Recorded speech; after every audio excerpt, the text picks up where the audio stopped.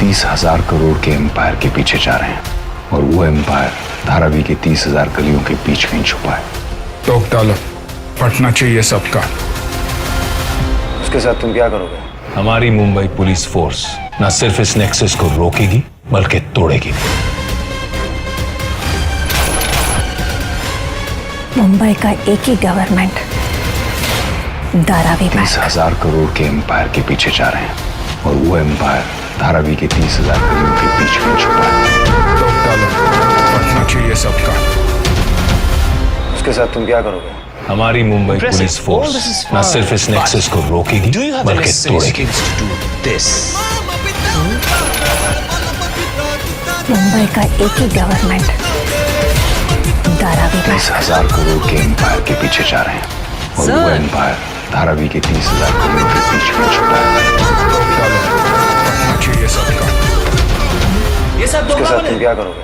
हमारी Mumbai police force न सिर्फ इस नेक्सस को रोकेगी बल्कि तोड़ेगी। Shark Tank देख रहे थे lunch hour on OTT Play. It has more than 20,000 web series, shows and movies. So हर दिन कुछ नया 30,000 तो करोड़ के देखेंगे। एम्पायर के पीछे जा रहे हैं Content from 12 movies on one single app Dharavi with के personalized 30,000 गलियों के recommendations. बीच में छुपा है। फटना चाहिए सबका। उसके साथ तुम क्या करोगे? हमारी मुंबई पुलिस फोर्स न सिर्फ इस नेक्सस को रोकेगी बल्कि तोड़ेगी। Shark Tank देख रहे OTT थे Play Premium करो डाउनलोड और मजे करो multiply. It has more than 20,000 web series, shows and movies. So हर दिन कुछ नया तो देखेंगे। एम्पायर के पीछे जा रहे हैं Content from 12 movies on one single app Dharavi with के personalized 30,000 गलियों के recommendations. बीच में छुपा है।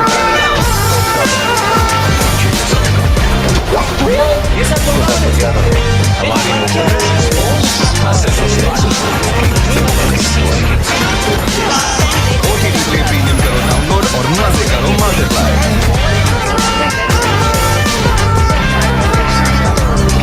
के पीछे जा रहे हैं Content from 12 movies on one single app with personalized recommendations.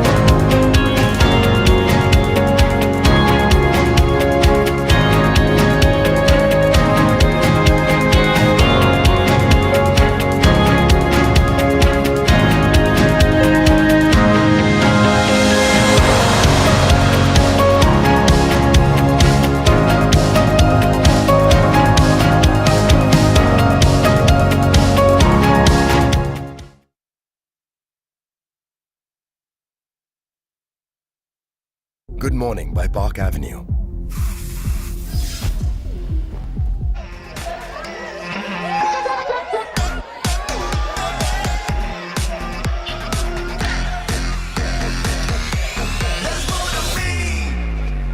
Moves तो काफी कूल हैं। डॉक्टर कपूर, तुम्हारे लिए सिर्फ Ishan. a doctor who dances.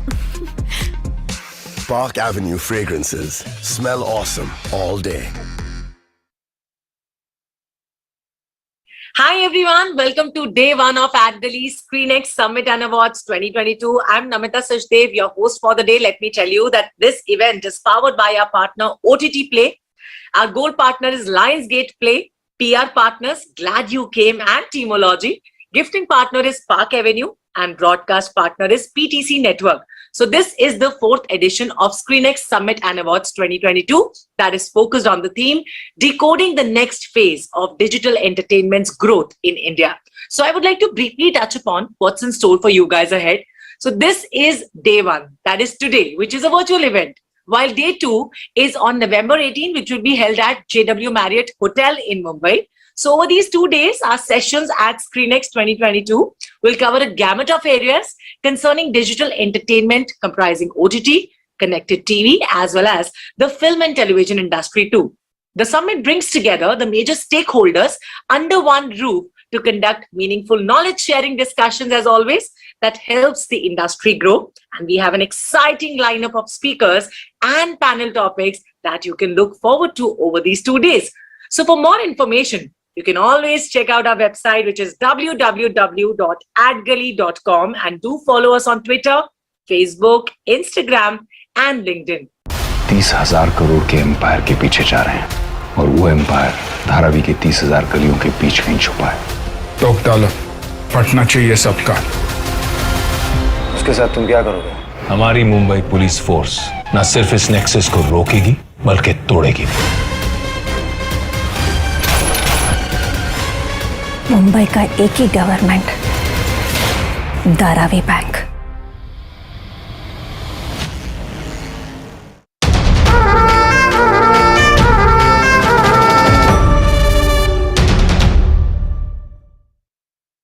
Impressive. All this is fine. But do you have the necessary skills to do this?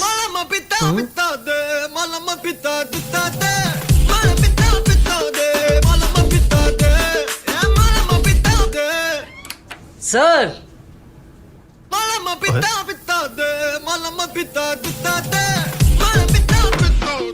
ये सब दोगलापन है। ये कर क्या रहा है तू? दोगलापन? यही तो कल वो मुझे सिखा रहे थे और अब चिल्ला रहे हैं। शार्क टैंक देख रहे थे लंच आवर में। कहाँ? On OTT Play. It has more than 20,000 web series, shows and movies. So हर दिन कुछ नया तो देखेंगे ही। Get content from 12 OTTs on one single app with personalized recommendations.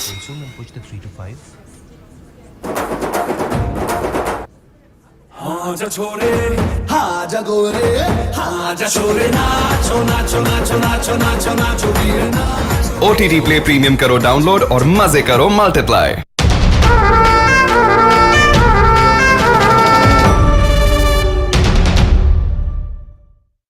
3, 2, 1. Here we go. What? Really?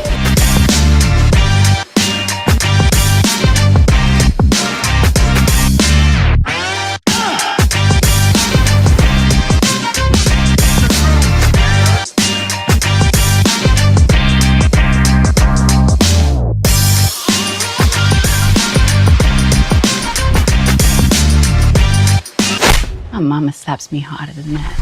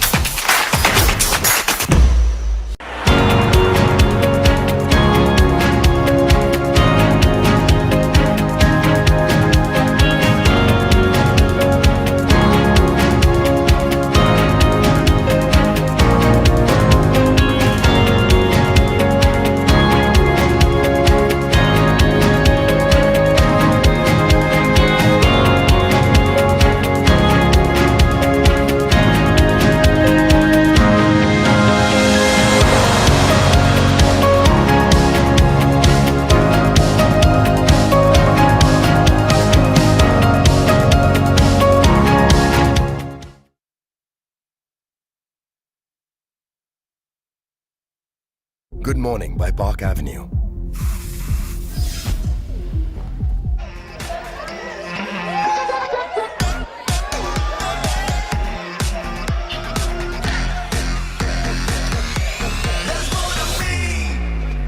Moves तो काफी cool हैं।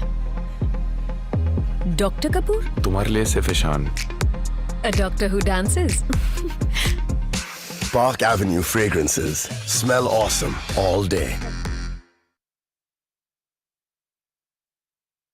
So now I would like to call on the virtual stage the founder and CEO of AdGully, Ms. Bijoya Ghosh, to please come and give her welcome remarks. Good afternoon, everyone. A very warm welcome you all to the 4th edition of Screenxx, the annual industry event from AdGully for the Indian M&E industry. The theme for this year's Screenxx is Streaming Game Plan, Eye on the Big Picture. This year, Screenxx is being held over 2 days, while day 1 is virtual, where we pick up themes from the broadcast industry. Day 2 is the in-person event, which will be held tomorrow at JW Marriott Juhu. These are indeed exciting times for the Indian media and entertainment sector, which is valued at USD 28 billion and is projected to reach USD 100 billion by 2030. The sector witnessed some major developments in the recent past. Worth noting is the Sony-Z merger. With 5G coming, we can expect cord cutting at an increasing pace, and we will see the line between OTT and TV getting blurred. The content ecosystem and the allied segments are flourishing like never before. We are going to discuss all this and much more at Screenxx 2022. We have lined up for you some of the best minds from the industry. Let's hear from them. Thank you, everyone. Have a great day. Enjoy our sessions. Over to you, Namita. Ladies and gentlemen, we all know that TV remains the preferred medium for kids, but there is a growing affinity with digital media amongst children that provides new opportunities for OTT players. Now, with increased smartphone penetration, we will see the essential shift to digital and OTT in the days ahead. Now, will brands sit up and take note of this? Are brands tapping into the kids genre fully in keeping with the changing consumption patterns of the kids content? What are the trends in kids content and entertainment in the post-pandemic world? These are a few questions which we will try to get the answers for. And for this, I would like to welcome on stage Ms. Sonali Bhattacharya from Viacom with us. Over to you, Sonali. Hello everyone, it's a great honor to be here and thank you for having me on this wonderful forum. I'm going to speak about a topic that is very, very close to my heart and kids genre, small voices, big impact. I think nothing can be more true than that statement. And the audience that we target to and speak to, the 2 to 14-year-old, are growing more and more in the way they pass on their opinions, in the way they state their preferences. They are actually the little influencers in every household. You have big brands sitting on the panel in this audience, all of who end up catering to this audience, and that pie is just growing year on year. Now that COVID is behind us and we would all like to forget the pandemic and what it has done to the entire world, we cannot forget what it did to the kids' consumption of content. And I think it was a great eye-opener, and we realized that this group of people who we market to were consuming content across platforms. We realized overnight that it's actually platform agnostic, whether it's broadcast, OTT, gaming, web, online. The kids were consuming content everywhere, and they were the first ones to adopt and the first ones to actually pivot to the new reality and be very, very comfortable in that new reality when it came to viewing content of their choice. And I'm setting this context because that is where the big brands spring up from. It's only through these preferences that we follow and track do we realize how challenging it has become to actually reach out to this target group. And as marketeers, as brand custodians, we've had to actually change our way of marketing to them overnight. The traditional means of reaching out to kids that existed 5 years ago no longer even hold relevant beyond a point. They are early adopters. They do end up preferring to consume the content of their choice largely on television because India is still a large TV household economy. But we can see how dramatically OTT and online is growing in parallel, in tandem, and a lot of the efforts that we have had to put in have been channelized in that direction. And we continue to grow our reach on all of these platforms to communicate with this little kid who clearly has a very large impact in all that is decided and consumed, as I said, in houses, what brands put out. Uh, they are the opinion leaders, if I were to put it in a very straightforward manner, and nothing actually moves till the time they greenlight what they want in their choices. And a lot of research that we have conducted in the past few years has shown us that a child today is extremely clear about what he wants and what he doesn't want, what his likes and dislikes are. And this could be something as basic as the school bag that he wishes to carry, which we think is basic but is a very important thing in his life, or the holiday the family should go on, or the car the family should buy, or the juice that should be bought in the house by and had for breakfast. So that clarity of thought is growing more and more. They are innocent in what they want to do, but at the same time, the maturity with which a child handles himself these days is something we couldn't even dream of doing when we were at that stage. And I think a lot that has changed. Again, I don't like to keep referring to the pandemic, but it is the most recent very important socio-cultural an incident that has given rise to a lot of socio-cultural changes as far as the child and the family is concerned. So the kid has literally had to grow up overnight, and he has started adulting very quickly, and things that probably were not even on in his mind space have become extremely important and sensitive. And he wants to bring about a change in society. He wants to bring about a change in his house. If he sees his parents in any sort of distress, which he did in the past 3 years, he's the first one to probably try and unburden the parents from this stress. And at the same time, we cannot forget that he is a kid at heart. He is innocent and free-spirited.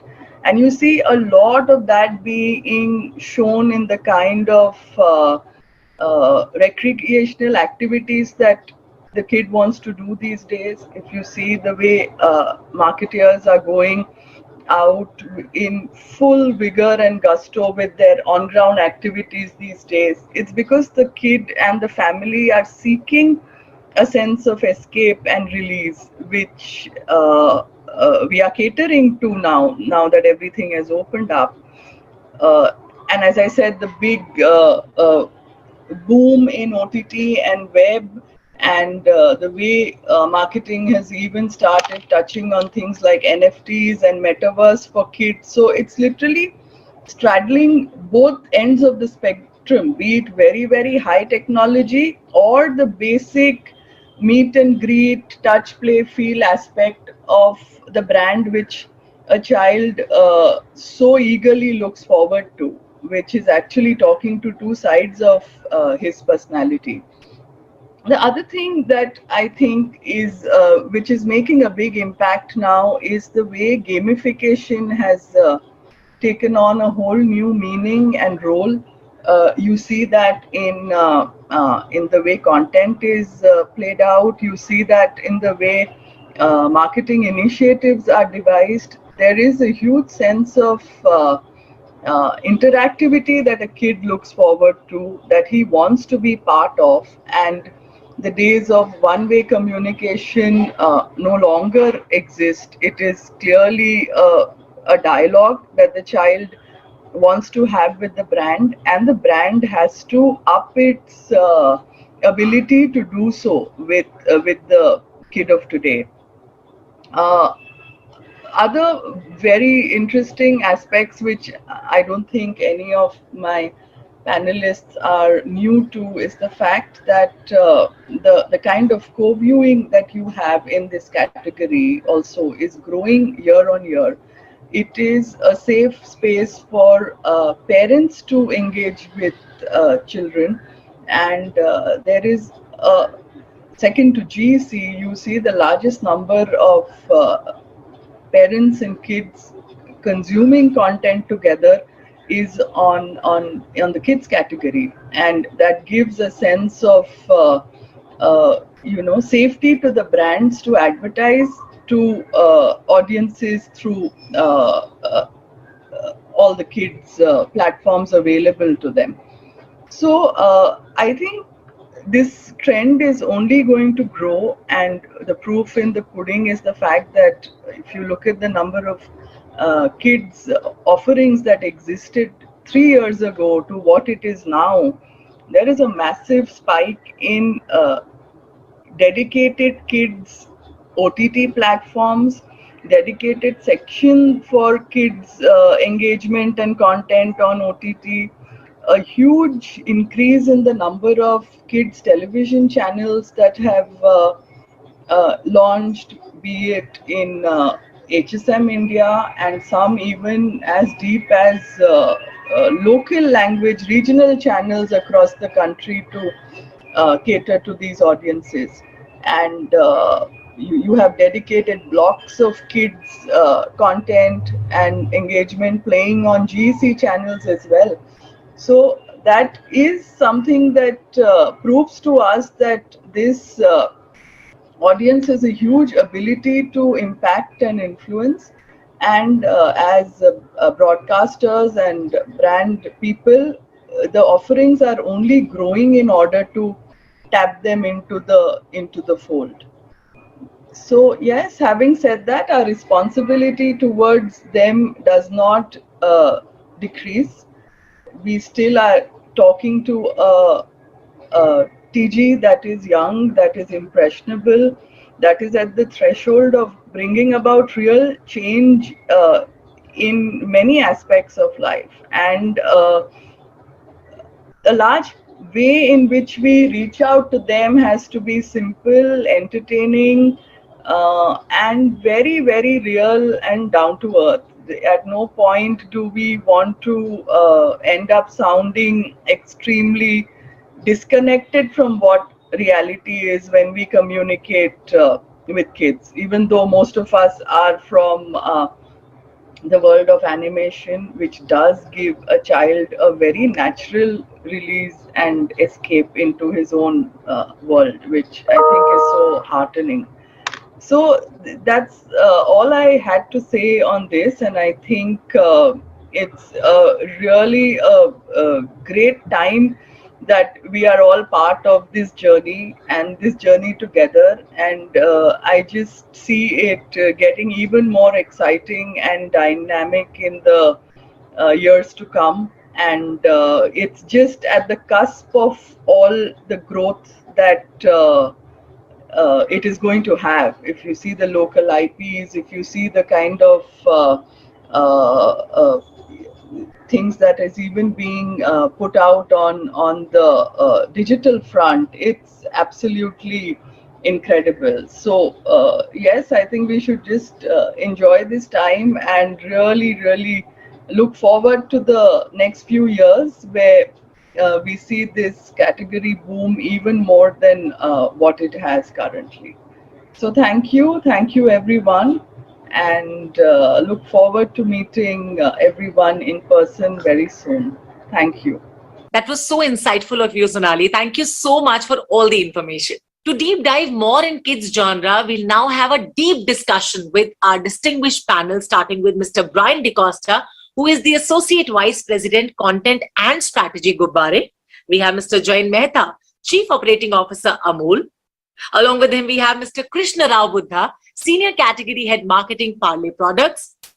Mr. Sujoy Roy Bardhan, who is the Head, Marketing, On-Air Promotions and Licensing, Sony Ye.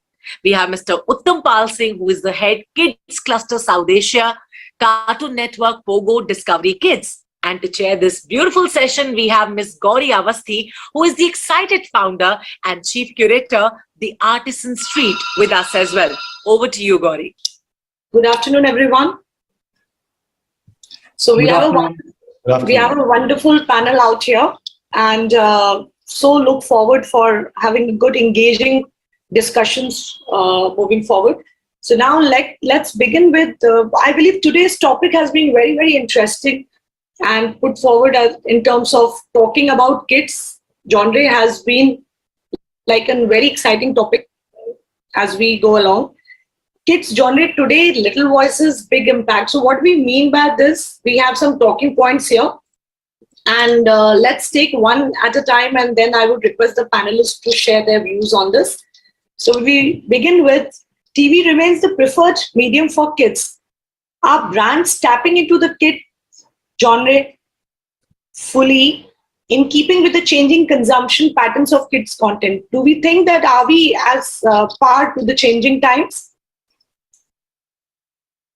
Who would like to take this thing from the panel? Would you like me to start? Yes. Sorry, Uttam, go ahead. No. I was saying, like, it's since the TV was mentioned, so maybe it's it'll be great, if on TV's behalf you could make a point. Yes. Sorry. I mean, should I continue? Yes, please go ahead. Yeah. Right. Hi.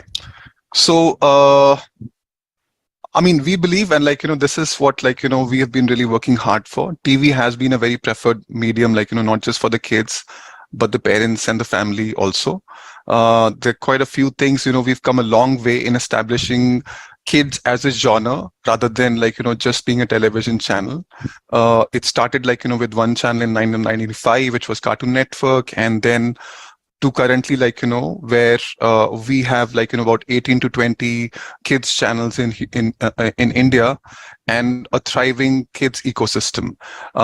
It's primarily led by a lot of industry stalwarts. We in India were a servicing nation to the entire global animation industry, to then starting telling your own stories from 2000 onwards, when this little character Chota Bheem was launched on Pogo, and then it changed the entire specifics. So since then, this genre has seen a lot of investment. It's come a long way, and it's developed into a really thriving ecosystem, which currently we are all part of. And I believe that this is definitely going further longer way, because in the environment like these, from parents' point of view, this is a safe medium, this is a hygienic medium, with a lot of codes and practices built into it. And we design for kids, we talk kids, we make content which they can relate to, and we're very proud of what you're doing. So this is, I believe, a national story which doesn't get highlighted so much, but that's small voices, big impact, as the title really suggests, is what the kid genre has been doing. 350 million kids throughout India, and we are serving them. And so just wanted to make my point that TV is still going to be a preferred medium going ahead for the kids. Sure. Thanks Uttam, for sharing your views. Can we have Sujoy to share his views on this? Thanks, Gauri. Wonderfully said, Uttam. Uttam has shared such a rich history of his. Let me share some promising future that we have ahead of us. So what we have seen is a drastic change happened during the pandemic. Is a lot of content consumption happened on the digital front. A lot of time was spent on entertainment, simply because there was a lot of time spent at home. Now that pretty much led to a lot of content infusion, and that's pretty much what the entire category saw. Huge content infusion on the kid space, which was very unlike any of the other genres on television. Simply because kids needed that width of content, kids needed that variety to stick on television. What we have done is not just delivered with respect to that content, but it is also very important is that we continue to focus on the process that we have, and we believe Sujay, we can't hear you. that our process is creating content. Yes. Is this any better? Any better now? Yeah. Right. So while GRPs and monetization of content is important, we also believe that creating content on wherever kids are is very important, as is a lot more important as well. Because and that's why we have created content for kids, whether they are sitting and watching the channel Sony Ye on the television set, or they are watching an OTT platform. We believe that we will want to create content and hence increase consumption. That is part one. We've also done a research which is called as the Searchlights, which we did in 2022, and we've realized that the preferred medium for kids continues to be television. So 57% of our respondents have said that their preferred entertainment platform continues to be television. So that leaves us in a very good space and a lot more responsibility, because we then need to cater to them through this engaging content. So the point being that while TV continues to be in a good space and a preferred medium for kids, the responsibility then goes a notch higher, because then we have to continuously ideate and evaluate where we are with respect to that content and keep delivering fresher content to kids. Okay. But I think you just touched upon the topic also. Sujay, I think Sujay is frozen for a while. Sujay, can you hear me? I can hear you crystal clear. Okay, brilliant. What I'm saying is you just touched upon on the point which was supposed to be my next moving forward question, that we have seen a huge trend in terms of people moving from, because if you ask me, they were forced to see a lot of OTT while they were sitting for two plus years because of, thanks to COVID. So OTT has just grown up on the charts of growth. TV, yes, remains the first possibility of going there, like watching He-Man or stuff. If I go back to my childhood days, so those were the days when we used to prefer TV. Now there is so much of content. Kids are more, they find themselves available on a smartphone, much more convenient. My 12-year-old son, he has a smartphone and he's more comfortable there. He doesn't even watches TV with parents sitting around. So how do we see that probably from a brand's point of view? I in fact wanted Krishna's view also on this, because Parle-G remains to be a very pioneer brand for kids, and whenever you think about Parle-G, it's the kids and Parle-G gets correlated. So what are your thoughts on that? Yeah, perfect. Well said, Gauri. Yes. So in fact, even the previous question that you asked is, even Sujay just confirmed this through the research that they conducted, that TV will remain the favorite medium for kids for many more years. But at the same time, yes, there is a changing consumption pattern. So the pandemic has actually forced every household to have multiple devices, and they have been forced to study online. So using maybe a smaller screen or the mid screen or the larger screen as well. And that has given sort of, I would say, fuel to consumption of data or personal consumption of data or content for that matter. And that is actually digressed from television for sure. And I think it is critical for brands to explore and to maintain a balance. So while I say, okay, a large stake for a brand like Parle would still remain television for sure, absolutely no two ways about it. And but at the same time, we are absolutely aware, and we've started our direction or our sort of movement towards addressing an audience, like you mentioned about your kid. So was like, actually, even my household, we did not have a television for as long as about 7-8 years, and no cable, no television actually at all. And now, even if you have one, so these are all connected devices. And then, like you said, so there was earlier sort of dearth of, there was actually not as much content. I would say good olden days of Doordarshan, there was one channel and which would have one slot, like, maybe there was less of confusion. There was less of confusion. Less of confusion, yeah. And from there to several channels and exclusive programming to now where you have global content available. So I think as a brand, it is extremely important to maintain, to ensure that even that audience is tapped upon.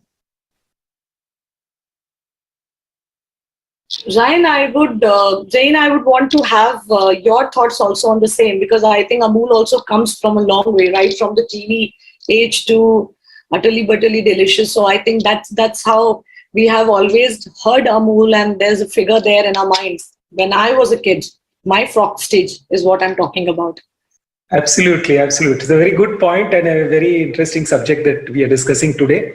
And you have 3 content creators and 2 brands with very iconic kids on their packs, be it Parle-G girl or an Amul girl. And that's what is an image and an icon which stays with consumers over generations. And that's what our job is as marketeers, to keep nourishing that equity and communicating it rightly to all audiences. But the best thing, as they say, is catching them young.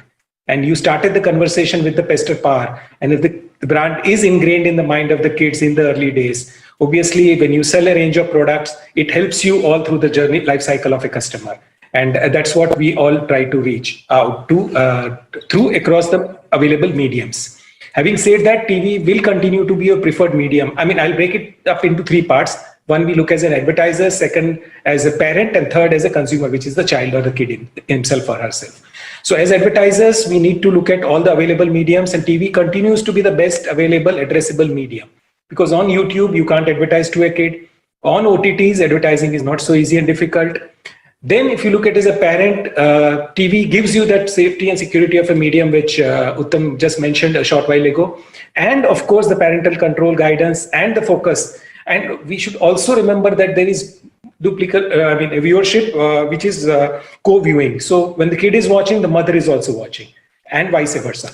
So in that case, it's more so easy for the brand to be addressing to both the important segments simultaneously. And so that's important. And third, as a kid, if I'm watching, I need content in multiple forms. So while as a parent, you would not like the kid to go through the OTT maze to discover the kid content, because there is no other way to reach directly out to this. So it's a medium which perhaps is not so safe. But then, as Krishna said, time has come in which digital is the medium. I mean, 2 years back, we did not used to give a phone to a child as a smartphone or an iPad to a kid. Thanks to pandemic, everybody is watching a lot of content, and also, of course, studying through the apps and the phone, and the Zooms. So it's a reality now. We have to accept it and maybe see how we converge the communication part along with the content part to see that the kids grow up in a safe environment, in a healthy environment. And of course, as a brand, we also get an opportunity to address to them whatever we have to sell as per the guidelines. I think that's a wonderful points which you have shared with us. Just to add on that, I have seen during my MBA days, Zain, that Amul was taken as a case study.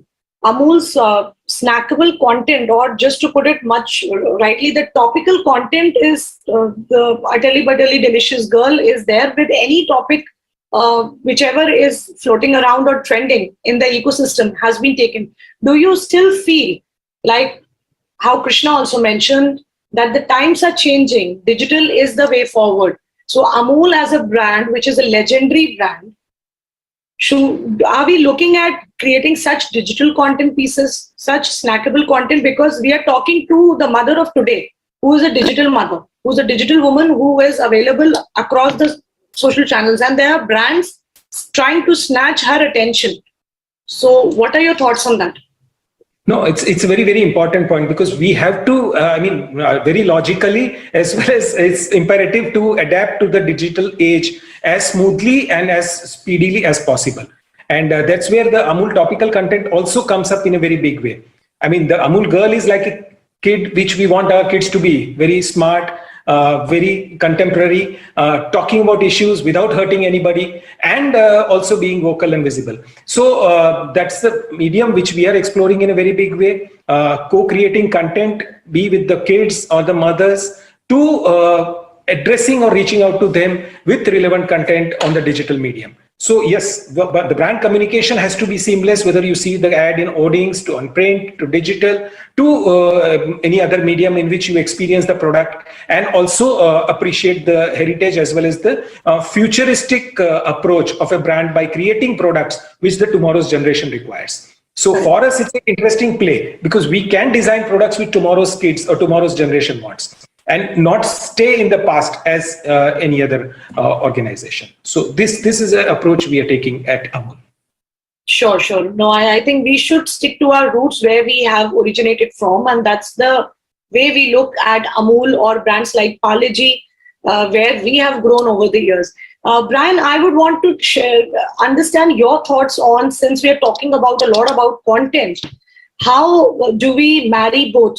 Do you think that television is passé and moving forward, digital and OTT is the way forward? So are we marrying both, or we are saying ki there's a sweet nothings which is happening between both, or both are important for our lives? I think it's coexistence, right? I mean, we are living in a world where TV and OTT coexist. It's equally important to be on both platforms. But as being said by everyone, that TV has been very important, because if you see, we cater to an urban market. Obviously, digital penetration in the urban market is quite heavy. But if you look at the rural markets and the tier 1, tier 2, tier 3 cities, where there is a lack of internet as well. I mean, they are still working on a 20 rupees pack of a 1 GB internet. On that, they're going to serve their Facebook, they're going to watch content on YouTube, or they're going to watch television. So it's the biggest challenge in the rural areas still, where TV is the most preferred medium, and obviously it kind of it kind of stays there. But as for OTT, of course, we are moving. We have in Intent, we already have a OTT platform which is called Epicon. So all of our content goes behind paywalls on Epicon, and it gets a lovely, very good traction. So we are present in both forms. I mean, of course, we don't want to negate that the OTT audience, or do we want to negate the TV audience. We want to be in an environment where both coexist, and we happily put both our content in both the platforms. So it's a happy situation for you in that case. Exactly. So I think it's going to be going forward as well for everyone. Absolutely. The TV is there to stay. It's not dying, because after the norms, what happened post-pandemic, there was a lot of OTT content which is seeing a growth in terms of any genre we talk about. So now moving to our next question, which relates to somewhere what we're talking about, kids content and entertainment trends. That's the scenario which we have been seeing post-pandemic. Can we see or can we foresee a growth in kids universe translating into revenues or viewership? This, I think Uttam and Sujay can add their thoughts, and then we move towards the brand masters. Right. I'll just start from the last topic, which is whether television is a passé. And if that was a passé, then how can we look at monetization in the future? So I think, yes, so it's definitely not, and that's a unique factor about India. I mean, considering the kids, the kind of investment which the companies are making into making localized content, creating iconic characters, which not just bring great entertainment for the kids, but also add a lot of value. and those values can then be combined with the advertisers synergies to basically make an entire beautiful bouquet. For example, Little Singham, Chota Bheem, Ben 10 on an adventure which is so relevant for a kid and they can all connect with. And or I would say how an Amul girl could be seen in in that kind of an adventure. So there are possibilities that there are immense optimism around here. Not just that, what we are seeing, the coexistence of all these IPs, that's going to continue. That is going nowhere.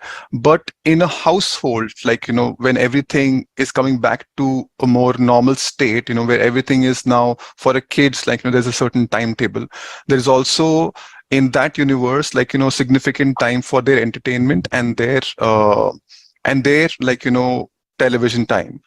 Wherein, we as broadcasters play a significant role, whether it's a Saturday, Sunday, or a weekday evening slots, and then this is where we really fill in the space by bringing stories and characters which are so relevant to them, which are unique and which are differentiated, and which we continue to invest in.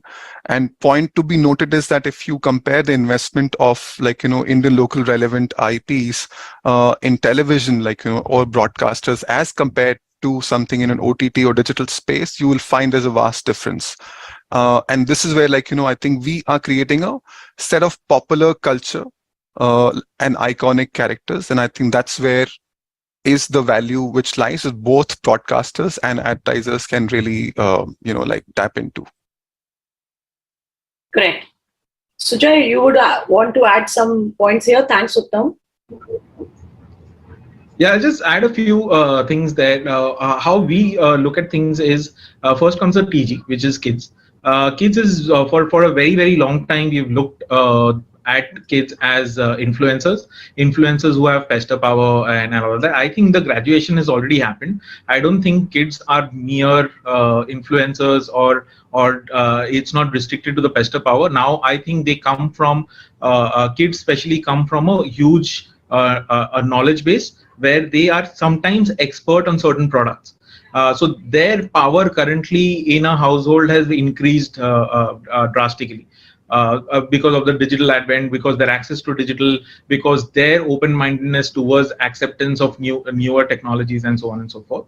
That's part one, and hence I think in terms of even monetization, kids then play a much larger role in a household than just their point of view on the products that they consume. That's part one.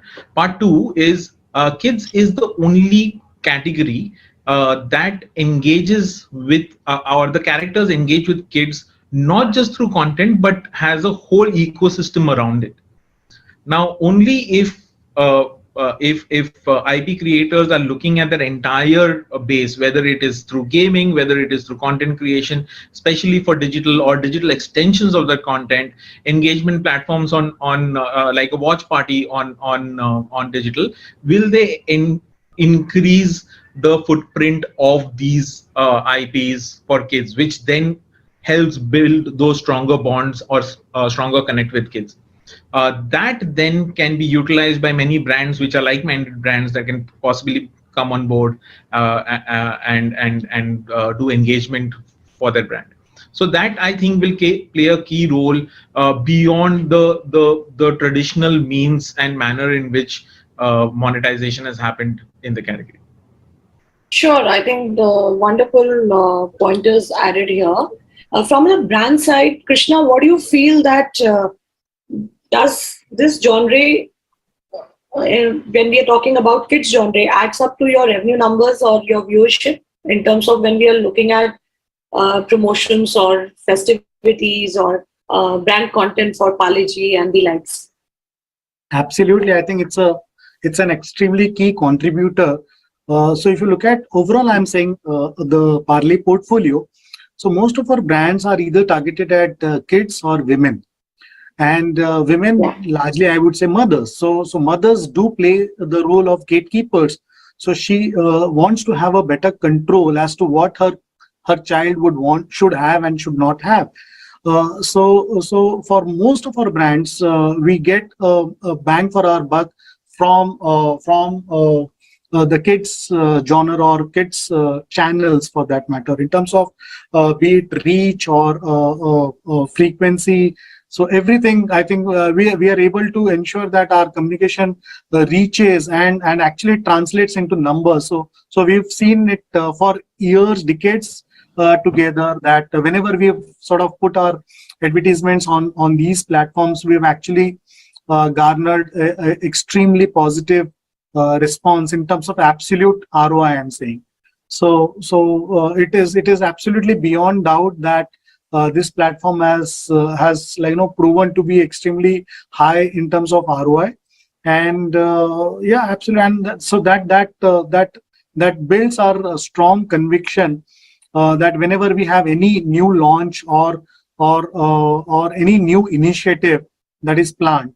So while talking about certain more opportunities, so though we spoke about futuristic approach in terms of having IPs, etc., but I think still India is at the cusp where overall kids genre is still to explode. I'm saying there is so much more opportunity. So okay, we've started getting regional, and I'm saying we're not yet 100% regional. Just imagine, so for decades together, we've had only national kids brands, okay, national icons, maybe a Chota Beam, or even now across channels, across platforms. Now we've had, but I think there is that much potential to have regional favorites, and like, say for example, if I were to draw some parallel with say comics.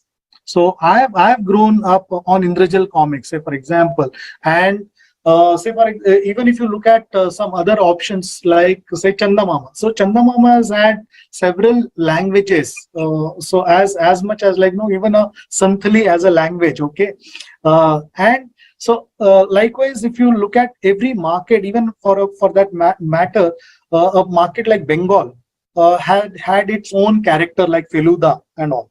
So every market has its own icon, but I don't think they have really been capitalized upon well enough. I think we have broadcasters with us here. I think there is so much.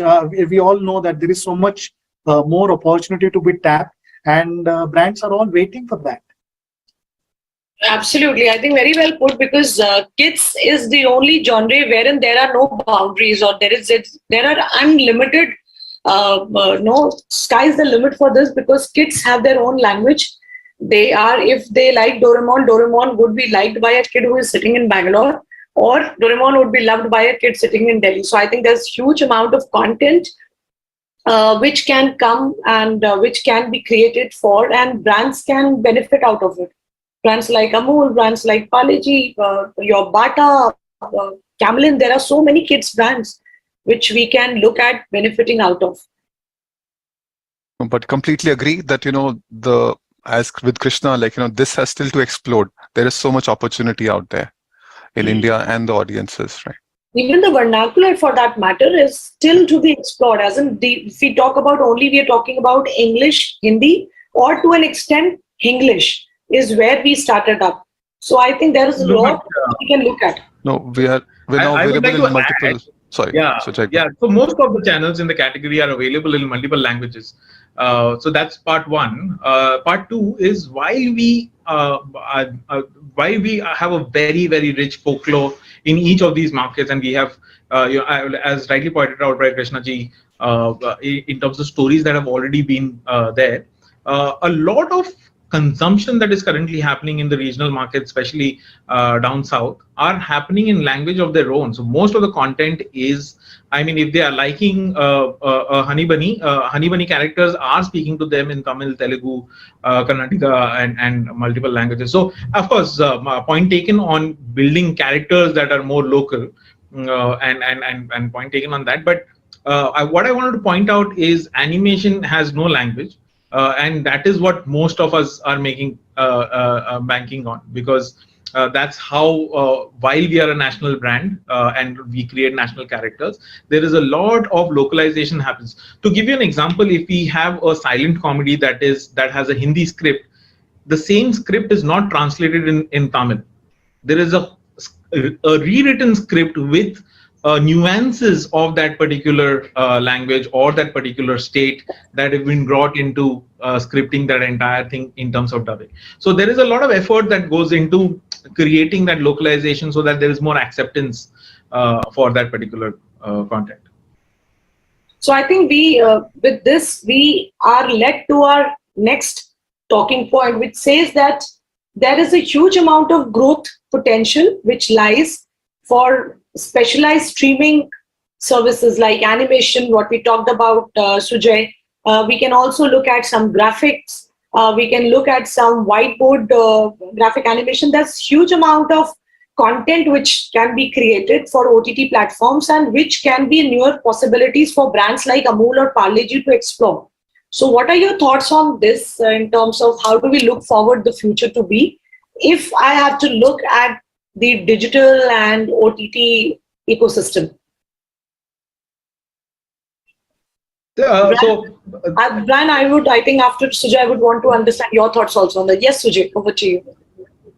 Yeah, so as rightly pointed out, so for us, while the platform is very important, I'm not going to shy away from saying that we are not a broadcaster anymore. We continue to be broadcaster at the core, but our process of creating content comes before where the content will possibly be consumed.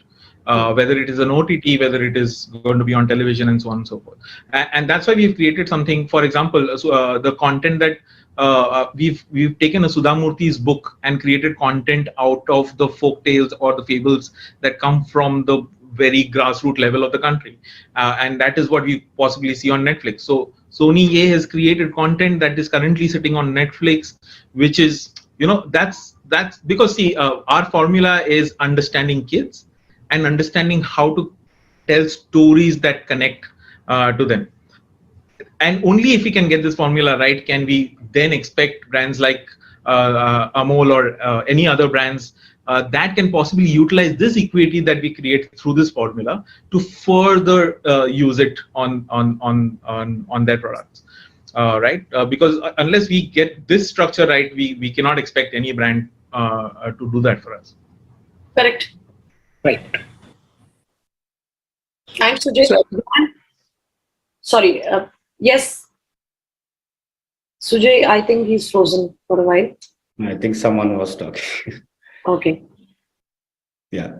Yeah. Yes. I think what Sujay was saying, I just want to add up to that. So at Gubbare, we believe in creating content, not for specific platform. It is basically creating content for our audience, for our TG. And that content should have the possibility and the potential to travel across platforms. Absolutely. You nailed it. Yeah, if you sit and if you think that only a Sudha Murthy can work for a Netflix, but not for a Sony A, we don't think that way. We make content thinking that, Aki Jabaz or a Bhutma Zabardast or Akul Nakul Dasuras, we first think of, making it for the children. I mean, if they would like it or not like it, because finally they are the audience, they are the masters of our universe. We are trying to appeal to them and no one else. So the content should be made for the core audience. And that's what we make. Then we think, okay, now we are making this. Now we'll put it first on Gubbare, and then we'll see that, okay, if it goes to any other OTT platform, if it suits their mood, their choice. But no, specifically, we are not targeting to make content only to target a Netflix or an Amazon or the big wigs, because they have a plethora of content worldwide. They can acquire it from all the broadcasters from India or anywhere. But if we have that end game in mind, that okay, we have to make we have to make a lot of sacrifices, which we don't believe in making in Gubbare. So we make content purely and only for the kids to touch their hearts and not anyone else, and then it travels. Absolutely. Because I think formats can follow, because this was the discussion which we were having in morning also in the panel, that it has to be, the approach has to be customer first. We can customize ourselves as per what my customer or viewer here, what we're talking about is the viewer. Amit ji started with Kaun Banega Crorepati on Sony TV way back. Now the what we say ki janta kya chahti hai, janta is available on OTT. So we quickly got into Sony, and Sony created that format for OTT also. So now if I miss any channel, if I miss the live episode, I can go back to the recorded one on my Sony app or OTT. Yeah. So I think that's the flexibility which the brands No restrictions, basically, on creating content. Absolutely. It should be very fluid. It should be very fluid. Yeah, you take the shape in what your consumer or viewer would want. Yeah. And the content has power, it will travel across platforms. Absolutely, absolutely. Yes, Jayan. Just one little point on this thread. Just one little point on this thread. Let's not miss out, like, the popularity of, like, Kaun Bane Crorepati was led by television. It's not the other way around. No, it's not. So my point is, like, you could have a show like an OTT, but it's just so specific to the subscribers. And similar way, like, something which really touches the hearts of the audiences and becomes a popular culture, I think it starts from a television. And that's why the power of reaching out to the audience, like, and creating that popular stamp is. Then yes, let it go, travel the world. We're really happy. But what I mentioned about KBC as an example, that they have actually tried to cater to all kind of audience, be it kids. For wo chota, I think kids KBC bhi shuru kara tha. Then they're now OTT. Now ghar baithe KBC khelo. So they're just trying to reach out to maximum audience. And yes, as you rightly said, it started. The pioneer is this thing. So we all know Amit ji from KBC or KBC to Amit ji. It's so married well.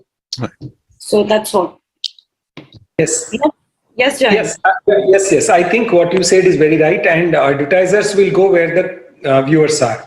So obviously the kind of content creation ideas across digital as well as television, what we heard from the channels, actually is a big motivation for the brands to also keenly watch where these audiences are, if there are right audience measurement tools, particularly in OTT, and opportunities to advertise or integrate content. Because the another way of brands, how we look at it is how we are able to integrate ourselves with the content when advertising is not possible. So these are the ways where you can seamlessly integrate, and without forcing yourself or being too much loud, you are able to get into the entertainment space and the lives of the customers. And that's what the opportunity we continuously evaluate. Another thing which is coming, maybe it's a bit futuristic, but brands like us actually are excited with the idea of metaverse. And if you can say that, like the Amul girl, which you said, the polka dotted dress you had in your childhood, actually that can transfer and transport yourself to a space which is a futuristic space, but then there is limitless potential of creating content. Having said that, the kids today, also you see a lot of fancy dress images on Insta and elsewhere, where the mothers dress up the kids in an Amul girl polka dotted dress and she sings Amul Dudh Pita India, and similar brand related content. So this is what encourages and enthuses the brands to be engaging with the customers in the right environment, in the right space, and with the consistency and salience, so that the kids love the product, the mothers love the product, and of course the brands would also love it. So that's where it is. And as Krishna said, we are just at the beginning of this. I mean, the pandemic saw a 50% rise in viewership of kids channel, because nothing else was available and kids were free and watching. So this is the kind of opportunity we can leverage across digital and television, and engage as brands with our future customers. And I believe if we see the growing potential or the growing affinity towards the kind of digital OTT or the ecosystem what we're talking about, again thanks to COVID, because kids were supposed to be kept inside. They were given the opportunity of watch content, whether on their mobiles or their on TVs, OTTs. So I think there's a huge amount of potential where kids provides new opportunities, also new ideas, like Krishna mentioned, new mascots can be thought about, and OTT players can utilize them in terms of how we create content. The idea has to be something which comes out from you guys, and then probably brand can capitalize on that. Would you want to add something, Uttam? No. So I've not really mentioned that earlier, because see, the thing is, as content creators, as IP owners, like, and at Warner Bros. Discovery, are basically core platform is like, television. And then definitely we reside like, on Discovery Plus or globally, like, on HBO Max, like, bringing you like, these iconic characters and shows. But that's where the, like, I think, so we are definitely set for the future, aligning like, how the audience is shaping up, and pandemic just giving a beautiful example, like Doordarshan, or like in India, we don't have a public television for kids. And this was like, becoming a big issue, like, in smaller towns. How do you keep kids in the house, over there? They're not receiving like, television. They don't have access to the pay televisions. And they reached out to us, like, to collaborate. Had there been like, the thought, that would have really been wonderful, but we were happy to collaborate with Doordarshan with our iconic shows of Little Singham and Chhota Bheem, which were telecasted, like, and then because of the immense popularity on the pay TV, like, it was even more like, popular, like, on Doordarshan itself. And that's, we saw the possibilities, like, of creating those iconic brands. And that's like, been for us, like, a big push, in really putting the value behind those iconic characters and, like taking them into several years ahead from here. Thanks, Uttam, for sharing your thoughts. Anyone from the panel would want to add to this last but not the least question what we asked? Yeah, so my point of view, Gauri, here would be, so yes, while I said there is immense opportunity, and that's the fact, there is absolutely tremendous potential in exploring television as a medium to reach kids. But at the same time, there is no denying that there is definitely a movement towards digital. Okay, and even that broadcasters need to be wary of. And as rightly, like, every broadcaster has been doing that, taking steps towards ensuring that their consumers are not, their viewers are not really moving away. Okay, and say for example, so to quote, when you said that your kid, 11-year-old kid, is actually not watching any television, so that's a cause of concern. And as a marketer, it's extremely critical to address and to reach out to a child like that. So maybe that kid is actually maybe watching some content on a tablet, maybe maybe watching a Tarak Mehta, or maybe or some the Suits of Karan and Kabir, or maybe any other content that is available, and maybe playing games. So what is the kid actually viewing? Watching probably a series.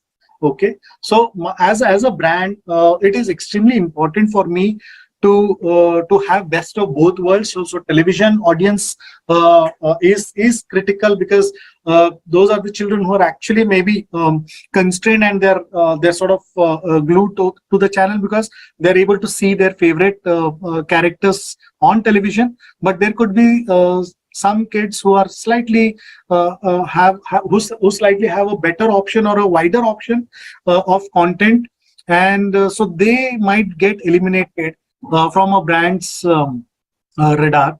And I think from that perspective, I think even broadcasters should be looking at digital also equally with an equal importance. And there is no denying that with the advent of now 5G, things are going to get further paced up in the digital world. So forcefully we've forced, like Jan mentioned, so we've sort of forced our kids. We never wanted to give them gadgets. We would say, hey, mobile hatao, sab kuch hatao. But now during this past 2 years, we were sort of forced. We did not have a choice ki bhai are online class kar lo, ye kar lo, and all that. So obviously later on, so that became a habit. And with easy data access or unlimited internet, so to say, or higher speeds, 4G and now 5G, I think things are going to propel further. And yeah, so that's opening doors to a wider content, like, be it the anime format or any other for that matter, Naruto and all. Suddenly some series go on to become extremely popular with a certain set of audiences. Probably they are watching a lot of sports. Kids are also available on sports. So we have soccer, and suddenly we see that cricket, while there was a time that there was one would die to watch a match because the match was not really easily available, and maybe there was only one channel which was showcasing. But today you just switch on television, and on some channel, on some sport channel, you would have some cricket or the other. So there is no problem of plenty, and each one of us have only 24 hours. So actually your span of attention, your time for television is somewhere restricted, because you need to manage. You are getting distracted because you have on one hand you have a phone, or you need studies, and so you need to balance. You have classes, etc. You have extracurricular activities. So there is so much for a child, today's child to do. So his attention span, his time on hand is constrained, and so from a marketer's perspective, even a sports network where the child is eyeballs are there. So I think it makes extreme sense from a brand's perspective to be present where our audiences are. So those were my few thoughts. I think wonderful put. The key takeaway which I took from there, that the problem here is plenty. There's too much of things on the plate, that to choose which is the right thing to be is the concern for every child, and in fact every parent who wants that the child should be focused, unlike when we were kids and our parents used to worry. So the life was much easier way back. Now the options are available, too much of time. My son plays soccer, so during COVID he wanted to play and continue practicing, so he had a FIFA game, he used to practice there. So there is various logics and various options available, wherein at times we have to put our hands down, being parents also, or being the consumers at the end of the day. Very well put, Krishna. And anyone would want to add something, or we kind of do the vote of thanks and thank the panel for today's discussion. It's been wonderful and very engaging discussion, the topic and everything. And so nice to have you all here on the panel. Thank you so much for conducting it so well, and a real pleasure meeting all of you, and looking forward to a now physical interaction, hopefully. Absolutely. We had enough of Zooms. Thank you so much. Thank you, everyone. Thank you. Likewise. Thank you so much, Gauri, and thank you, everyone. Thank you so much. It was Thank pleasure. you. Thank you, Gauri. Thank Thank you, you. everybody. I must tell you all that I was listening to all of you like a kid. So thank you so much for this enriching discussion. Thank you once again. So ladies and gentlemen, up next is a wonderful keynote on resolving the TV ratings tangle once and for all. And for this session, I would like to invite Mr. Paritosh Joshi, who is a media analyst. Please welcome Paritosh for this keynote. Good afternoon, ladies and gentlemen. It is a pleasure and a privilege to be the guest of AdGully at this important session and on this very timely topic related to television audience measurement. Let me begin with a very important disclosure. While I do serve on various committees, have served on various committees of BARC, have been closely involved with BARC at various stages, I am here today in my personal capacity. I do not represent BARC and I do not speak for BARC. I do not represent official policy. I do not represent the board or the governance team. I do not represent the executive team. I'm here as Paritosh Joshi, as somebody who is deeply interested in and involved with measurement in general and television measurement in particular. So none of my remarks should be attributed to BARC, right? They are mine and mine only. Now, there are a few things. We have a short time today, so there are a few things that I want to quickly cover off, and perhaps, a subsequent session with more participants might be able to delve into some of the issues which I raise right now. So let me start with the elephant in the room, as it were, which is that television measurement seems to be a permanent battleground. It seems as if there are always some parties who are angry, disenchanted, upset, unhappy with whatever is happening in the world of measurement. and in particular what is emerging from it. Basically, too many people are not really interested in the nuts and bolts of how the measurement system actually functions. What they get upset about, what they are irate about, is what it means to them in terms of numbers that it produces. So the anger or irritation, I don't think, is too often about the mechanics of measurement, the processes of measurement, and so on, but almost inevitably and always about the outcomes, which is the weekly numbers which the measurement system puts up.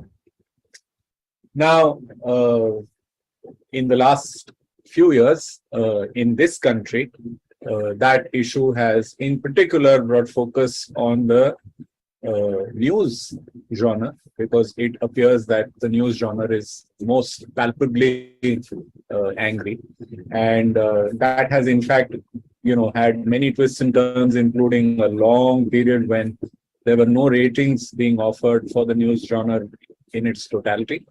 And then BARC, in consultation with the News Broadcasters Association and others, decided to start publishing rolled data, which is a 4-week moving average.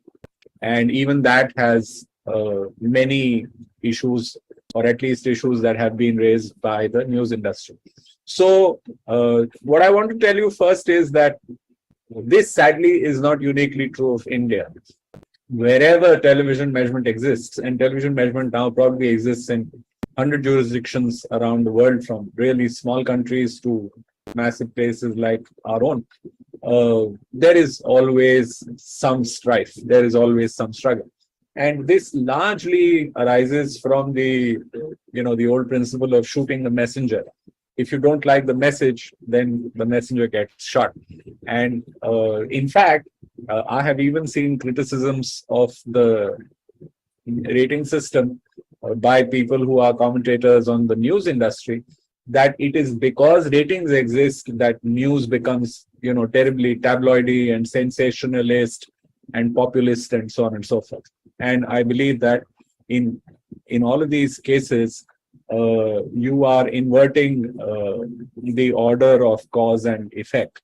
So is measurement free of controversy? It's not free of controversy anywhere in the world. That just happens to be the unfortunate truth of it. And at some level, I would even go on to say that measurement systems do not set out to please anybody.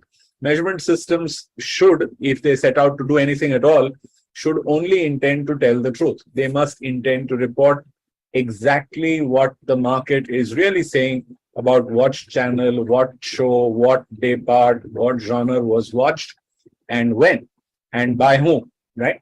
That's all. Now, if it means that somebody believes that they had a right to have an audience and they did not get the audience that they had a right to, or they had a right to a larger chunk of the audience than they seem to have actually catered to, that unfortunately is in the nature of the beast.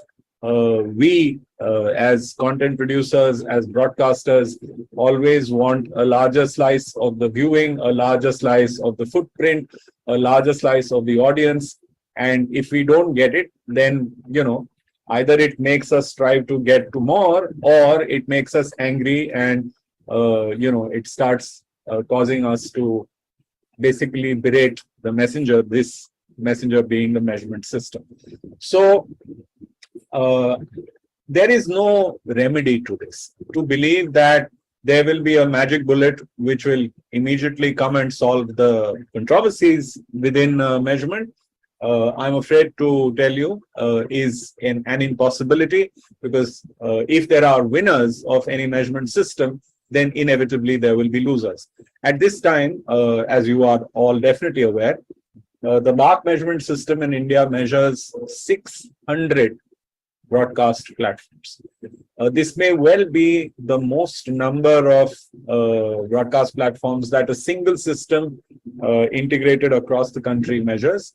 It is arguable that the Nielsen system in the United States measures more frequencies, but that is because they measure at what is known as the designated market area level. But, nationally telecast satellite-based channel services I do believe that BARC is the single largest. BARC is also the single largest in terms of the installed base of metered homes, because simply that the number of people per home in India is about 4. And even if you did have a 50,000 metered home panel, say in the West somewhere, which you don't, their average household sizes are smaller, so they would actually measure fewer people. The BARC system measures almost 2 lakh people on a continuous basis, as in 24 hours of the day, all the time. And these 2 lakh people are representative of the TV viewing population of the country. It's a very large panel in a statistical sense. It's a very sound and solid and well executed panel. Can it get better? It will get better in a variety of ways, and it's a continuous improvement thing. So I don't want to second guess what the BARC management or the BARC governance structure contemplates as its next move. But one thing is for sure, the task of audiovisual content measurement, which is what I think we need to now think of, because the TV actually has made way for multiple screens on which we consume what would conventionally be considered television content. So a natural path forward is that a measurement system sort of broadens sideways to encompass more viewing platforms. And this is already happening in many other parts of the world. It is safe to assume that it's a territory that BARC will inhabit in the near term. Definitely not in the very distant future, in the relatively immediate term. In the meantime, what it certainly does do, what the BARC system does right now, is that it already provides a basis for a massive amount of advertising transactions. As you all know, television continues to be the single largest advertising medium, not just in this country, but around the world. Periodically, people write the obituaries of television and declare that, television will soon be extinct. And, basically digital media will drive out linear television. But as that famous old quip has it, the rumors of the death of television are vastly exaggerated and vastly premature. So maybe it might happen. Maybe it might happen 40, 50 years from now. But suffice it to say that television of the sort that existed at the time when TV first began, which was in the 1930s, to the form that TV has taken today in 2022, there has been dramatic change. There has been tectonic change. Somebody who knew television at the beginning of television would not be able to recognize the way that television is done today. So this linear television business is not going away globally, not just in India, and therefore the task of measuring what comes out of it is also not going away. The ad placement for this massive medium is now basically predicated on the data that BARC provides. And that itself is a significant victory. But this by itself is not the only thing which measurement does or that ratings do. Content planning by producers, content makers, broadcasters, everybody who is involved in the creative professions which feed TV are all keen customers and consumers of the data that BARC produces, because BARC gives them multiple tools to evaluate and examine how well the content is working, what parts of the content are working, what parts of the content are working with which audiences, and therefore, how to plan their content in a manner that it continues to appeal to those audiences and to the extent that they wish it to appeal to. So the strategic planning of content is massively driven by measurement, but that is not the only use either. These are, I would say, the tactical or operational uses of television measurement. There is also the strategic use of television measurement by investors, for instance. And by investors, I mean both primary investors who are broadcasters planning investments and secondary investors who are investors from the financial markets. So how do they use ratings? Well, ratings tell you the emerging audience opportunities that are available. So for a broadcaster, one of the things that might have happened in the last several years is that broadcasters would have noticed that Bhojpuri as a language slice out of Hindi is growing strongly. And when they noticed it, it meant that investments got routed into Bhojpuri as a language. Indeed, on a broader basis, many broadcasters or wannabe broadcasters discovered that India's non-Hindi and English opportunities were growing sizably. Now, some of them had already been catered to from the very early days of private TV in India. If you go all the way back to the 90s, Sun TV was already there. Sun was already doing Tamil, then it did Telugu, Kannada, Malayalam.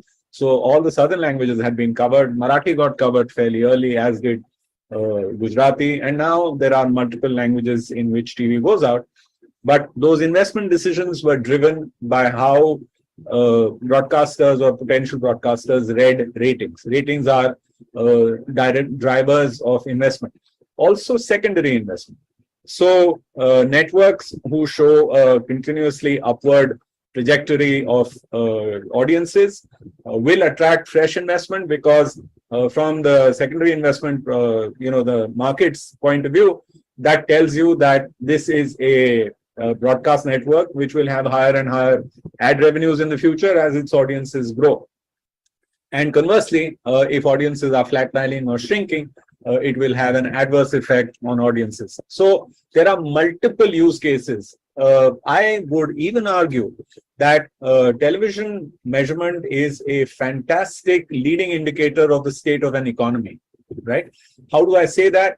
In a buoyant economy, and if the economy is becoming more buoyant, then people have the money to spend on better quality of equipment. So they tend to start upgrading the kind of connection that they have, upgrading the kind of TV that they have. And this reflects in the broader economy, but it starts out from a heightened interest in TV consumption. So another interesting way in which it is now showing itself as a leading indicator is that TV generates a battle for rights for films, rights for sports events, rights for various entertainment programming. And when you start to see the bidding battles between competitors for the same content, you know that their assessment of the economy ahead is actually upbeat, because that's why they believe that they'll be able to recover the investments that they've made. So actually, measurement impacts everything from the most tactical to the most strategic aspects of the broadcast industry. One last thought before I wrap this session up.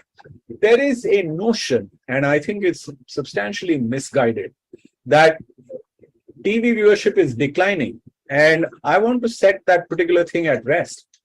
There was a blip in TV viewing, which happened starting from March of 2020 through till early this year. And that, as we all know, was driven by the fact that hundreds of million people were forced to remain indoors for an extended duration of time, the period that we all know as the lockdown.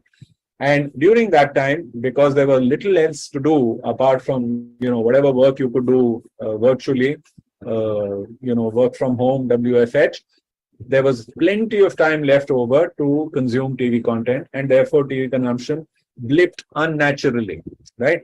The time spent that went up was not organic. It was inorganic, and it had to do with an unfortunate reality of the world. When that reality has passed, now that it has faded away, we are actually back to the kind of levels that we were at before the pandemic hit us.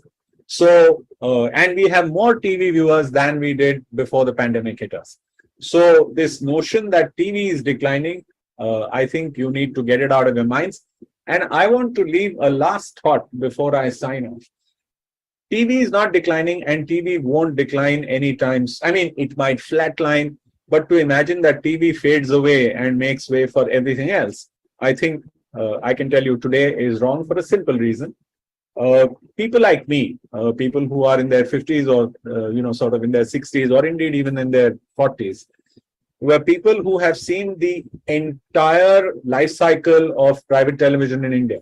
So my childhood and early days of my youth, the only thing we had in India was Doordarshan. There was no option, there was no alternative, and of course the internet did not exist. So the only two sources of audiovisual entertainment were going into a movie theater or watching Doordarshan and DD2. From the early 90s, with the Iraq war and CNN arriving into our homes, the satellite industry began to take shape, and it had explosive growth. And that explosive growth took it from maybe a few million TV homes in India at the end of the 1980s to 200 million TV homes in India, or more than 200 million TV homes in India in 2022. We've traveled a long way, and people like me find that medium extremely comforting because, in a sense, it is what they've grown with. There are some genres which linear TV lends itself to. Live sports is one, news is another, and these will remain staples for the television industry for years to come. Maybe entertainment in various ways might take a back seat, but there has always been a point of view which says that on-demand media are what you call lean-forward media. You have to lean into your keyboard to pick what you want. Whereas television is a lean-back medium. You sit back and you let the entertainment carry on. I don't think that the world has tired of lean-back entertainment. I believe that lean-back entertainment will remain for a long time. And therefore, whether it is, whichever part of the value chain, from investors through broadcasters, media agencies, advertising agencies, advertisers, and final consumers, I think from all their perspectives, there is the obituaries are being written unnecessarily in haste, and we have time. I believe that this industry will be still with us. Linear TV, it will morph, it will metamorphose, there will be some changes. But 20 years hence, when I'll be stepping into my 80s, we will still have linear TV, we will still have television measurement, and we will still have sizable amounts of advertising which go into linear TV, and therefore making the measurement indispensable to the cause of all the stakeholders in that industry. It has been a pleasure and a delight speaking to you this afternoon. Thank you for your time and your patience, and I wish all of you in the audience, the organizers at AdGully, and everyone who will follow me on this lectern, on this podium, the very, very best. Thank you for your time and have a good day. Thank you so much, Paritosh sir, that you have joined in. Thanks for your time and also for your wonderful keynote.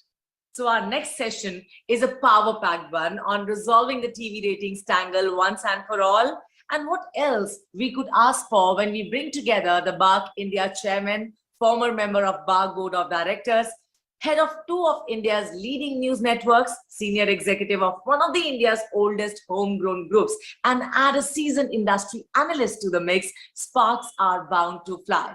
For this, I would like to welcome our session chair, first of all, who is the co-founder and chairman of RDNX Network. Along with him, would like to welcome Mr. Shashi Sinha, Chief Executive Officer, IPG Media Brands India. He's also the chairperson of BARC India. Along with him, we have Mr. Avinash Pandey, who is the Chief Executive Officer, ABP Network. And with this, he is also the president of NBDA. We have Mr. Rajiv Dubey, who is the head of media Dabur. We have Mr. Joy Chakrabarti, Chief Business Officer, Z Media Corporations, and Mr. Karan Taurani, Senior Vice President, Elara Capital. Now, over to you, Mr. Ashish. It is my pleasure to be chairing such an illustrious panel that we have. And I'm sure the next few minutes are going to be very exciting and very insightful on perhaps what is one of the most interesting and one of the most talked about topics in our industry. Before we get on to the discussion, I'd just like to give my points of view. I think the topic that resolving the TV ratings tangle once and for all is in itself probably not that appropriate, because I don't really think there is a tangle. Just stepping back maybe a few years, or now perhaps a few decades ago, there was a huge tangle. The industry, which was a very fast growing industry in television, which is so important, was being traded on a currency on which people didn't have faith. Then, just to recall, all the industry constituents came together and BARC was formed, which was a joint effort by the entire industry. It didn't belong to any one player. Both the broadcasters, the advertisers, as well as the advertising agencies, and of course the authorities got together, and that's when BARC was formed. It's fair to say that it's had a tremendous impact on the Indian advertising industry, particularly the television and broadcasting industry, and hopefully now going forward on the digital front as well. But equally, I think it's pertinent to note that there have been some issues. There have, as it always happens, there have been some very big success areas, and there have been some areas where BARC has, by some players, found to be a little wanting. And I think there is no better panel than what we have today to throw more light on this. And I would like to keep the focus more positive rather than focus on what the problems are, if any. I think see the overall picture, see what an impact that BARC has made, and obviously what are the areas of improvement and how can we carry each other forward. And I would like to start with a person who I call as the Bhishma Pitama of our industry, Mr. Shashi Sinha. Besides various other hats that he wears, he's also the BARC chairman. And more importantly, he has been associated, in my view, with BARC before its inception, almost from day one or before, in his capacity in the technical committee, and now, of course, as the chairman of BARC. So, Shashi, I would like to hand it over to you and actually kick it off with your point of view on this.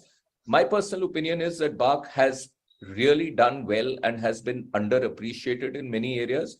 But equally, there have been several areas, some of which were very much in the public eye, which has brought it, I would say, infamy. And we haven't really been able to carry all the constituents along with us as we possibly should have and could have. What are your views on this, and where do you see areas where we can make some more improvement and come together as an industry so that the ecosystem thrives better? Thanks, Ashish. So to get going quickly so that others can also chip in, so there are issues. I mean, I'm not come to them, but first, before I come to the issues, let's build on what you said about BARC.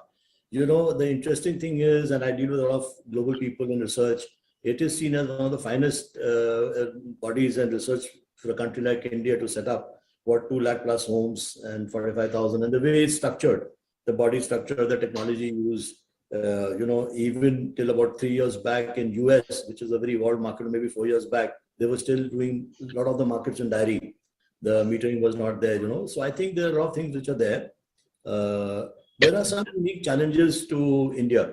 It's a very heterogeneous market. Their behavior changes, and therefore to capture that heterogeneity requires effort. I will speak about some of the efforts we're making in just a few minutes. But so therefore, it's a heterogeneous market. There is homogeneity in certain kind of viewing, like the Hindi viewing, but there is a certain amount of heterogeneity which we're not capturing. Then India, as you know, is one of the largest markets for television broadcasting, as Avinash and Joy will tell you, with more than 800 plus channels, and it's very fragmented. So that fragmentation also comes into research. Why that fragmentation comes into media buying, it comes into research. So error levels, crop up. BARC was designed for a particular error level. When it was set up, I still remember at All India, 30% plus at 95% confidence error levels for genres. But today, from the broadcast side, from the agency side and the client side, everyone does a lot of slicing and dicing of numbers, which leads to lack of stability. And then, unfortunately, the ecosystem is such that, a lot of European markets or the US, you don't find interference. We find a fair degree of interference here in these markets. So it's a sum total of various factors. I think one of the way forwards, which we're looking at, of course, technology is put in place, is, and it's not an easy solve. So before I say it, I must qualify, there are many implications of that. One way of scaling it up is RPD. We are working, the government has created a committee to work on RPD, and they have put out a guideline, and now they will probably build on that.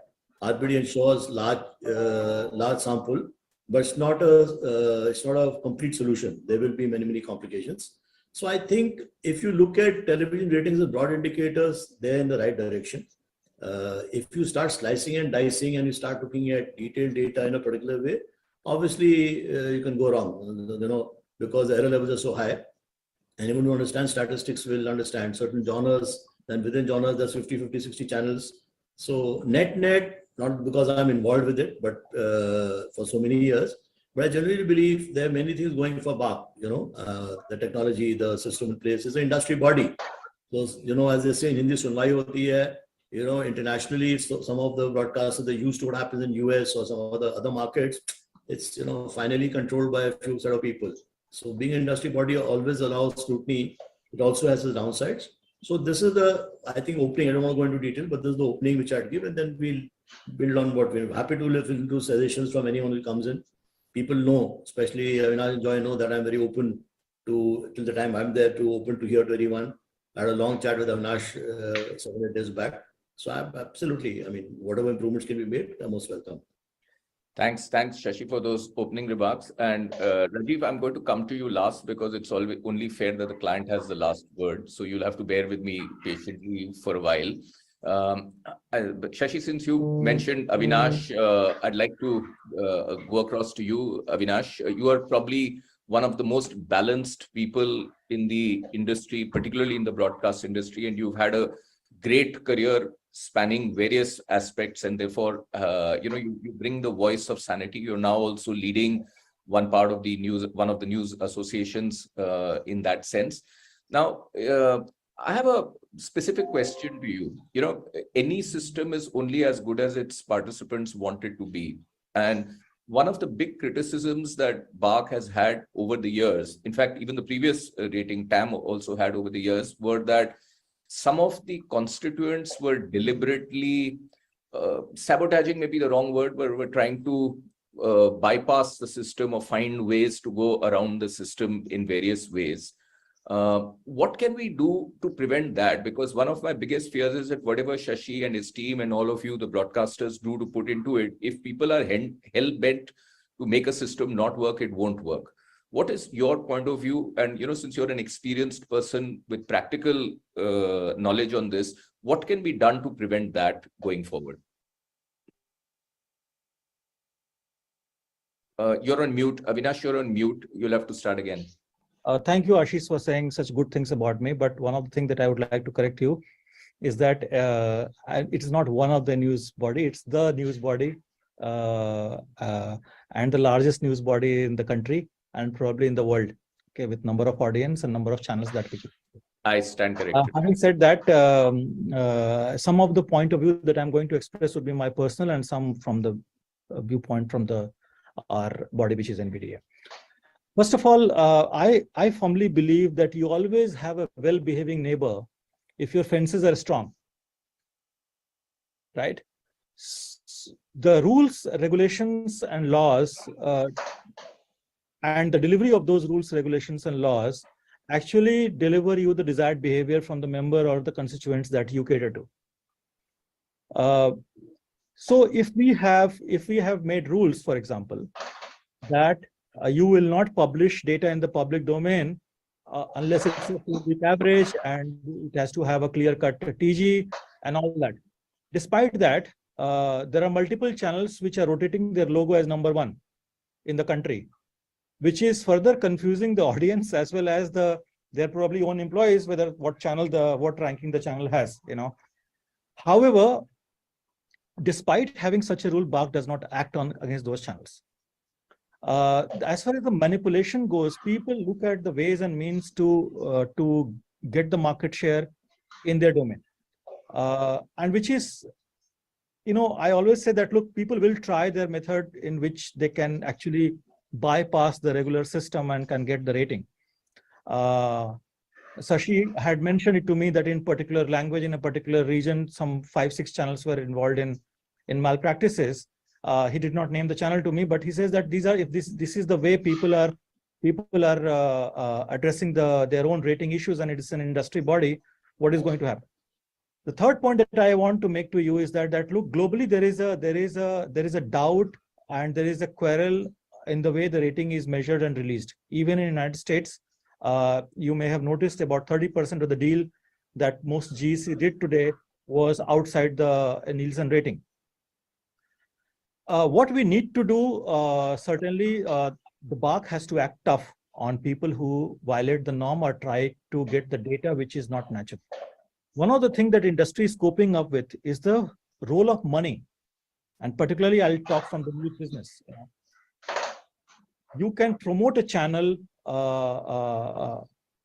by buying marketing activities, but you cannot convert that into a rating domain by those marketing activities. And BARC needs to very carefully cut out those data which are largely meant to promote marketing activities from the actual rating.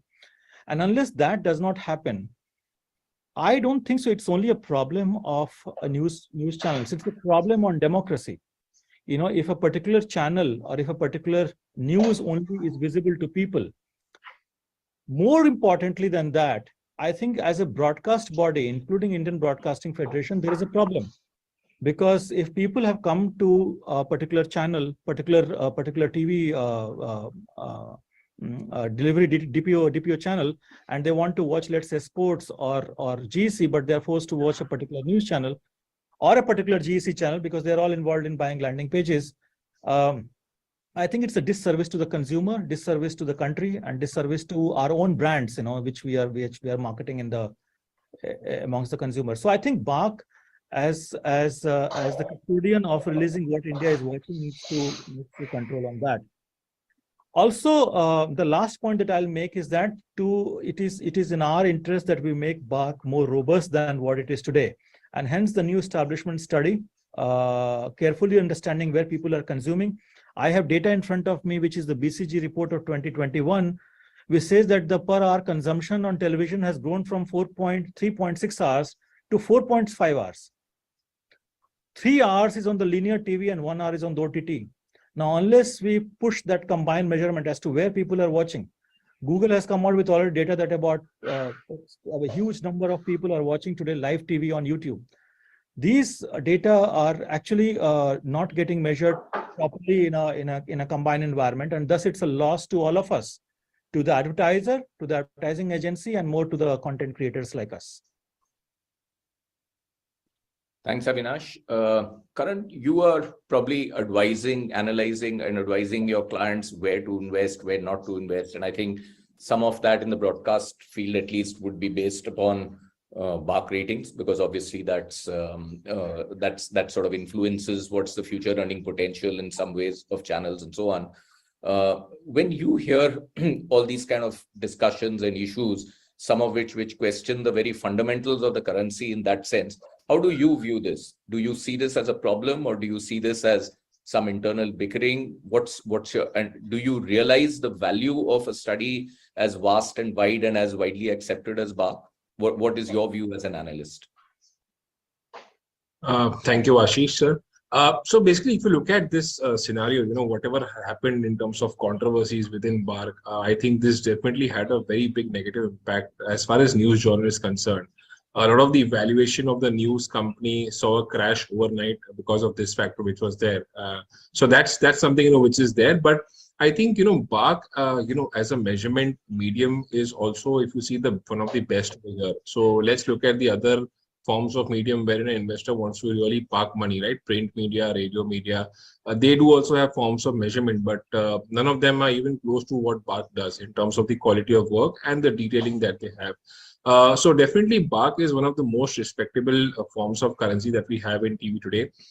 Many of the broadcaster companies themselves, you know, kind of align to it, and even the investors kind of, you know, do track this data on a very regular basis. And, you know, that's how they value most of these companies, because this is like a mirror basically in terms of how you are gaining market share, what are your growth rates, and eventually that is going to have an impact on your valuations, be it positive or negative. So as I said, you know, definitely it is one of the most respected platforms that we have in the country today. But my own personal belief is that I think there is a lot of potential for innovation. I think if you look at the number of boxes, we are somewhere close to, I think, 50,000 boxes. And there is a guidance that this number could go to 1 lakh or maybe beyond that. But, with this entire digital consumption coming in, there is a big scope for innovation. As Avinash sir also pointed out that clearly, if you look at the measurement system, we really are not measuring the consumption which is happening on digital. Now, let's take the instance of a company like a TV today. Okay, I mean, they've got, Aaj Tak, which is there. They've got their own, viewership mechanism, own YouTube pages. They do make money from YouTube in terms of digital, but eventually in terms of the advertiser is unable to know that, what is the exact reach on TV and digital both put together. So if they're able to, get that to the customer in terms of what is my exact reach on TV and digital both put together, they can have a very, higher realization in terms of the advertising monetization, what they have. And I think, bar, lastly, bar controversies, all those sort of things which came in, news genre got banned.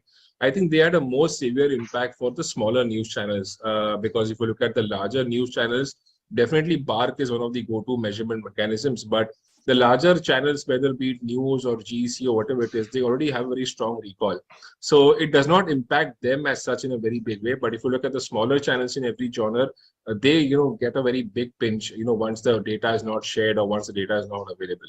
So the point is that, the winners really have an edge here. I think this mechanism is more, to support the lower end of the band, which is there, the smaller channels within various genres. Thanks, Karan. Joy, over to you. You've been in the news in the recent past for what I would say certainly a noticeable, I'm not sure a very conducive decision from the industry point of view, at least, of not participating in BARC. Now, I have two questions to you on this. One is that as an industry body, is that the best thing? That, it's like when you were playing gully cricket, mera bat hai, meri jab marzi mein nikal jaunga, that kind of a thing. If you're not happy and if you're a part of the system and you're not happy with it, you've got to try to improve the system, or is the solution that you walk out of it? And two, some groups, without specifically naming them, are picking and choosing. So some of the genres, they will say that I will take BARC ratings. Some of the genres will say I will not take BARC ratings. Can we allow this to become an a la carte menu, or are we committed to these ratings as an industry, or like Avinash said, what India watches, and obviously improving. And there is no doubt that there are areas of improvement. And I think everybody, including the BARC CEO, the BARC chairman, the BARC board, I've been on the BARC board, so I can tell you, everybody realizes that there are areas of improvement. But I mean, is this in the best interest of the industry? And obviously, you must have thought a lot about it before you took the step. So would be very keen to have your point of view. And after Rajiv, would be good if Shashi can then probably pick up on that point as well. Hi everybody. I think before I start, just wanted to say that we all were initially, until now, we thought that we are all content companies. Okay, I think we all thought producing best content is the best way forward. But I've seen in my 30 years that content is king, no doubt, but distribution is kingdom. So I think we all have realized that how important distribution plays. So BARC is the measurement of distribution. I think that's the one point that we need to be clear about that. See, the recent move that Z Group, the media group, that the news group took against BARC was, we are not withdrawn from BARC. I think that's where the clarity needs to be put forward. We have suspended BARC rating. Our BARC is measuring our ratings. We have asked them not to release it until we get our queries answered. And I think that currently the watermarks are still on. Everything is not still on.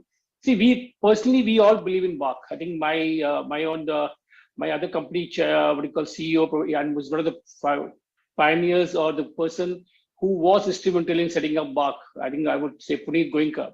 So we as an organization believe in it, but we had some queries. I think I have just joined August 1st. And all this decision got taken much before that we will once upon a time move out. And I was the catalyst, maybe. I was the catalyst who acted on that. Okay, if you see, previously also, before joining this space, I was running two small networks. One of them was Movies Not Genre Network, and one of them was GEC Network. You won't believe, how soon we became number one. We beat established players like Star Plus, Colors, Z, Sony, Automatic, Star Gold, Z Cinema and all. Just pure understanding of distribution, where to put money, what to do, what not to do.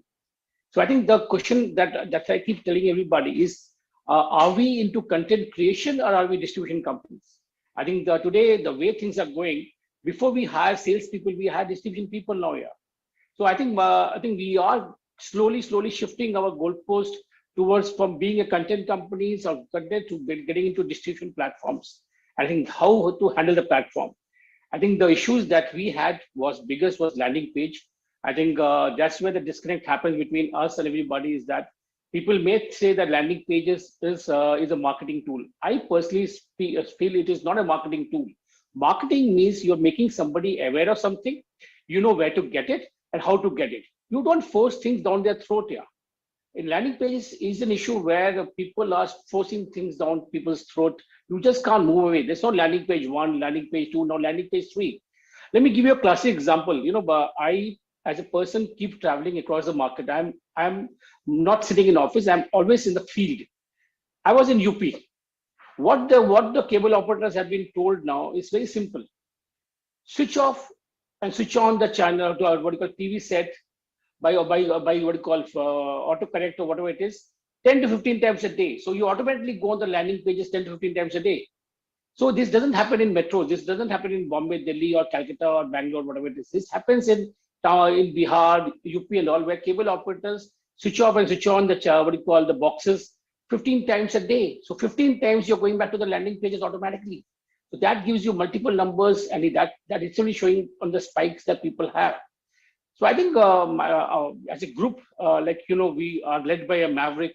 My publisher is the most well-known face in this industry, and he's the pioneer of it. And we believe in principles of measurement, and so that's the reason the call was taken. Yeah, that's the reason the call got taken, and I think we also have other people, other friends in this genre who would like to participate. If not today, they'll participate tomorrow. Yeah.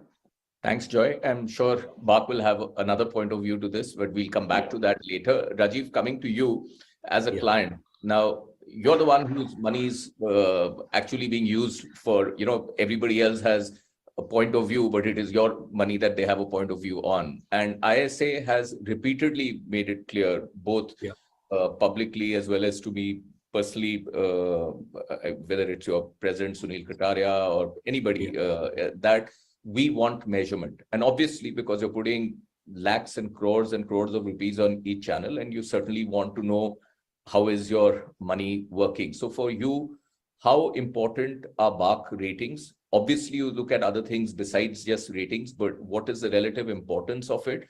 And how do you see all these issues around BARC, and what is the client's point of view as to what can we do to get around these? Yeah.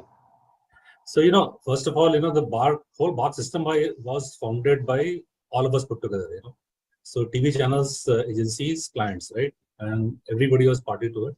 And Z network was propagators of getting a new system. And the time was there. They used to say that we need to have our own system. And it was Z network and led by Puneet Goenka, who was the founder chairman of BARC. It continued for a while, and Puneet was chairman of BARC, if I'm not wrong, till very recent time, right? And then he switched over, and he not a chairman of BARC anymore. And certainly the ratings started looking bad for Joy. That's his point of view, his company's point of view.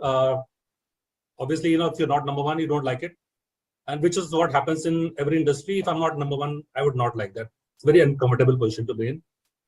Avinash is here. Avinash has been in the top channels, top 3 channels. He's also not liking being not number 1, not number 2, not number 3, right?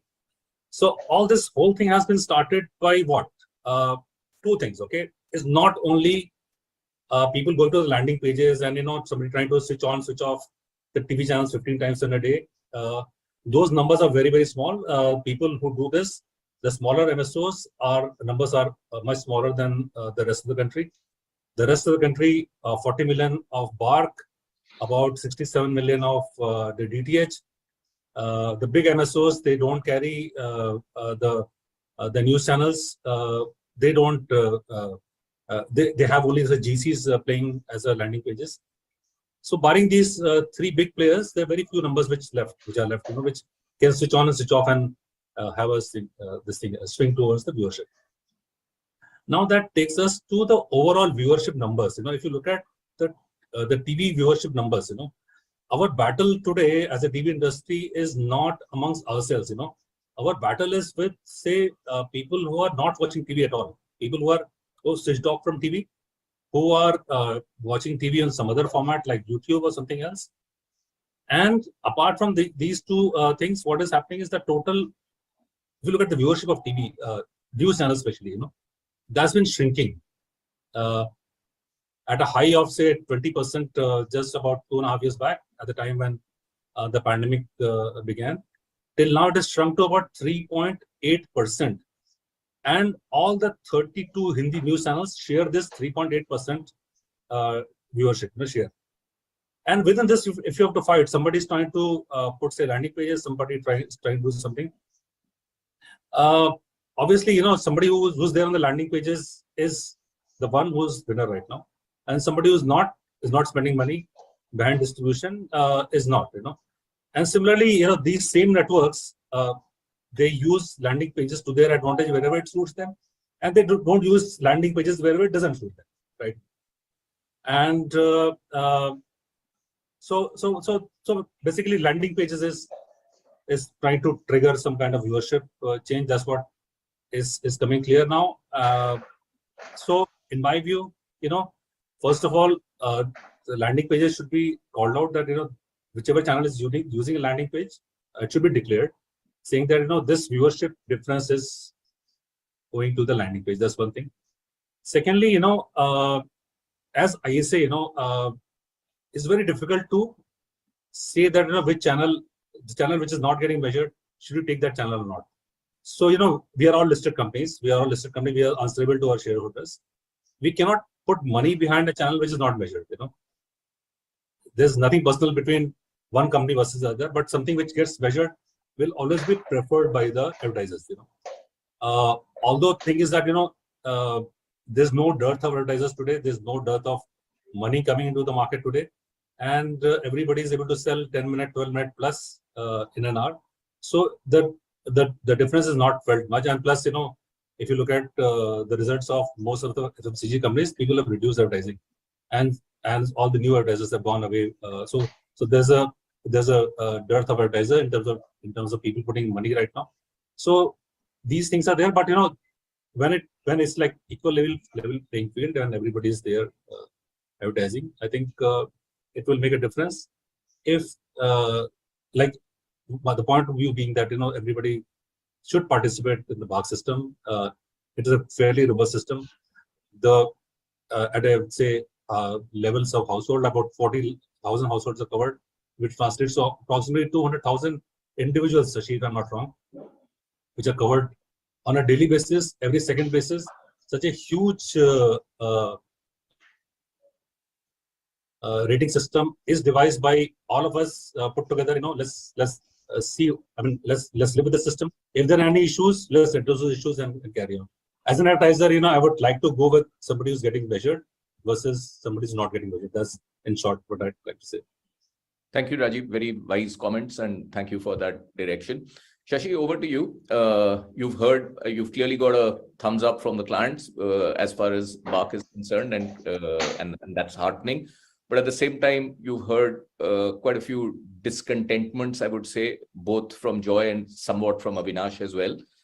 How would you like to respond to this? May I respond? So I think first I'll pick up Rajiv's point. Rajiv, thanks a lot. I think, one of the key concerns we have at this point in time, what Rajiv alluded to, I mean, I'm not talking to whatever he said, good things that were understood. I'm not going to build on that. But I think Rajiv made a very pertinent question which no one else in the panel made, and shows a true advertiser that total TV ratings are dropping by 20%. And believe me, and I'm saying this publicly, first 1 month when I took over in April as the chairman, my first energy was on the news guys. They took me around a merry dance, which I will respond to just on the landing page. I'll come to that. But very quickly I shifted gear to total TV. And I think that's a big thing. What we obviously don't know about artificially increased total TV, but I spent a lot of energy with Nakul and the team trying to figure out what's happening to total TV. As you very correctly said, 20% drop is not healthy. And there are many hypotheses. Some of them from our side, we're course correcting. You'll see that the way data is being captured. But some is the viewing habit is changing. And I think Karan alluded to this, and Rajiv also spoke about it, that there is today TV content is being viewed in different formats, and the faster we get to measuring, various formats, be it OTT or something else, it'll be good for the ecosystem, because everyone wants, there'll be monetization of the broadcaster, and the advertiser will know, whether it's connected TV or whether it's OTT or whatever it is. So I think we're making steps in that direction. Let me say one thing to suffice it to say is the public broadcast, so I will say carefully. But sir, you have been on the board and you understand this well. BARC has a strength as an industry body. That's a strength and its weakness. So IBF controls 60%, agency 20%, advertisers 20%. Any decision, I can assure you, is not a technology decision. So the decision to measure OTT, the decision to measure digital is not a technology. The technology is available. If you remember, sir, when you're on the board, we had spent 10 crores appointing a vendor, giving them money. It was a stakeholder management issue. So finally, it's all about stakeholders agreeing for measurement, because they see ghosts where ghosts don't exist. The previous CEO had worked out with news channels, okay, let's start with news only for digital measurement, and the news guys had blocked it. And I'm saying it candidly because, maybe some of the news guys don't know, maybe they don't want to say it. So at every stage, it's not about technology, it's about stakeholders, their fears and their goals, which comes. That's the first one. But Rajiv, that's a wonderful point that we must measure. I will take that up, that how do we ensure that we get everything aligned. Now, there are two specific call-outs. While there's a lot being said, but I will talk the landing page issue. And I'll tell you the history of the landing page, and that's very interesting. I think Avinash knows, maybe Joy does not know, but I'm clarifying for your audience. You see, when landing page algorithm came into place, and I say this, I said it from a public forum, it's been reported, but I'll say it once again. And I was that time involved with the TechCom, the BARC team and the BARC Oversight Committee. By then, sir, we had formed the Oversight Committee. Both them had recommended that we knock off. By the way, well, I appreciate the news associations, but finally on the BARC constituency is IBF. IBF comes in as a body, they're the ones. So they all the associations dovetail into IBF. So when, I think it was 2 or 3 years back when, the algorithm was presented, and what BARC had suggested was that we knock off the entire period of the landing page. So we don't knock off whatever we're knocking on just now, whatever algorithm we are using. So for example, if someone is watching IPL, he comes onto the IPL because of landing page, the entire thing is knocked off. Correct? Which is what the news broadcasters like Avinash probably want. Probably, I'm saying probably, I don't know whether it's right. So, but that the IBF members of the TechCom that time had resisted very strongly. So they themselves, IBF had said, no, this is not acceptable because we this is a marketing tool. Now, I have said, there was a joint meeting which was held, and I said to the IBF president, I said, you guys such as us. IBF is called to say, and then this complex algorithm was created, which believe me is very, very complex, as you know. Nakul and Praveen had created this algorithm. It's a very fine algorithm, won a lot of awards globally. So the principle of BARC doing something, it's a stakeholder body, the principal stakeholder of just 60% who represent the broadcast saying, no, you must allow landing pages. And there's a big discussion. I won't go into details who the people, and then the ISA member also supported saying, we are in the end of it, the recipient of what viewership is, how it comes, doesn't matter to us. So, and fortunately I was there. So I said this, IBF has to turn around and say, we knock off landing page, we don't knock off landing page, is just called, and it's being revived. Avinash knows, we've been speaking about it. If it's a call to be made by IBF, it will be easier for BARC to do it. There are many pulls and pressures. The point I'm making is not a technology issue, it's not an intent issue, it's a stakeholder issue. The final point I can't resist, Joy is my friend, I walk with him every morning, I see him walking with him. I have very high regard for Subhash Chandra. But if Joy says he got out of the thing for landing pages, tell me another one. We all know, who are knowledgeable, that there was co-location problems which they had. Their ratings were crashed by 70%. As you said, we are seeing the numbers. So it's very easy to become holier than thou landing page and all that has become. Tomorrow, Joy, I can assure you, if landing page we remove fully, Z is not going to come back in a hurry for the reason which you know and I know. So, at least if I say something, I'll be man enough to say, listen, I have my problem, I'm getting out of it. I will not beat up BARC. and say, listen, you guys are not taking care of 90 pages which they are getting. Also be man enough to say, yes, you're a Fauji, so you should be man enough to say, yes, this is our problem. So, so this is, I hope I've given a fair answer. You have given it exactly like as you always do, just exactly how you feel it, whether someone likes it or not. And I appreciate that very much. Avinash was putting up his hand, in a typical newsroom style thing. I'm now starting to feel like a news anchor. So, but Avinash, I'm going to ask. I'm coming to you, and I'm asking you to respond to I have that. to answer these two gentlemen also. They said something. Yes. I'm giving you that opportunity. I'm the moderator. You have to allow me to speak. The whole nation wants to know what I have to say.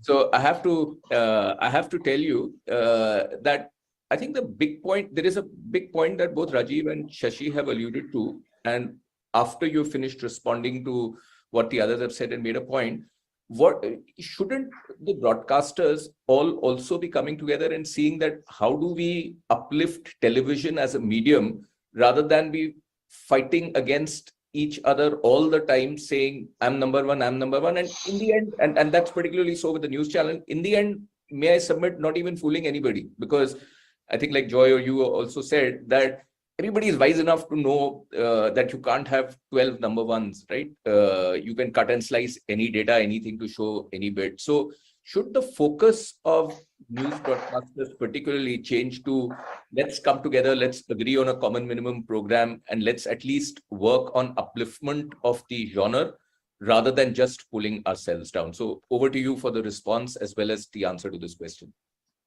Okay, so first of all, look, this is my agenda as an NBDA president to make sure that the news, the two things should happen. A, news should become relevant in a way so that more and more consumer can come and watch it at different platforms in all kind of devices at any given point of the day, wherever they are. A lot of things are happening in the 5G space, in the technology space, which will enable people to consume content. Today, if you look at it, one show is watched by X on television live, multiplied by multiple X on the VODs on different platforms. So the way news is getting consumed today, unfortunately, BARC is not able to measure whatever Sashiji is saying, that industry issues and all that, etc., stakeholder management. And he's right, there is a stakeholder management issue.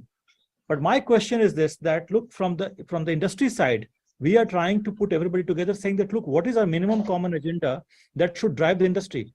The fact is that if the news is no more interesting, people will not watch it. So how to make news more interesting? Having said that, it is also very difficult to assume that in the Morbi, when so many people died and people were glued onto a TV to watch what exactly happened in the country, and we say that only 5% or 7% people in the country were interested in that, this is something we are not able to believe. Also, irrespective of the ranking and the rating, which Rajiv actually alluded to, that I'm not now anymore in top 3, but let me tell you, I run 6 news channels. Only in one I am not in top 3. Rest in all I am top 3. Even then, and the last time also, my member channels who have protested against the reflection of the true reflection of the number is not because they are number 4 or 5, because they were number 1 and 2 only. The issue is this, that look, what is the difference? Why there is so much of noise coming out of the news genre? And that, I think, irrespective of our issue on what we are raising noise on, but to stop the record. We must admit that there is an issue. And I'll tell you why those issues crops up. Which broadcaster other than the news genre has got an employee in every district of India? We all have. We get ground feedback. We talk to politicians who deal with millions of voters every month, get feedback from them as to what people are watching content. Now, I'll tell you what is the deception happening here is that the people are watching more and more content while watching on television X. They're watching multiple X on digital media. And unless that issue we resolve collectively, news will not be able to get its due share. And it is very liberating for news genre to actually get the measurement on digital, because right now we are all, what Joy also pointed out, we are caged in the structure of the distribution in the DPOs and the digital and the D2H homes. The moment it is liberated and it is free, people are watching content on their own devices everywhere, and that gets measured. I think news will start getting the due share, and I think that's the direction that we should quickly move on. If there are issues with the stakeholder, I am saying, look, BARC also has a social responsibility. We are not in a business just for money and to pleasing a few guys who are sitting in the TechCom or this one. The biggest issue, Ashish, today, and I want to call it out, that people are sitting in the industry body and they are trying to protect their own business interest of the company. That's absolutely wrong. What the landing page issue that he's mentioning about, Sashish is mentioning about, that particular channel was involved in a landing page at that time. So what BARC has to call out is that because it has a responsibility towards the industry and society, I am saying that what BARC should do is release a white paper as to, look, this is what I want to do. This is in the interest of the country and measurement science. Following members are okay, following members are not okay. It's up to us to go back to those members and convince them that it's better for us. Thank you. It's like a typical saying that, one day they came for a trade unionist. I did not protest because I was not a trade unionist. They came for a socialist. I did not protest because I was not socialist. And they came for me when no one was left, right? So finally, it's a circle. It will come to you. Today you have money you can spend on landing pages, marketing activity, this, that. Tomorrow you'll not. BARC should come out with a white paper saying that, look, this is what is happening, and we must correct it as an industry.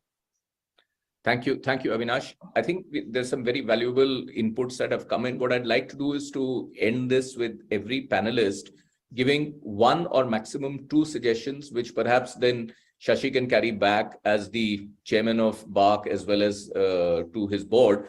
And let's positivize it. I think the one thing different about our industry in general versus all other industries is that we do come well together when we need to. Let's positivize the last few minutes of this discussion, and let's give some constructive suggestions, feedbacks, areas of improvement, whatever you like. If all of you, I'll be coming to you one by one, can just give one or two valuable suggestions which Shashi can take back and improve on it. And Joy, maybe I'll start with you. If you were to not walk out, but rather participate in improving the industry, what are the one or two suggestions that you would like BARC to take on board? I think what Avinash mentioned was actually sums it up what exactly I would have told. I think for us is that capturing the news audience in various forms, in various modes is most important. It's just not television. See, today out-of-home viewing of news is very, very, very, very high. Like if you go to any, news is the best medium for B2B. B2B capturing, you can't do anything other than news. So the out-of-home viewership of news is not getting captured the way it is today. See, today I may have walked out of BARC at this point of time. I'm using YouTube to sell because in YouTube I am the topmost ranked news channel. So I'm using that as a currency right now. But yes, it is not easy. Yeah, like category Rajiv mentioned, that there are a lot of clients, especially corporate clients, who are currently saying that we will not participate with Z because they don't have rating. But there are so many other clients who are coming to us and supporting us. So I would suggest that the way if Shashi could take it forward is that measurement of news in a different way, where we also capture TV plus non-TV measurement in terms of out-of-home viewership and all of news. I think that's the thing that we require. I think because news has credibility, and we, like Avinash said, we have got employees everywhere in the country. Yeah, everywhere. A minister looks at us. Hello. Got it, Joy. So basically, you're saying that news is very important and it should be measured beyond just TV, maybe out of home or whatever, and improve measuring that. Got it. Thanks for that. Karan, over to you. I mean, news is probably, somebody said 3.5%, somebody said 8%, but it's a relatively small part of the entire pie. It's certainly in single digits, right? On that sense. I'm now pulling away from news. I'm looking at BARC ratings as a bigger picture. What are the things that you think can be done to further improve it, and or what are the good things that they're doing which you think should be continued or more of it should be done? So I think firstly the good thing they're doing is the granularity of the data, breaking up as per the geographies. That is one thing which they're doing genre wise. A lot of the demographics are also mentioned, basically the time slot in terms of where the consumption is happening. So I think that's one very good thing they're doing. In terms of improvisation, I think 3-4 things, if I can mention. Firstly, in terms of some granularity, in terms of the age consumption, I know it would be very tough, but some sort of a thing there, that will give a better leverage for the advertiser in terms of who is the target audience. Second, I think need of the hour is to increase the sample size. I think 40,000, 50,000 numbers, these are too small at a time where digital you're in a digital era right now. You've got Googles and all the platforms of the world who are sharing much amount of data as compared to what TV audiences. So if one were to really kind of say that TV can maintain this share or probably become larger in terms of share, I think sample needs to really go up. And third, of course, is as he said clearly, as Shashi pointed out, that stakeholders have a eventual say here. But broadcaster OTT platforms are really lagging today. If you look at the numbers, in terms of MAU, DAU, all those metrics which are there, it is either the aggregators, like YouTube, or it is the larger global giants who are there. Who probably like someone who has got AVOD platform like an MX player for that matter, but broadcaster based platforms, clearly excluding sports, I'm not talking about Disney Hotstar here, but other broadcasting platforms are really lagging here. So some sort of a measurement system that can come from the broadcaster end, so that they can have a better say in terms of the overall digital advertising industry. Because if you look at the digital advertising industry, firstly, it is dominated, with the likes of social media. It is only the video segment wherein the broadcasters can have a say. And even within the video advertising segment, broadcasters are too small in terms of overall pie. So something that can be done from BARC's end to really kind of evolve, revamp the entire system on the broadcast OTT side. Thank you, Karan. Very valuable suggestions. Rajiv, over to you, both as a client as well as representative, only a representative of ISA on this panel. A few quick suggestions, please. Yeah. So, I think, one is that the news channels are going through something called as Kapil Sharma syndrome, So what happens is that if you go to people and ask them which is the show which they watch, okay? If you do a survey, independent survey, everybody will say that they watch Kapil Sharma as the top priority, topmost program which they watch. Where do they watch it? They definitely don't watch it on TV, right? Some of them watch it on TV, 0.67% people watch it on TV. The rest of them all watch it on mobile in form of reels or in some YouTube video or something like that. The same thing is happening to news channels as well, right? So although it's there top of the mind for everybody, people watch news, and if you go and do a survey as an independent person, people say this, yes, I watched say Z News or ABP News or Aaj Tak. These three channels always come on the top because of the reason that the consumption of news is happening, but it's not happening on TV, which is measured by BARC currently. So one is that the currency of BARC measurement, I think that has to cover other aspects of news viewership as well. So that's one thing I wanted to say. Second, Joy, nothing personal. I didn't say that not watching Z. This was about the channels which are not participating in BARC, which includes other news channels as well, right? And yes, YouTube, Z and Aaj Tak are the top preferred choices right now, and one is looking at that as well. Third is that calling out of the channels which are trying to get inorganic views, the channels which wouldn't have been sampled otherwise, those channels getting sampled because of the landing pages. So it's like a marketing tool in a way. If you look at it from those point of view, it's like a marketing tool, but doesn't give you a very level playing field, So probably what we need is a level playing field, so that everything being equal, what is the viewership of a channel, that should be measured. I think today this controversy is arising because there's no level playing field. So these are 3 points. Thank you, Rajiv. Avinash, you can make only 2 points of suggestion, but the third point I would like you to specifically say, and now get out of your news channel and news leader role and take an IBF role. You mentioned a very important point of stakeholder management, and I can feel Shashi's pain, and I've been through this both on the BARC board as well as on the other industry bodies.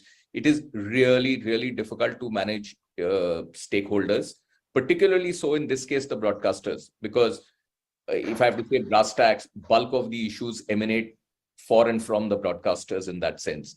what can Shashi do to manage stakeholders, specifically the broadcasters, better in your view? Well, you have put me in a spot. Okay. Normally news channels do that. This time we got a chance to do that back. Vinay, just to remind you, this is being recorded. Yeah, I know. See, I am anyway infamous for saying things which one should not say in public, so I don't mind, being in that space. Shashi जी को advice देना वैसे ही है जैसे सूर्य को रास्ता दिखाना है, so मैं क्या एडवाइस दूंगा? He knows everything. However, I'll make quickly 3-4 points. See, there are overarching issue that BARC is not able to capture today the way India is watching. Let's accept that first. Unless we don't accept that problem statement is not framed properly, we won't be able to solve it. Rajiv has pointed out that people are watching everywhere, but people are watching everywhere. That's the content that I am making, right? Joy is making. Everybody is making those content. It's being watched by someone. It's not getting measured. Advertising money is going for loss, and it's a loss making proposition for everyone. So I think BARC should overhaul its system and organize the stakeholder to agree to it. The first point that as an individual broadcaster, and so many broadcasters feel like that, it's not an NBDA consensus opinion as of now, but this is an opinion that all the landing pages data should be removed and reported, saying that, look, this is the viewership coming with the landing page, this is coming without the landing page, irrespective of the channel. The more importantly, the industry issues, couple of things that we must do is that we, for the news genre at least, we must revert back to the old system, which was what is you were getting what you ran yesterday. Because in the current system, we don't know, it is not working for making content. We don't know whether the content worked or not. We even to sell advertising space to the clients and agencies, we are not able to justify as to this is the particular week rating. And whenever the spike comes, the rating is up, and so you should pay a higher price. News is an event-based company. The third one that I would say that BARC must release the raw level data to all its member, and it was even requested many times in writing. I think it should be done as soon as possible. Coming to your last point, which you said how to manage the stakeholder. Look, in all business, this is a very complex structured industry. Everybody has its own interest, and our incentives are not always aligned with each other, right? So there would be conflict. How we can minimize that conflict is that at the end of the day, if we are not able to measure well what India is watching, everyone is at loss. BARC gets its money not as a fee, it is a levy. They get money on the money that we bill, right? So if our billing goes down, BARC revenue goes down. And BARC, I can tell you, I've served on the IBF board, I know the work, how the BARC cost structures are. It would be unsustainable for BARC if the industry revenue goes down. So it is very important that all stakeholders should sit in a room and understand that it is in our interest to measure correctly what India is watching without any coercion, fear, or favor. I'm carefully using these 3 words. If we do that, I think it's a win-win situation for everyone, and any broadcaster who does not agree, probably his or her head is in the sand, who does not see that coming. Thanks, Avinash. Just to add on and clarify one more point. Yes, BARC does get all its, a large part of its money through what you're calling as the levy, but also agencies pay as a fee. So it's not that there isn't a fee, and it is a significant part of their profits. But leaving that aside, but very valuable suggestions. Shashi sir, आप सूर्य हो, आपको चिराग नहीं दिखा सकते, अविनाश ने clearly बोल दिया है. But there are some valuable suggestions that have come into this. Yours is a very hard job, and I know that because managing stakeholders is a very, very difficult task in this construct as it is there. But if there's one person the whole industry believes that can do it, certainly I believe, forget anybody who can do it, it is you. You know that you have all our support. On an individual level, Avinash or Joy or anybody may say anything to you, but I think the whole industry believes in you and in Nakul. I think it's the first time we have a scenario where there is complete vote of confidence as individuals, both not only in the chairman, but also in the CEO on that. But still there is a lot to do. There are clearly areas which need significant improvement. What are going to be your top 2 or 3 priorities that are both going to change BARC as well as change this perception, which unfortunately over the last 2 or 3 years we have to agree, has got built with all the inquiries and all the, the public mess that happened. That's So not what it. So I'll say 2 or 3 things. Yeah. Let me respond to some of the comments Avinash made. It's not fair for me to go public without talking about stakeholders, but we are very close to sorting some of those issues which he raised. Yeah. We started with the small issues. So coincidentally, the BARC board meeting today. So some of those issues I agree with, and we are working with them. But if you ask me, the 2 big challenges which we have to fix is what Rajiv called out, is the total TV. How do we capture total viewership? How do we ensure that what Avinash said, what India watches, Puneet Goenka's line, that what India watches, and which Rajiv said, total TV is dropping, only linear TV is dropping. So that is the first thing. If we sort that out, and we're taking many initiatives in that direction. So that I'm confident that we will get our act together. The second thing is easier said than done on this panel, but the stakeholder management or digital measurement is not easy. Today Avinash and Joy are saying that news channels need to be measured. But when we had discussed this in news channels, and I personally discussed with a lot of key people, owners, managing directors of news channels, they've reluctant again, because not for wrong reasons, but the bots will come in, all kinds of measurement comes in, then there's artificial intelligence which happens. So I think some of the challenges, if I may tell a story, the people who registered, and Ashish, you know this, and unfortunately I'm upfront. The people who registered digital measurement 4 years back, when we were all ready and we lost that 10-12 crores or whatever, went on to head the 2 biggest digital companies in this country and were pestering me saying, why don't we do digital measurement now? So it's, as Avinash very correctly said, stakeholders have to rise above their personal agenda rather than looking at this thing. So anyway, I'm sorry, but with that I have to end. But thank you very much for the input. And Avinash knows that he and me are working on something else on that landing page, so we come back more on that. Thank you everybody for a wonderful and a very informative channel. And I'd like to thank Karan, Joy, Rajiv, Avinash, and of course Shashi for all the participation in this fantastic panel that has happened. And with this, over to Screenxx and AdGully. Thank you. Thanks everybody. Thank you so much, all of you, for this extremely thoughtful conversation. Up next is a fireside chat on future of television. As we all know, the arrival of on-demand video has changed the consumer behavior drastically. Now, TV will evolve as a personalized experience, and this personalization is all set to go wider and deeper. Thus, the evolution of TV will intensify in the coming years. To chat more on future of television, we have with us none other than Ms. Shanta Saikia, who is the editor-in-chief of AdGully, along with Mr. Anshul Elavadi, who is the business head, Youth, Music and English Entertainment, Viacom 18. Over to you guys. This is a very interesting target segment, the youth, because they are kind of a generation gap between the older one and the newer one, which is coming up. And they are driving a lot of things in the Indian media and entertainment scenario specifically. So it will be a very interesting exploration of what the youth of India are doing as far as content consumption and also driving the content scenario in India is concerned.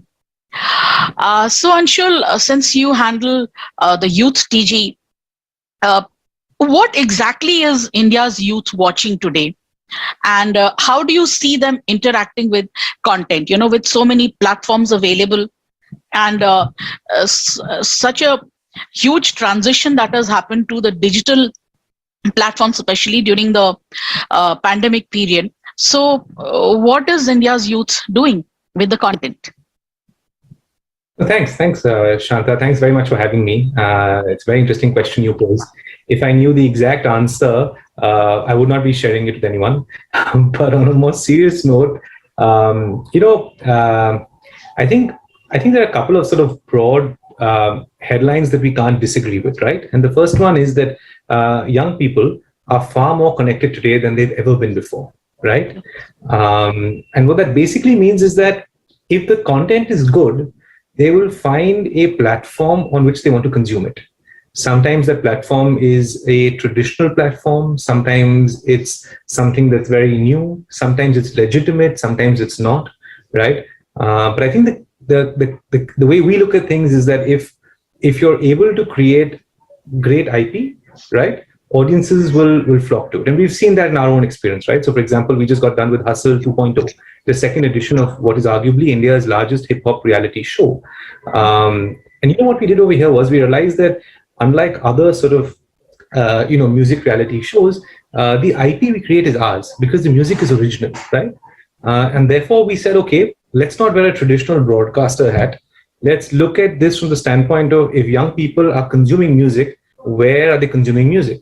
So we actually use this to populate the songs across multiple platforms, both streaming, audio streaming and audiovisual streaming that we had access to, right?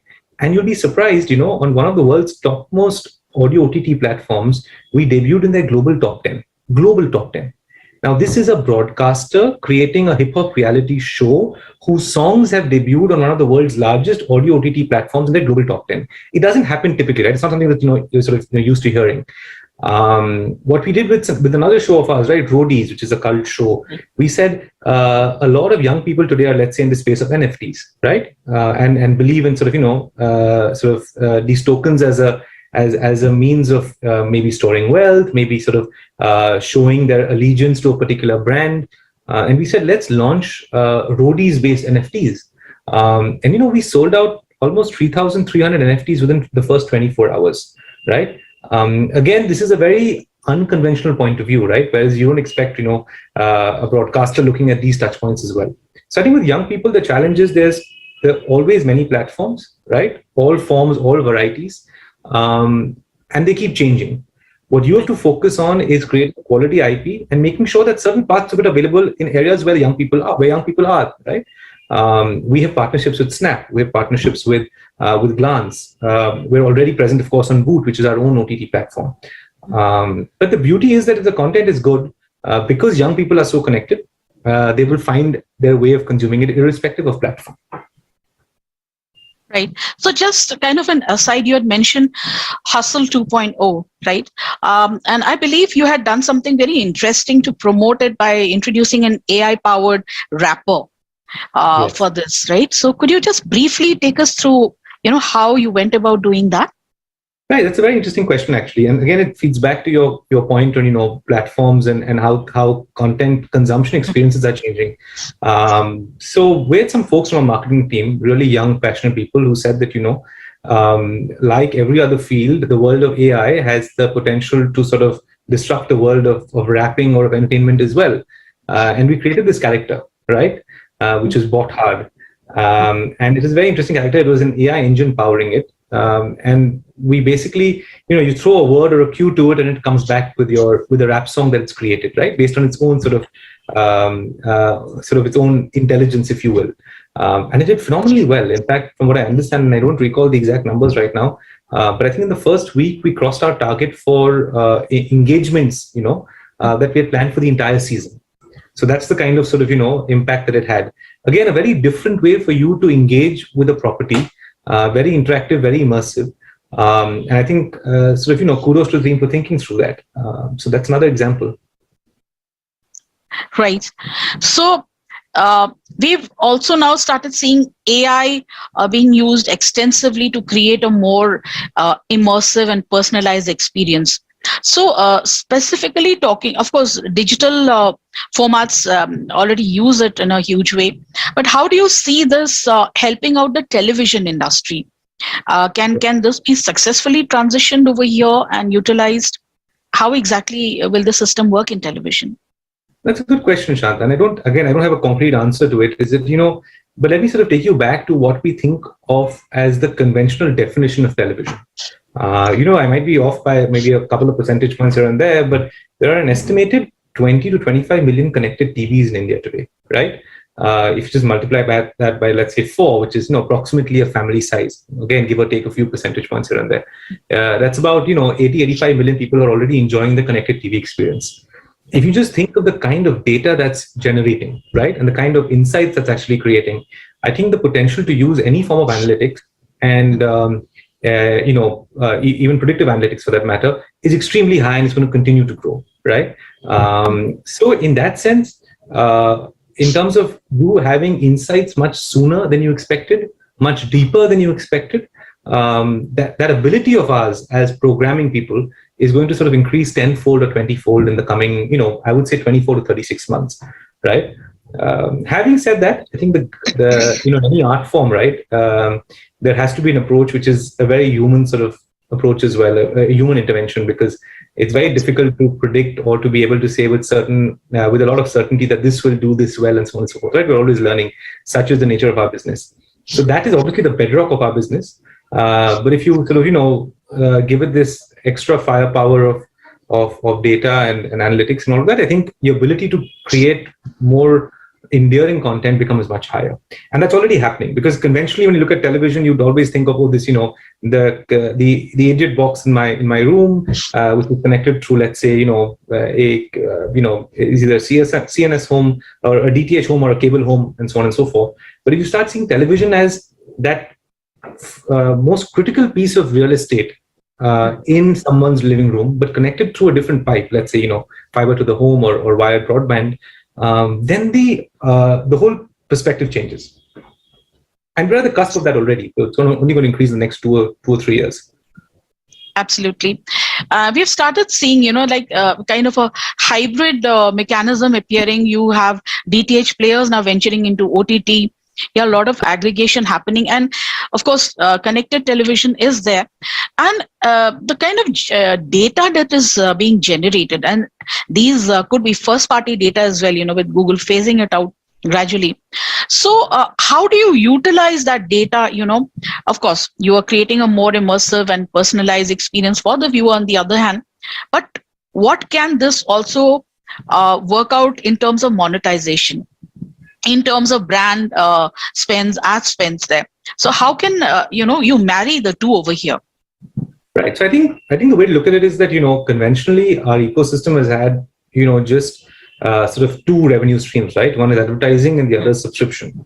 On the advertising side, quite obviously the data allows you to be more relevant and more targeted, right?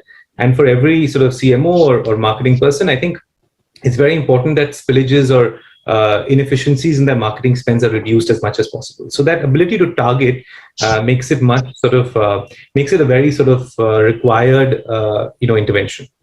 On the subscription side, and we generally talk of data and its implications on the advertising revenue side, right, which is very clear, and I think there's a lot on that already.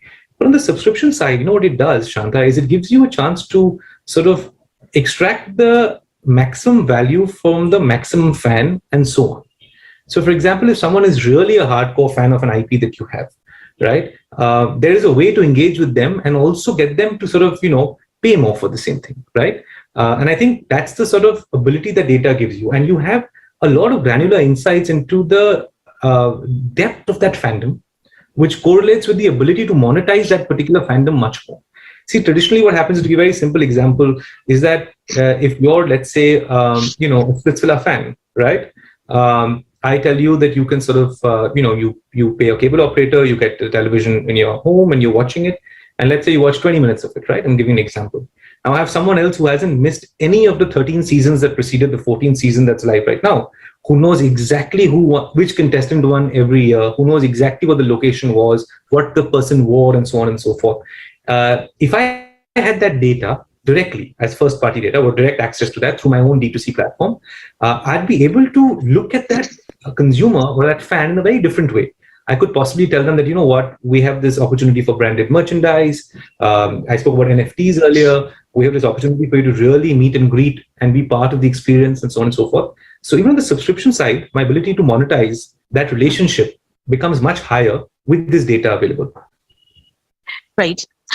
I'd come across an example of the UK market, where this pay TV operator, Sky, they have turned their set-top boxes into local ad servers. So do you see something of that kind entering the Indian market anytime soon? Right. See, sorry, please go on. Yes, sure. Because the technology definitely is there, with such innovations happening. So maybe in some other form it can work in India, where a more localized ads can also be, personalized ads can also be served as per the user's history there and what he or she views. Right. I think honestly, I'm not privy to the specific arrangement that the entity that you spoke about had, so I can't comment specifically on that.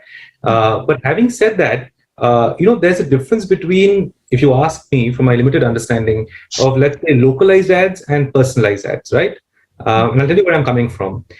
Is there scope to give people something that's more hyper local, more specific to them? For instance, your automobile dealership, which is just 2 kilometers down the road, is giving this discount, which may not be the same as the same brand in, let's say, another pin code or another city. Of course, there is.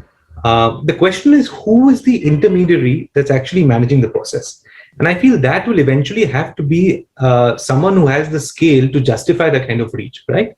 Now, that could be, a sort of, a larger sort of telco platform. It could be a streaming platform directly. It could be some other entity. I don't see that going in the space of last mile operators, because I feel that they won't have the scale, right, to really sort of be able to give you that kind of diversity. But certainly, is that space ripe for disruption? Of course, it is, without a doubt. And the one thing that you would see also, if you look at CPMs in India, they're on television, at least they've been fairly depressed, right? They haven't grown the way they have. The good thing that targeting lets you do is it lets you sort of expand that value as well. So a lot of what should have been the natural increment, but never happened for reasons that we don't need to get into, will start happening when you start unlocking the value of this personalization or hyper localization, as you call it, which bodes very well for the ecosystem. Right.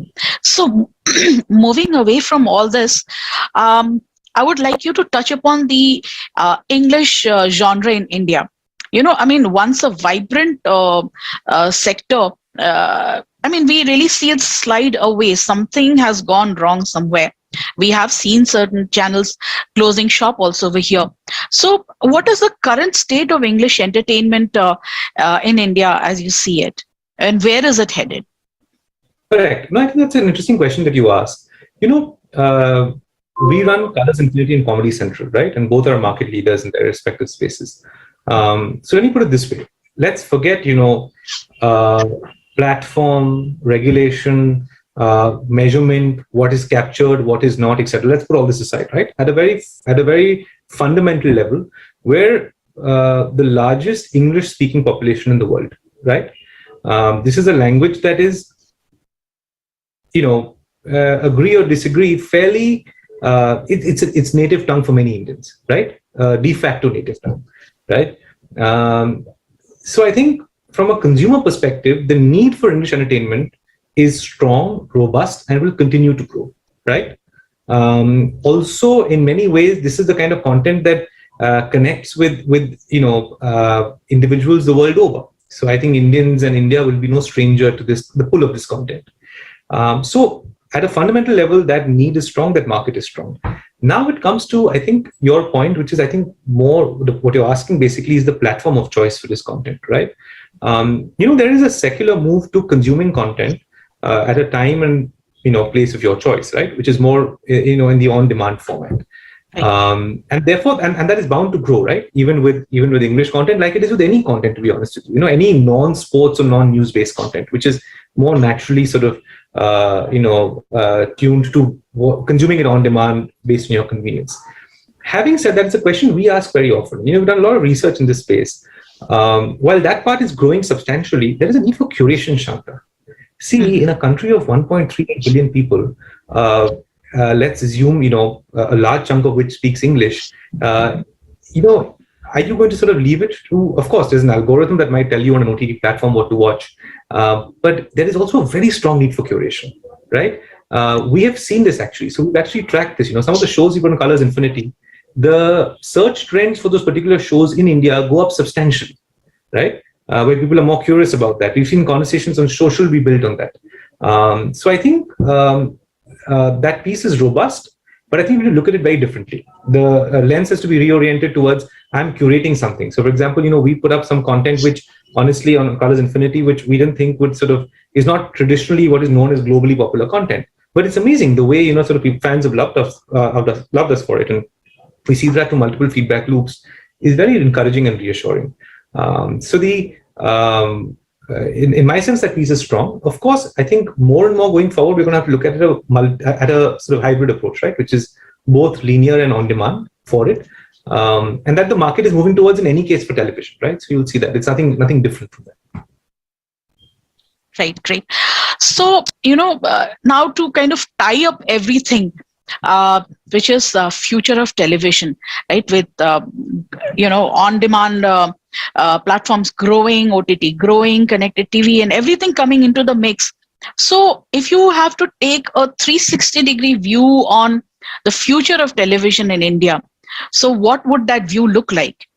Where is it headed? What kind of shape do you see it taking? Everyone is talking about, a hybrid model coming up and TV and OTT coexisting and all. But when you look specifically at television, how do you see it headed and where do you see it headed? Shanda, I hail from Bombay. I must tell you the story. When I was growing up, right? My father was approached to purchase property in a part of Bombay that was being reclaimed. And when we say reclaimed, it was basically the sea. And they were sort of, dumping concrete and building buildings. And, we were growing up and we'd wondered about it. And the joke that was doing the rounds was, oh, this is all reclaimed land. We don't know how long it will exist for, right? Cut to about 5 or 10 years later, that place blossomed. 30 years later, and the place is still there and obviously costs a bomb to sort of afford. The point I'm trying to make is that's the thing about real estate, right? There's something about prime real estate that doesn't fade with time. In fact, it only grows. As awkward as this may sound, the parallel that I'm trying to draw is with television, as you mentioned. See, what you define as television. For me, television is the prime real estate in your home, right? When I say prime, I mean that nucleus around which everyone gets together that offers a large, comfortable experience. If you view television as this, right, it's only going to grow substantially. Now, what you are referring to, or what we conventionally refer to as, the death of television and so on and so forth, which sounds very good from a headline perspective, is actually the change of pipes, right? And that's another disruption that's taking place. Now, a TV may be powered by a free provider. It might be powered by a DTH provider. It might be provided by, an MSO or a cable operator. It might be provided by a telecom or a broadband company, right? And more so, you're seeing it move towards, the last that I mentioned, right? I think that's the future, like you mentioned about connected TVs. But television isn't going anywhere. It's going to be there. And television, as we know, is also going to change with time, right? You have to see it this way. Today, a TV connection in the form of DTH or, cable and satellite versus, let's say, a connected TV, which is through broadband, the differences are stark. On the connected TV, I can do so much more. With that same broadband connection, I can shop, I can learn, I can be immersed in something far more immersive and so on and so forth. I can also consume content. So television is going nowhere. It's very important for content creators to be able to own and create quality IP, right? How that IP is presented to its consumers or the technology that powers it might be, is obviously the world over changing. And that bodes well for the entire industry. I think that's the way I look at it. That's a very positive note and, view that you hold for television. And I'm sure this conversation will be taken further ahead in the panel discussion that we have lined up. So television is not going anywhere. It's a prime real estate that is parked in almost every Indian household, majority of Indian household. And what is actually needed to populate this prime real estate is quality IP. The content creators, please take note. And that is what, is a very major and very important takeaway that we have here. And Anshul, thank you so much for sharing all these insights. And I'm sure this conversation will be expanded in the days ahead in the industry as well and through various forums. Thank you so much for your time and your insights, Anshul. My pleasure. I really appreciate your time as well. Thank you. Now that was a quick and useful session, people. Thank you so much. Friends, in UK, Sky has effectively turned set-top boxes into local ad servers. This will require a greater pull on personal data. One of the biggest drivers of deeper TV personalization will be advertisers. Now, how can artificial intelligence and machine language be tapped to offer a new type of enhanced entertainment experience? How can broadcasters offer deep personalization without alternating customers or disrespecting privacy? So industry is trying to find solutions to these challenges, and we are trying to get the answers. Let's have a thorough discussion, and I take this opportunity to introduce you with our panel of speakers, starting with Mr. Naveen Chandra, who is the founder and CEO 91 Film Studios. We have Mr. Rabindra Narayan, MD and President PTC Network. We have Mr. Ram Saib Panchapakesan, Senior Vice President and National Head Media Buying Zenith. We have Mr. Vineet Karnik, Business Head Entertainment, Sports and Live Events Group M. And last but not the least, I would like to welcome our session chair, Ms. Shanta Saikia, who is the Editor-in-Chief of AdGalley. Over to you, Shanta ma'am. Great. So, Mr. Naveen Chandra, Mr. Rabindra Narayan, Mr. Ramsai Panchapakesan, we had an interaction earlier also in one of the forums earlier. Mr. Vineet Karnik, a very warm welcome to this session on Future of TV. Thank you. Future of TV, creating more immersive experiences. So as we were discussing earlier, how personalization, offering a more immersive experience is going to lend, give a fresh lease of life to television, which is otherwise turning out to be quite a boring medium as of now. The GEC space is losing out audiences. We have seen overall TV viewership also falling, and there is a greater and faster shift now towards OTT sector. So amid all this, how TV can maintain its relevance, how the entire scenario can be changed or turned around for television. So my first question today here is, with the arrival of on-demand video, how the consumer behavior has changed drastically. The content consumption patterns they have also changed, and TV definitely will need to evolve as a personalized experience. And this personalization is set to go wider and deeper. So with the evolution of TV, this is going to intensify in the coming years. So Mr. Karnik, I would like to start with you, since Group M does a lot of research in different media platforms, media spends perspectives, ad spends perspectives. So how do you see the overall evolution of television in the next 2-3 years? Yeah, okay. So, look, TV is definitely, while everybody is discounting TV and saying TV is gone and you are losing audiences. See, I think what has happened is there is a shift in the way audiences are consuming content, right? So the narrative needs to be told in the right way. I mean, so therefore I'm just trying to set up the whole thing in terms of the narrative. I don't think TV is going anywhere, okay? Traditionally, the way we were used to consume television was like an appointment kind of a viewing where you need to catch up with a program at one particular time, right? Now that will still be relevant for some kind of content. But what will happen is the experience is going to become very personalized, as you said, immersive. So one size fits all will change into a two-way delivery kind of a mechanism, because what used to happen, we used to have a remote in hand, whatever was shown to us, we were seeing it. At best, we had a remote control where we could change channels, but it was still a one-way communication, right? Now that will change to a more immersive, maybe two-way or a three-way kind of a communication, and that's where connected TV comes into play.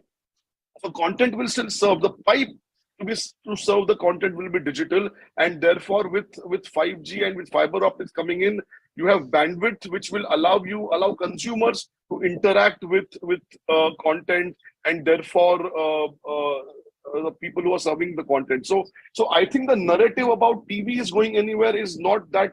I mean, I'm not a great believer of that, because yeah, while India is a mobile first market and most people consume digitized content on mobile, I think somewhere the shift will happen where connected TVs will play a huge role in terms of serving content, serving ads, which are more personalized, more geographically aligned, more relevant, I would say. Yeah.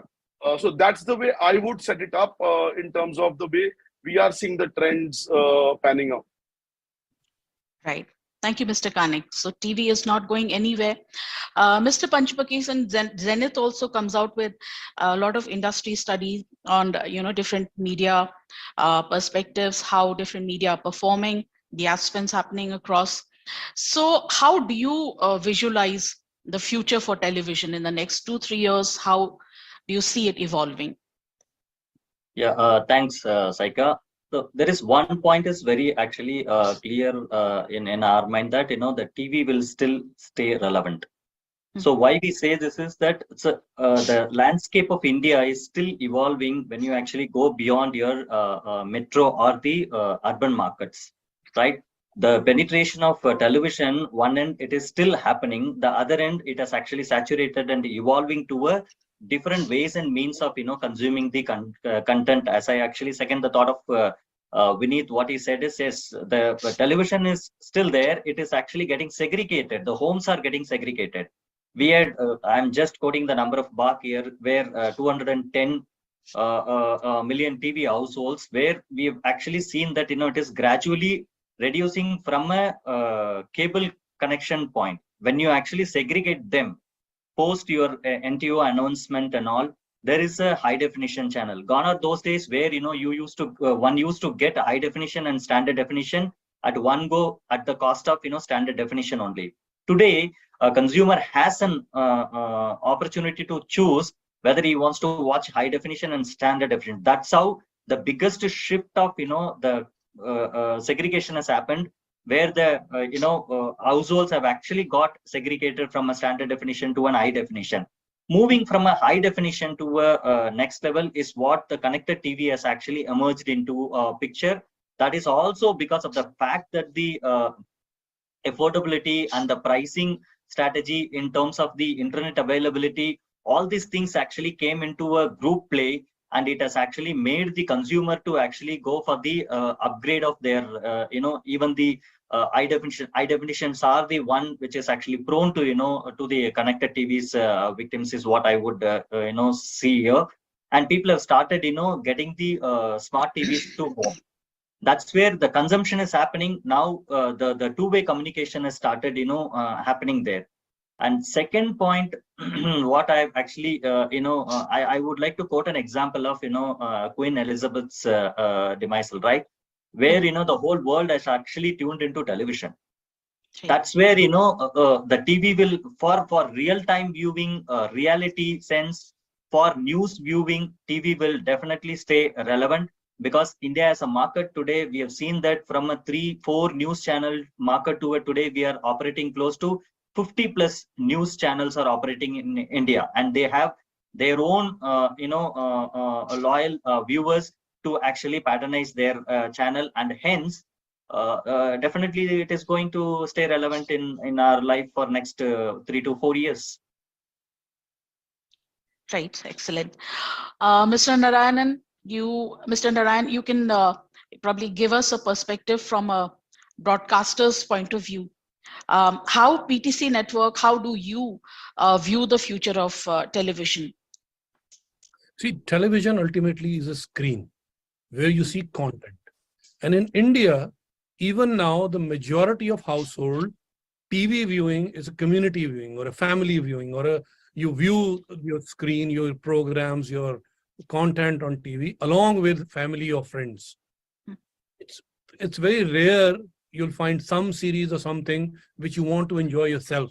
So that is what you will take to the other room TV or your laptop or your mobile. Content was always the king. Content will remain king. Medium of delivery, the modes of delivery keep on changing. But there is no cause of alarm. TV is not going anywhere. Earlier, it was getting signal from antenna, which was the rooftop. Then it started getting through cable. Then came DTH. Now are connected TVs. They'll be evolving. There'll be Chromecast, be Apples, there'll be mobile cast, whatever cast. TV will remain a screen. It's smaller or bigger, it'll remain. And always, if you're producing good content, it will all be seen which medium the viewer is using to consume you.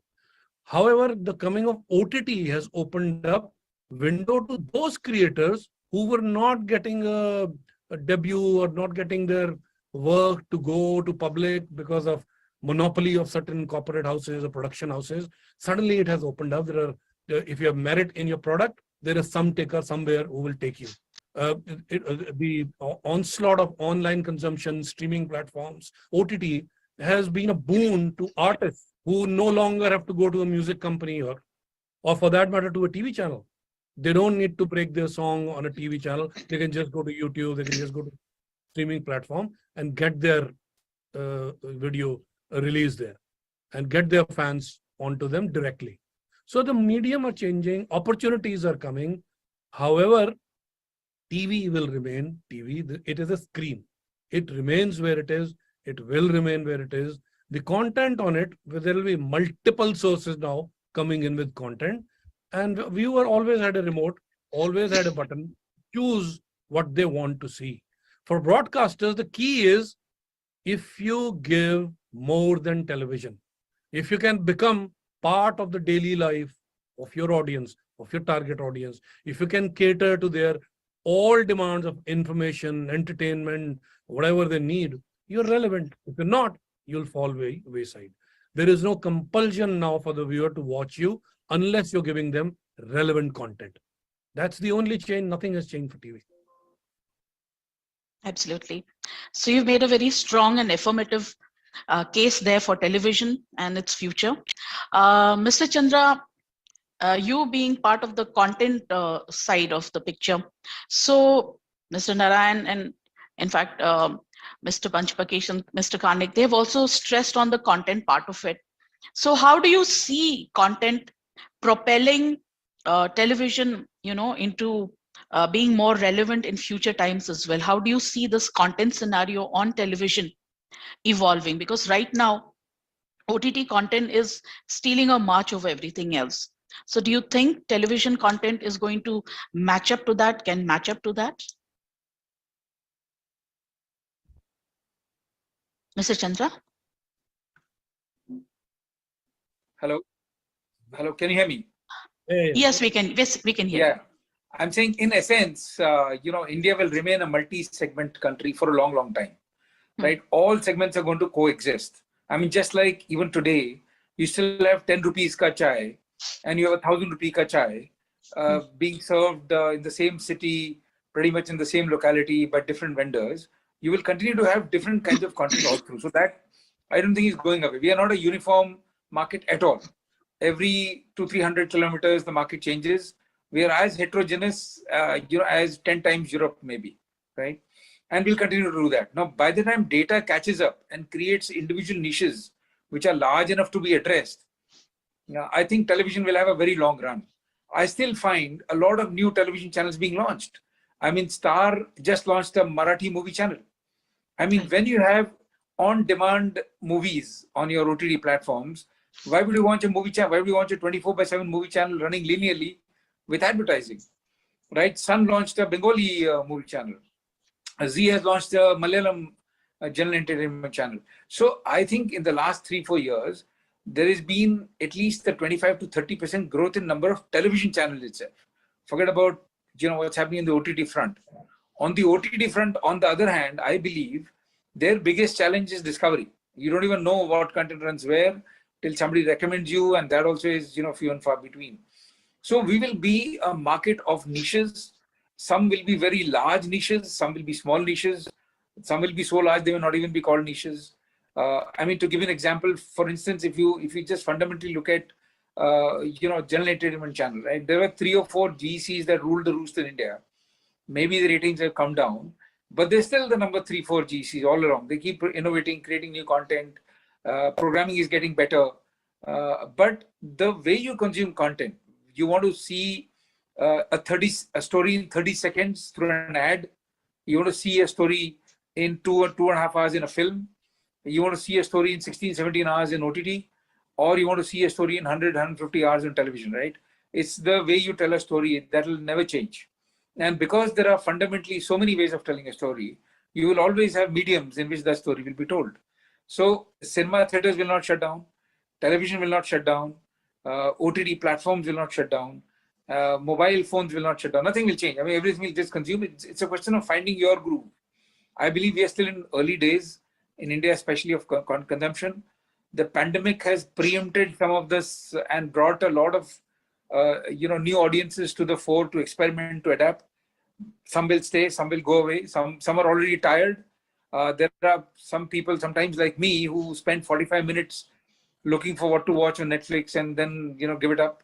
So there is all kinds of forces at play right now.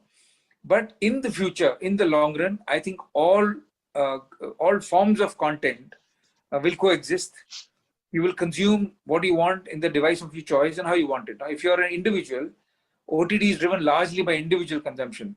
My tastes in the family are very unique from the other 3-4 members in the family. Each one of them has very individual and unique tastes.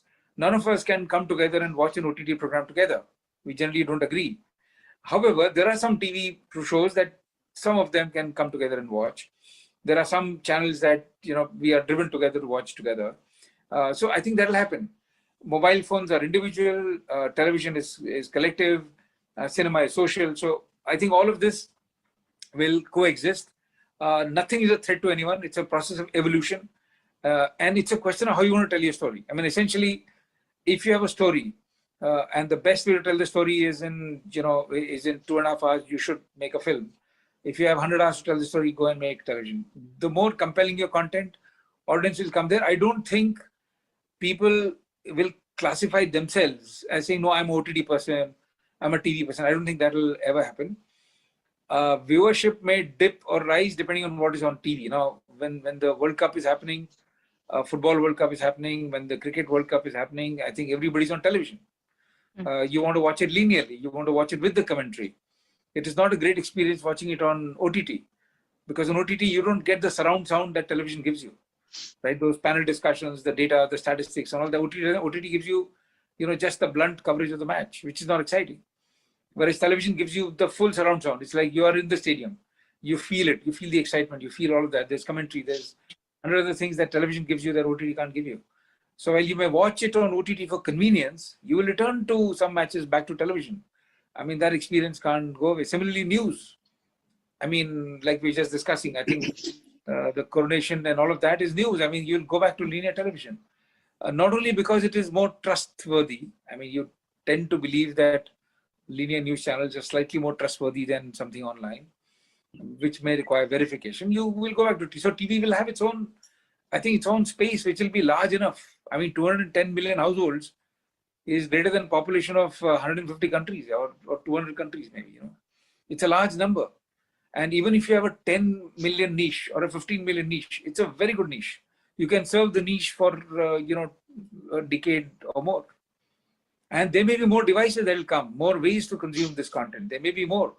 People are working on so many different modes. But I think whether artificial intelligence or whichever medium you use or however you want to customize content, there will always be a play. There will always be a good niche large enough for you to serve. I mean, that's what I believe in. Right. In fact, I have. Yeah, I'm sorry. I'll just add here. The key to success here will be to somehow achieve a combination of delivery mediums so that your content goes to every possible audience. I'll give an example. We now launch a web series on TV, then put it on our OTT so that it resides there for somebody who wants to do a binge watch or somebody who wants to watch it on their own convenience.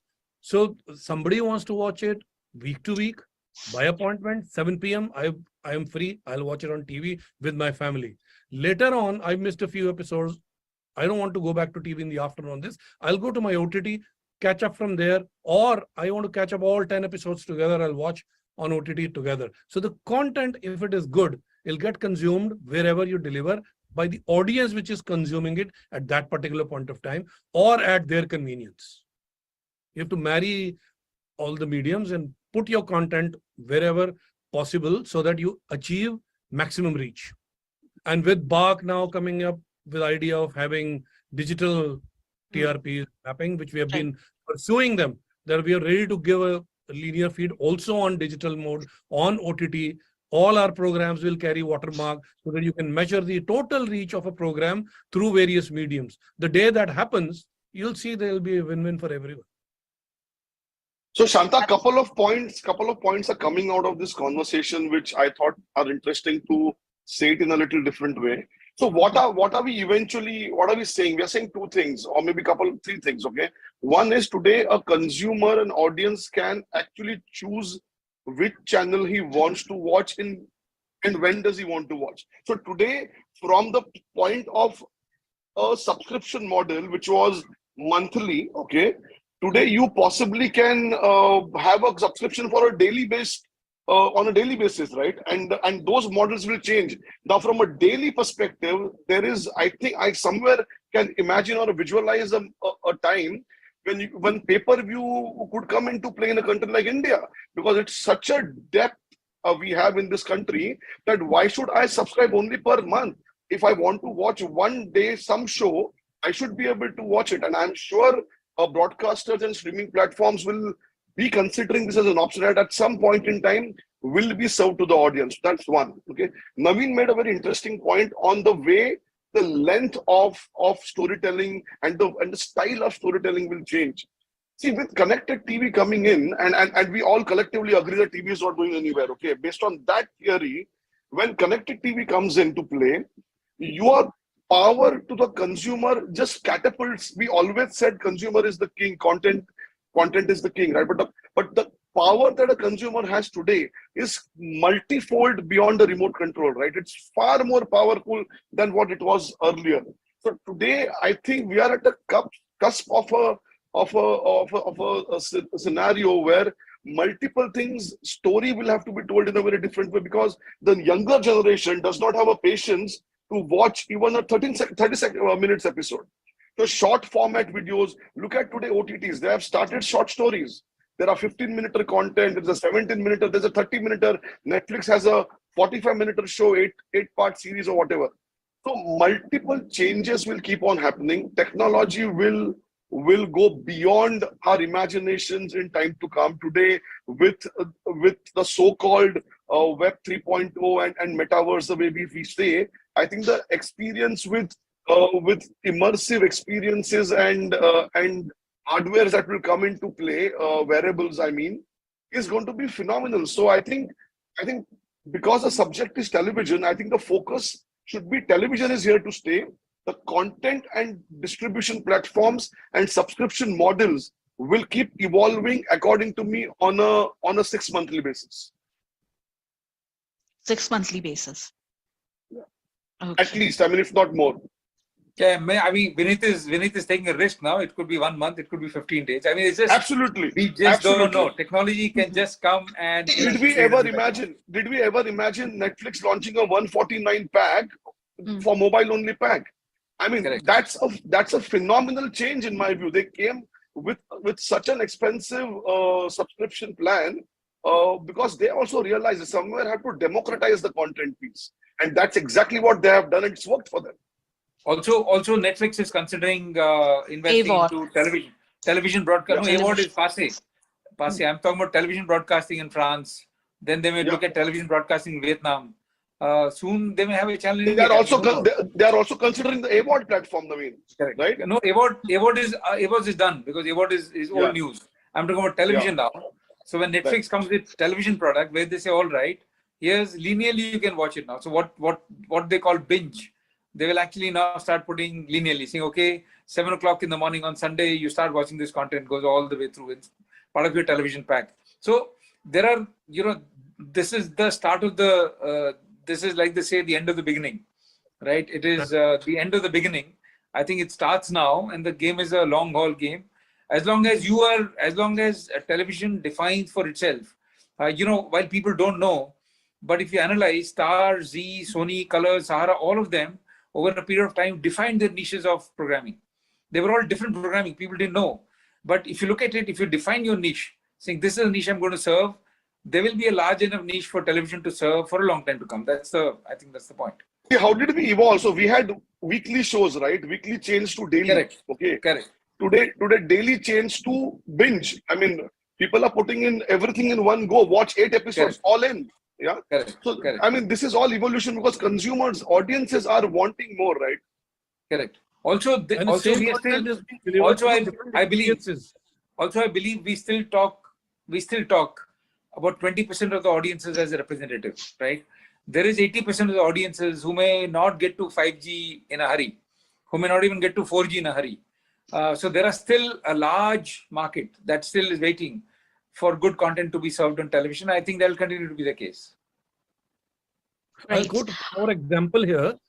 In the 90s, we started broadcast from Golden Temple, Gurbani. It used to be recorded. You would see today's Gurbani 7 days later. Then came live. You could see it live on your TV. And now for the last 4 years, we are broadcasting it in 360-degree virtual reality. You wear a headgear and you can actually feel that you are in the Golden Temple watching the Gurbani. So the content remains the same. The mode of delivery, the technology makes it more immersive, more captivating, and for the audience to consume it the way they want to. You want to watch it on TV, it's there. You want to watch it on your YouTube, it's there. You want to watch it on your Facebook, it's there. And if you want to feel how the atmosphere is, how it is happening real time in that place, just put your headgears on and your body and mind will tell you that you're sitting there and listening to it live. See, very important point. See, we talked about remote, right? Look at it. This is one piece of content you can consume in multiple ways. Yeah, Shanta, so I have to sort of jump off here. I had a hard stop. I hope it's okay. It's fine. I think it was good, interesting to sort of look at television. Absolutely. But yeah, my last comment is it's not going anywhere. Television not going anywhere. It's here to stay for a very long time. Yeah. Right. That's a very positive note to end on, Mr. Chandra. So we'll catch up with you on further communications elsewhere. Right. Thank you. Right. Bye, everyone. Bye, Naveen. Bye. Bye, Mr. Chandra. Thank you, Vinita. Bye. Thank you, Mr. Chandra. Mr. Panchapakesan, you have been listening to this very interesting discussion over here. Yeah. So, and we learned a lot about how to create these immersive experiences, like Mr. Narayan mentioned about the headphones, that give you kind of as if you're present in the Gurudwara and listening to that. But apart from the technology, how can we create a more deeper TV personalization? Now I'm talking from the point of view for advertisers here. So how this can be created? Yeah. Right. So the personalization has started when the television has actually started beaming right from Doordarshan days, I would say. Personalization means what? The content that we deliver to the audiences, the audiences, what they want, right? In terms of their genre, in terms of their, preferential choices of, fiction, soap, realities. That is what the personalization. Now, from that personalization has actually started evolving gradually. The consumption or the point of consumption doesn't actually really mean personalization. The personalization is how well an audience can actually, immerse himself or herself into a content and then enjoy that content. And that's where then there is a niche has been carved for that particular content, and then that grows further. That is what the personalization, in my way of opinion. Here, if we would have noticed that, globally, the fast services are really, picking up like anything, which is actually free ad-supported television mode, which was not there in India till now. Now, the latest developments, which I'm sure that the official announcement are yet to happen, like the sports is going to be available at a free pace there. Earlier, when we had, assuming that, some 350 million people watched sports, means only around 40 million people were the paid subscribers, right? Rest, all of them have actually came for just 5 minutes or 10 minutes. At best, 5 minutes is what the data says, right? Today, those rest of that people are going to be there on the free ad-supported streaming mode forever, which means the sports content is going to be made available to them throughout at a free of cost. That is also is actually going to, build a content in these sports audiences in these sports marketing or sports viewing platform. That's one. And the second point is when we talk about the personalization, it is also to do with the distribution, right? If we would have noticed the recent developments, the linear television and the DTH operators, they've started actually bundling their linear as well as the OTT content together as a internet play.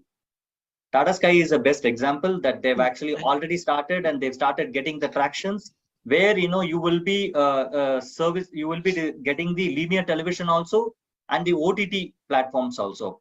And this is the way to go to actually, that's where we all strongly felt that the linear TV here to stay, and that's why it will not actually vanish in the near future. This, in your opening note, you have also said that the television is losing the viewership. See, there are 2 points here. One is losing the viewership, other one is losing the time spent. So when we have the higher time spent on the television, the viewership continue to grow there.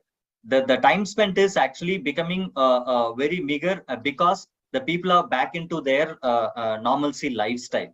Where the content consumption, earlier it used to happen throughout the day, now it is happening at a very particular pace of time, maybe morning or evening, right? And the rest of the time they are actually doing the catch-up TV or the OTT or the online streaming.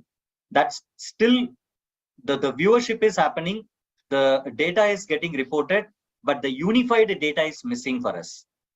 Where once we find the unified currency of or unified mechanism of reporting the data, we will see that these numbers have actually grown exponentially. So hence the viewership is not falling, is what my opinion. The fourth point is all the television players today, as Vineet has actually mentioned that where the content has started from a day to a 2 day to a 3 day. Now today Star Network, what the Star Plus channel has done, they made their content available, the fiction shows, for all 7 days, which was a very recent movement that they've done. Which means what? Which means there is a demand in the market. There is a way to monetize also in the market. That is where they're actually filling that gap of not the drop in viewership in terms of the time spent. Once we spend time, then you are gaining the viewership, and then you are being able to view the burn more monies on the impressions that you serve on the television as well as the streaming online videos. Right. Right. And just add to it, the technology is coming where you can have ad markers. So my linear feed will have different ad breaks. My OTT feed will have different ad breaks. My Facebook feed will have different ad breaks, and YouTube will have different ad breaks. And in future, all these ad breaks will be highly localized. So a man sitting in Jalandhar will be watching ads belonging to his city running on a particular channel. So much localization will happen in the very near future. And with the government opening up and the now modifying policies, the day they ask channels to stop broadcasting on satellite and use fiber or use streaming devices to deliver their signals, a sea change will happen in terms of ad delivery, content delivery, beams delivery. A lot of things will change. Right. I'd come across something very interesting. Like in UK, you have these major pay TV and cable operators such as Sky, Virgin, TalkTalk, BT Sport. And, they have found ways to personalize their content management screens. And in order to achieve a higher level of personalization, pay TV provider like Sky has effectively turned set-top boxes into local ad servers. So do you see such technologies, making their way into India anytime soon? And what would be the challenges and opportunities here? See, the technology exists. Technology still exists in India. The set-top boxes capable of delivering personalized content exist. The trouble is the content delivery mechanism. The broadcasters, the people who are making the content still are glued only to linear delivery of content, to single broadcast beam. Owing to the government regulations, you have to have a license, you have to have uplinking, downlinking, so single beam goes. The day the government modifies it, and you can have different beams, as many beams as you want, it will all change. In UK, it is being done very successfully. In Manchester, the Sky has capability to deliver ads only for Manchester. And those ads are delivered not on linear TV, they're delivered on VOD content.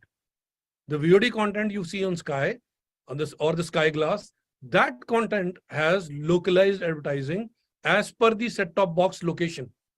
So the ad servers identifies this is the location and serves those ads which are booked for that location only. So with the recent, amendments in the uplinking and downlinking guidelines of the government, even with that, such kind of delivery mechanism is not possible. Multiple signal delivery of a channel is still not allowed. You still have single mode of delivery, still have satellite. In fact, the government should ban use of satellite. It's a precious bandwidth. The army needs it, the weather guys need it, the communication guys need it. All that bandwidth should be freed up. The channels should be allowed to use fiber, broadband. Content delivery has changed. I can just send an RTMP link to every cable operator and it'll be able to stream my channel. So the government has to fast track its policy to enable broadcasters to give multiple feeds to multiple operators in a localized sort of manner. Right. So I think we are running short of time. Mr. Kanik, any closing words that you have? No, I mean, absolutely valid and interesting points made. So very clearly from a topicality perspective, I mean, very clearly everybody on the panel unanimously and with conviction agrees that TV is here to stay. The models will change. The delivery mechanisms will change. Technology is here to disrupt all our thinkings. And as everyone said that today, you can imagine what you want and you can do it. I mean, I will just extend one thing. I mean, the technology is going to be so savvy that two people watching the same program in the same household on two different screens will be served different ads. So while we are saying hyper local, I mean, this is personalized to another level. Imagine same house, okay, two different screens watching same piece of content, but two different advertising service, depending upon what I consume. So that I think exciting times, absolutely very, very interesting. And Ramsai made a very valid point, and Ramsai absolutely, I mean, the way Tata Sky has evolved over the years and the way they have come up with a combination of linear plus digital and the packages they have created with Prime Video and Netflix into it, I think it's fantastic. And that's to me the future. So I mean, all these, I mean, why are we talking about TV? Tata Sky is here to stay, Airtel is here to stay, DTH is here to stay. So yeah, I just want to add only one point here. Everything comes on the back of funding, right, Shanta? You know, personalization is what? The more you personalize, the most the cost you incur. Absolutely. So look at today's the population size of UK. The population size of UK is just 67.2 million. Wherein, if you look at their ad sales revenue, it is close to 49.3 billion USD currency.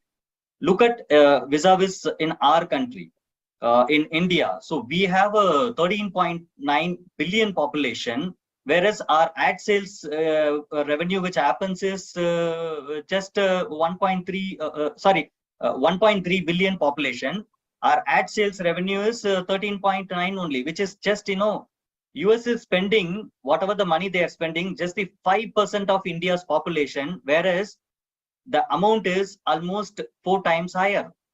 And if you look at their GDP also, US and India is almost similar in terms of GDP. They are 3.3 trillion GDP country, and we are 3.4 trillion GDP. That's what in USD currencies.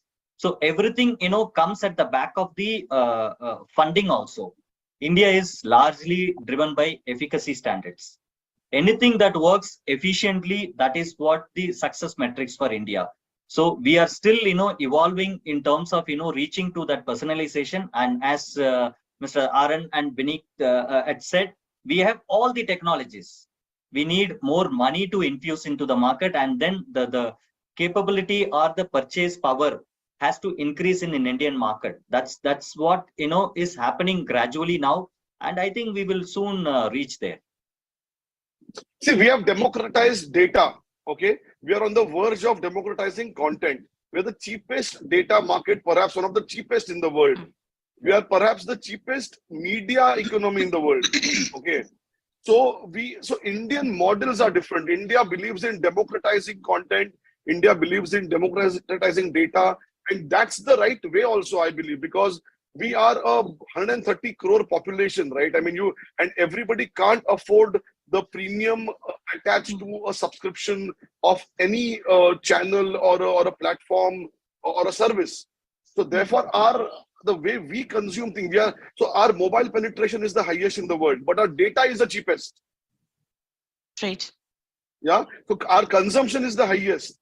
So what typically happens, the revenues that we would write on data per capita would be low. But if you look at collectively, it will be a very, very high number because more and more people are consuming it.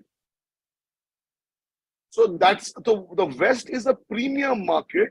We are a democratized market. That's the way I would put it.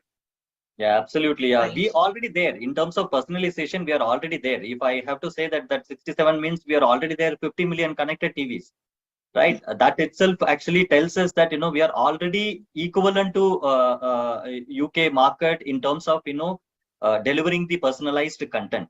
But now from here, whatever is going to grow is what our growth in terms of moving ahead in terms of servicing the personalized content to the consumers. Right. So, Mr. Narayan, I guess let's end this discussion with the broadcaster's perspective here. My perspective remains, keep creating original, captivating, immersive, and good quality content. Medium of delivery, the mode of delivery, the way you get it consumed will keep on changing. You have to be quick enough to ride on every wave that comes your way. OTT, Facebook, Twitter, Instagram, Snapchat, YouTube, whatever comes your way, you should be quick enough to ride on that, to reach newer audiences, newer pastures, and keep expanding your horizon. Always create good content, it will find market. We have 19 beams of PTC going to different parts of the world. And wherever we go, we create localized content. In our Canada beam, the 30% of that beam content is produced in Canada. We're the only Indian channel which has a studio in Canada, which has a studio in USA. We're the only Indian channel which is empaneled in White House. And every day we deliver news which is relevant to my audience in USA, coming from the Parliament of USA. Not every news, but what is relevant to them. So my reporter is in White House every day. Why is there every day? Because that audience of that country needs to know what is happening in that country for him, in his language, in his understanding. Unlike the other broadcasters here who just make out one program, one bulletin, and they put it out to the world. I mean, how is anybody bothered in Edmonton in Canada, what happened in Jaunpur? I mean, they want to know what happened in Alberta, what happened in Canadian Parliament, what is Sonia Sidhu doing, what is Justin Trudeau saying. If I am unable to deliver that news to them in their language, and I'm unable to explain it to them, what is happening in their lives, their community around them, I'll be irrelevant. So content which is relevant to the audiences, wherever you reach, is the key to your success, is key to the future. You have to be relevant as a broadcaster, as a content creator, whatever you are creating has to be relevant. Gone are the days where you can, a programming executive can think of an idea, somebody can say, let's produce this, you produced it, put it on TV, people have to watch it because they can't go anywhere. It will not work now. People can choose, they can decide what they want to see, and if something is not relevant to them, they'll not watch it. Biggest of the web series, biggest of the news bulletins, news channels, music channels, movie channels will fail. If you're relevant, you will be there. You will keep on getting audience and you will keep on captivating audiences through whatever medium. I mean, we are in an era where Bollywood movies or Hollywood movies are premiering on OTT on a fee for a day. 24 hours the movie is available. You can watch it there. You want to go and watch it in cinema, that is available. You want to go and watch it on your laptop, it's available. Content should be available wherever the audience wants to see it, and it has to be relevant. Right. Thank you, Mr. Narayan. Thank you, Mr. Karnik. Thank you, Mr. Thanks, Shanta. Thank you. And for that very riveting discussion. And I'm already looking forward to, what the conversation would be like in 6 months' time. I mean, this picture is changing so frequently that I'm sure the conversations will be much, much wider next time, our paths cross. So thank you so much for your time and your insights. Thank you so much. Thank you. Thanks a lot. Thanks. Bye. Thanks. Bye. Thanks, Arun sir. Thanks, Vineet. Bye, Mr. Thank you. Narayan. Bye, Ram Sahib. Wonderful to see everyone sharing their bit in this discussion. And thank you so much for such a wonderful interaction. Thank you once again. Ladies and gentlemen, regional markets with their cultural diversity, their local appeal, and a greater affinity for appointment viewing offer great potential for the TV industry to grow.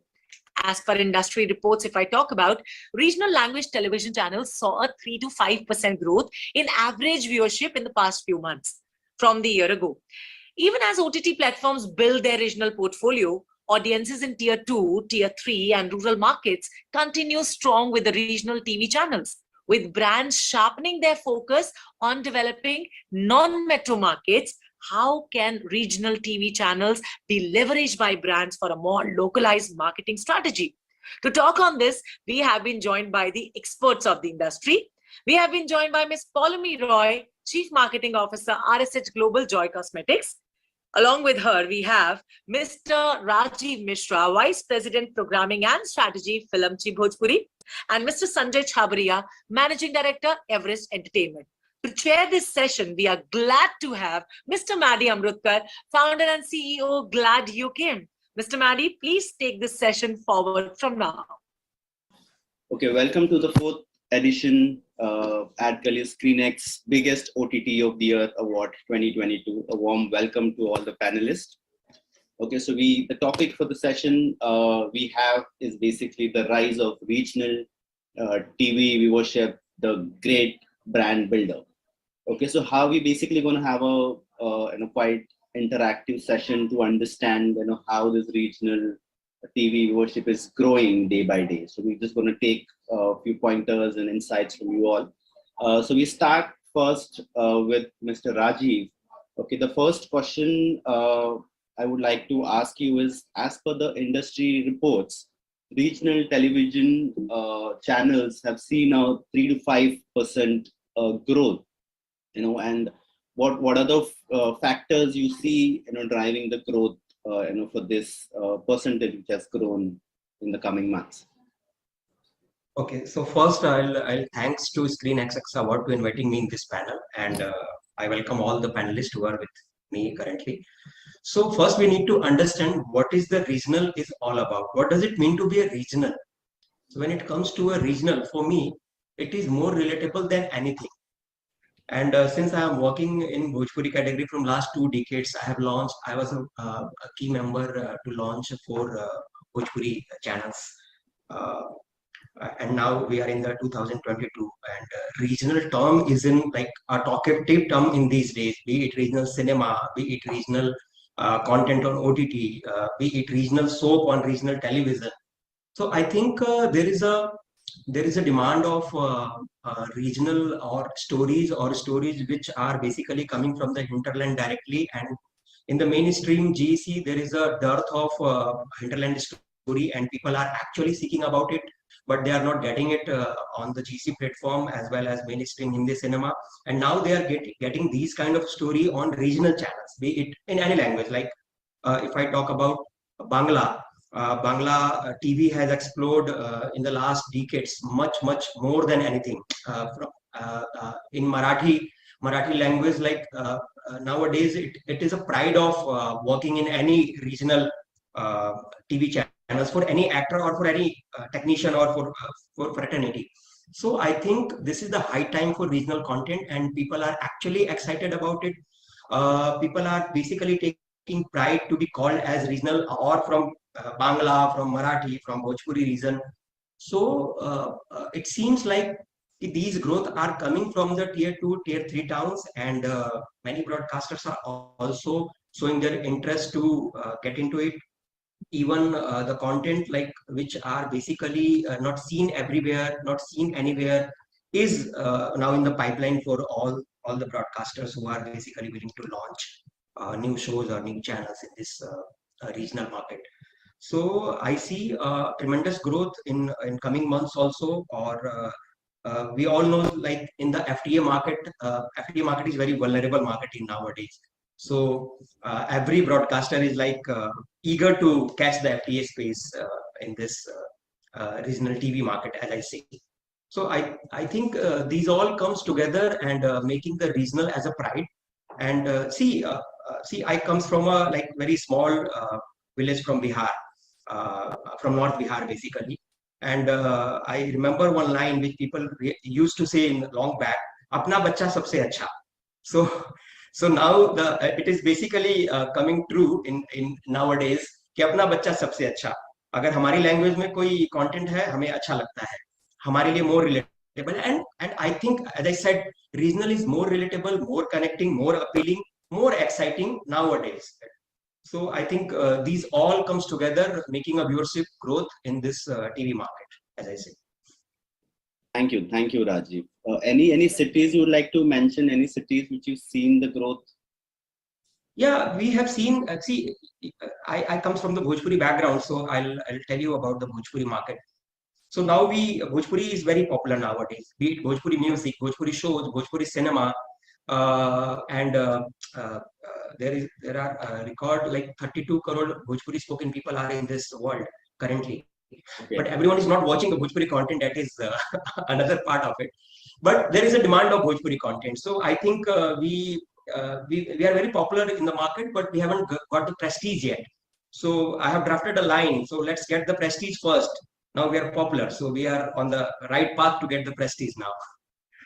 So I think the Hindi market, UP, Bihar, as I say, is a vulnerable market for us. Okay. Thank you, Rajiv, for your inputs. Okay, we move on to the second question. So you see, even as the OTT platforms build their regional portfolio, audiences in Tier 2, Tier 3 and rural markets continue strong with the regional TV channels. How you see have these channels been reaching builders for broadcasters and the brands? So I think, Paulimi, if you'd like to ask this, how you feel as a brand, this segment is growing. Sure. So, I would just like to add on to what just Rajiv mentioned. I think one of the things that we will be facing or we are facing is the whole idea of being inclusive as a nation.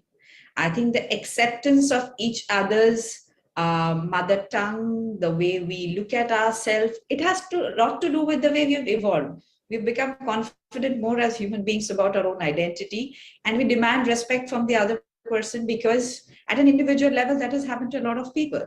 I have the talent, you got to see my talent. Where I come from doesn't really matters. That is one part of it. Secondly, globalization and localization has worked hand in hand for the last couple of decades. Okay, we want to be local and as well as be global. Of course, internet has helped us explore, mutual interest people from different part of the world. It does not need to be that, I have to be. Again, it has also helped people to become regional heroes, like I don't always need to pedestalize somebody who is far away from me. Somebody in my vicinity, in my community, in my area, in my region is doing a great job, and I'm very proud of it. Multiple factors have actually given rise to all of this, and we can see the reflection of all this, whether it comes to Indian cinema, whether it is coming to content in the regional space, whether it comes to television, whether it is coming to OTT. Now, coming to the factor of OTT versus the regional content. OTT, there are two ways in which most OTT platform work, right? The SVOD and the AVOD, okay? AVOD is mostly to watch what you have missed on television or you don't have the timing right, you can go back and watch it on your OTT. The other is the original content still comes at a particular cost, which is subscription based, which I think still takes a little time to actually hit the second and third tier cities for going for a subscription of XYZ, whereas in the television, you have a free to air, you have a television box, you have access to those content.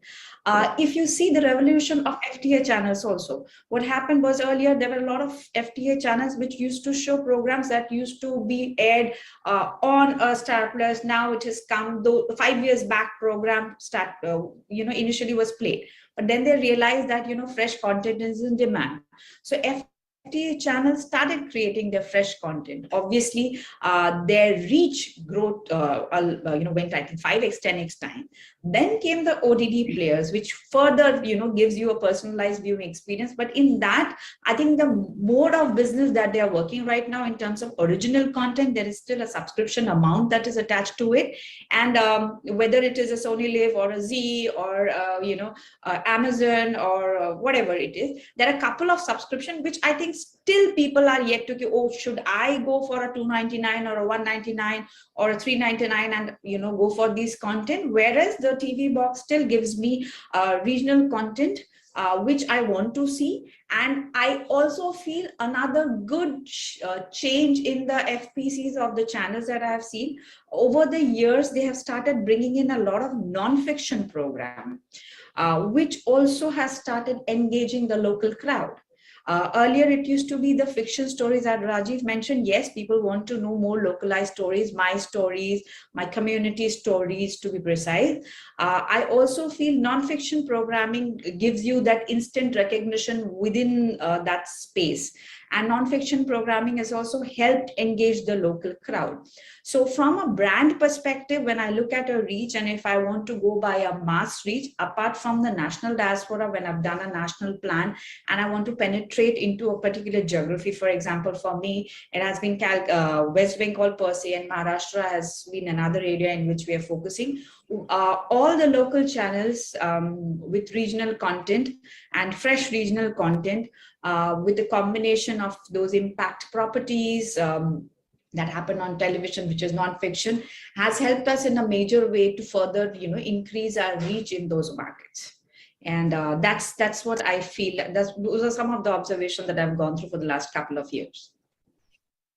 Very insightful, Pauline, I should say. I think the kind of answers you've given us for the audience to understand the overall thing gone behind. Okay, Raji, you would like to take Sanjay, any take on this? Yeah, I think I completely agree with both my panelists, what they're saying, and it's a good learning for me also, from a brand perspective, what I'm listening.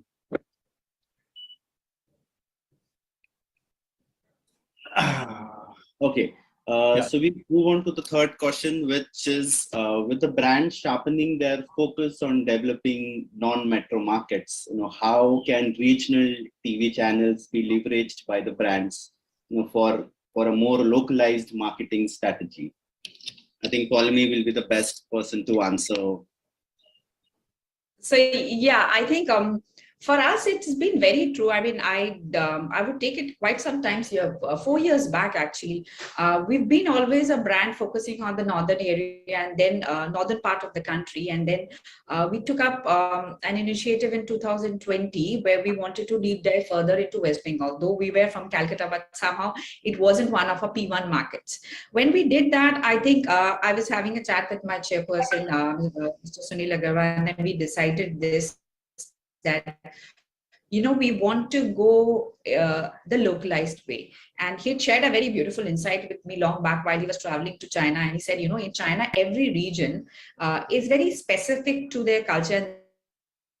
They keep changing their tone of advertising over there. So first thing that we did is we did not go for a dub TVC, which at that point of time, most of the major FMCG players used to do.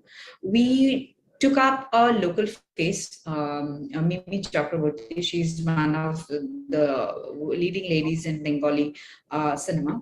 And we created a communication specific to Bengal. Okay.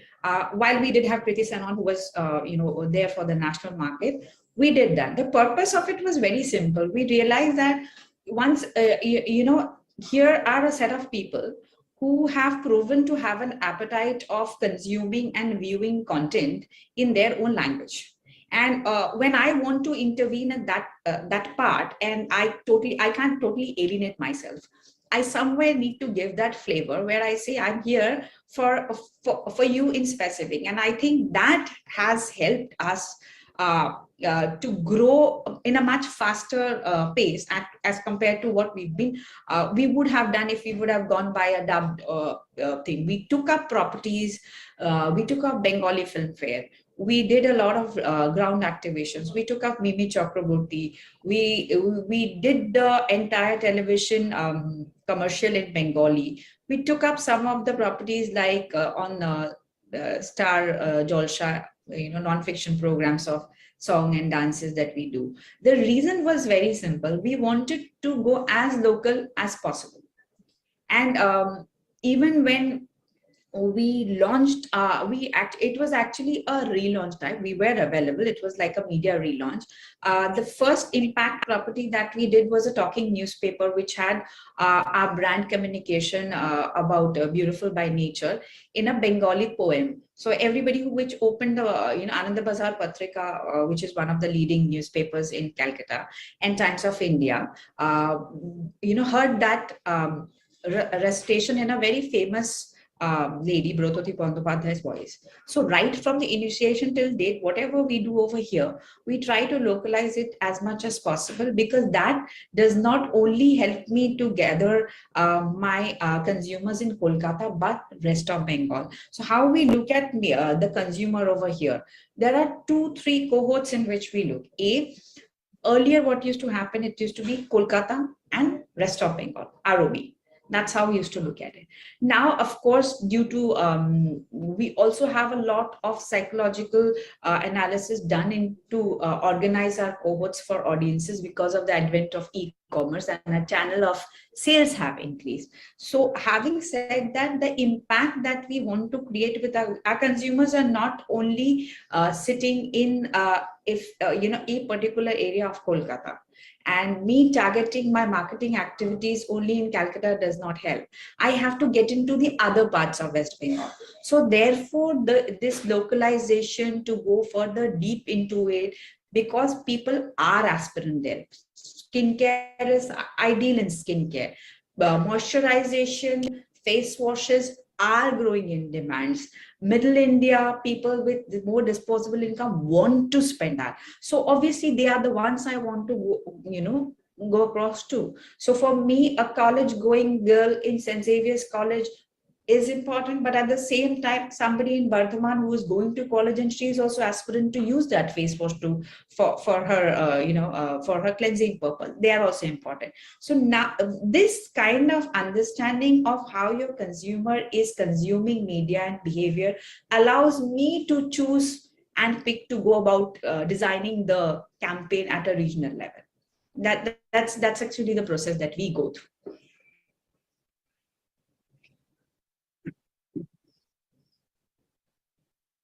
Yes, very well answered, Ptolemy, I should say, because I, being a marketing expert, I can truly relate to your conversations because I was worked with a lot of beauty brands. So I understand how tier 2, tier 3 cities are important. I see a lot of my brands saying that we get a lot of orders from this tier 2, tier 3 cities, and I could see that when we see the reports, we do understand how it is critical to target the segments and how you can eventually grow your brand, having a regional specific marketing strategies.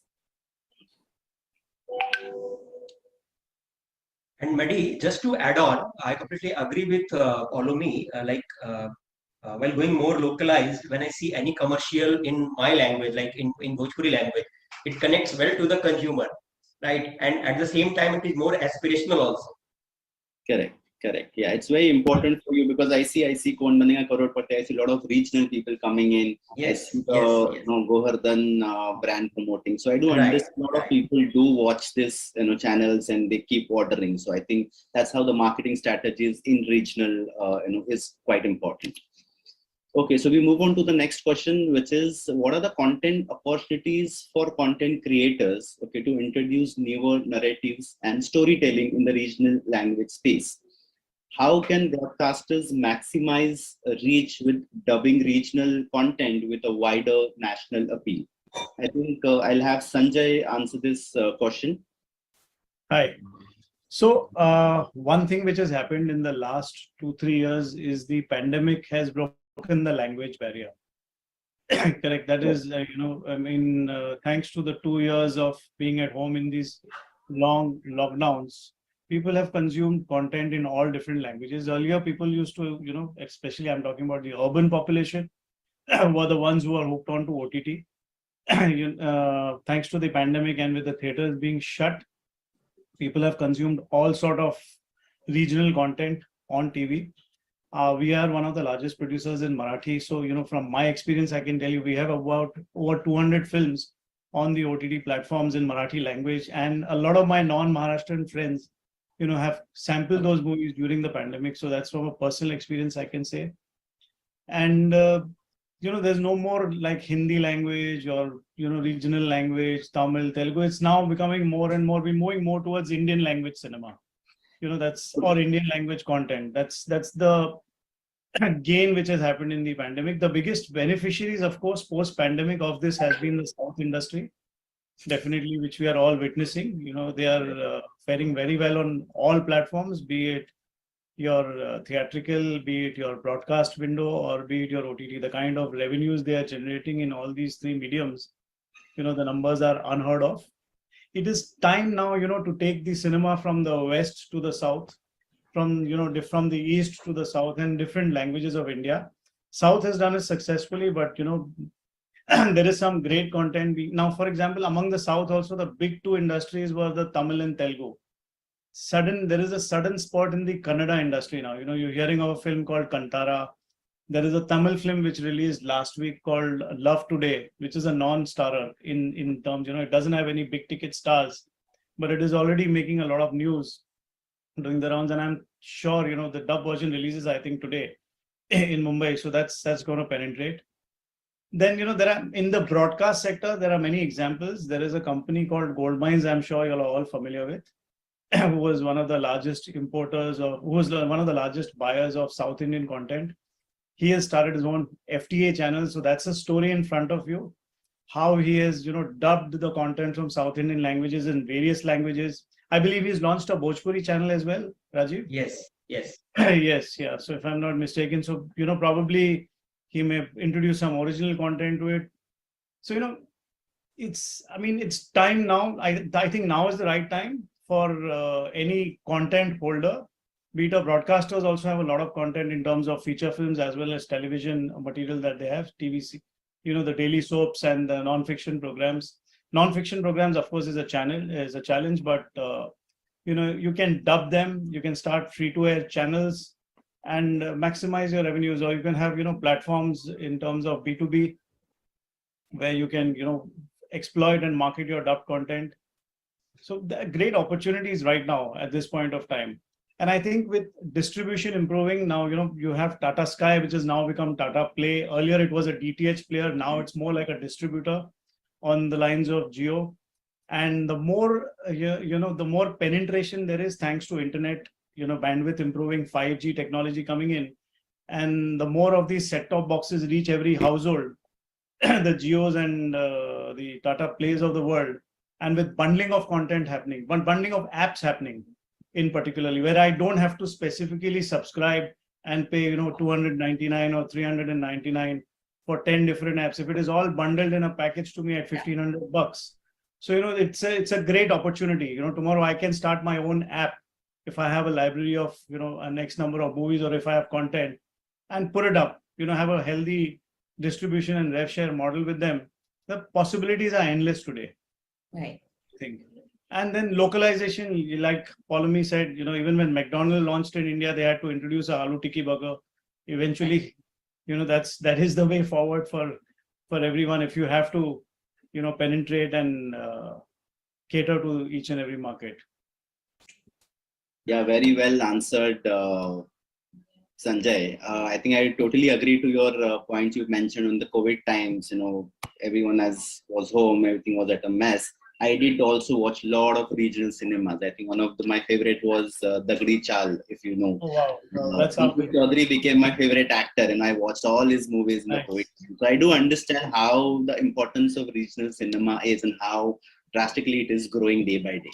So another thing I just like to add is now, I remember Rajiv was mentioning about how regional channels are doing well about Jalsha. So I remember Jalsha used to have highest, used to have some unheard of TRPs. Now, yesterday I was just going through the GRPs of Star Pravah in the Maharashtra urban and rural market. it was in excess of 500. Now these numbers are unheard of in today's day and age. Yeah.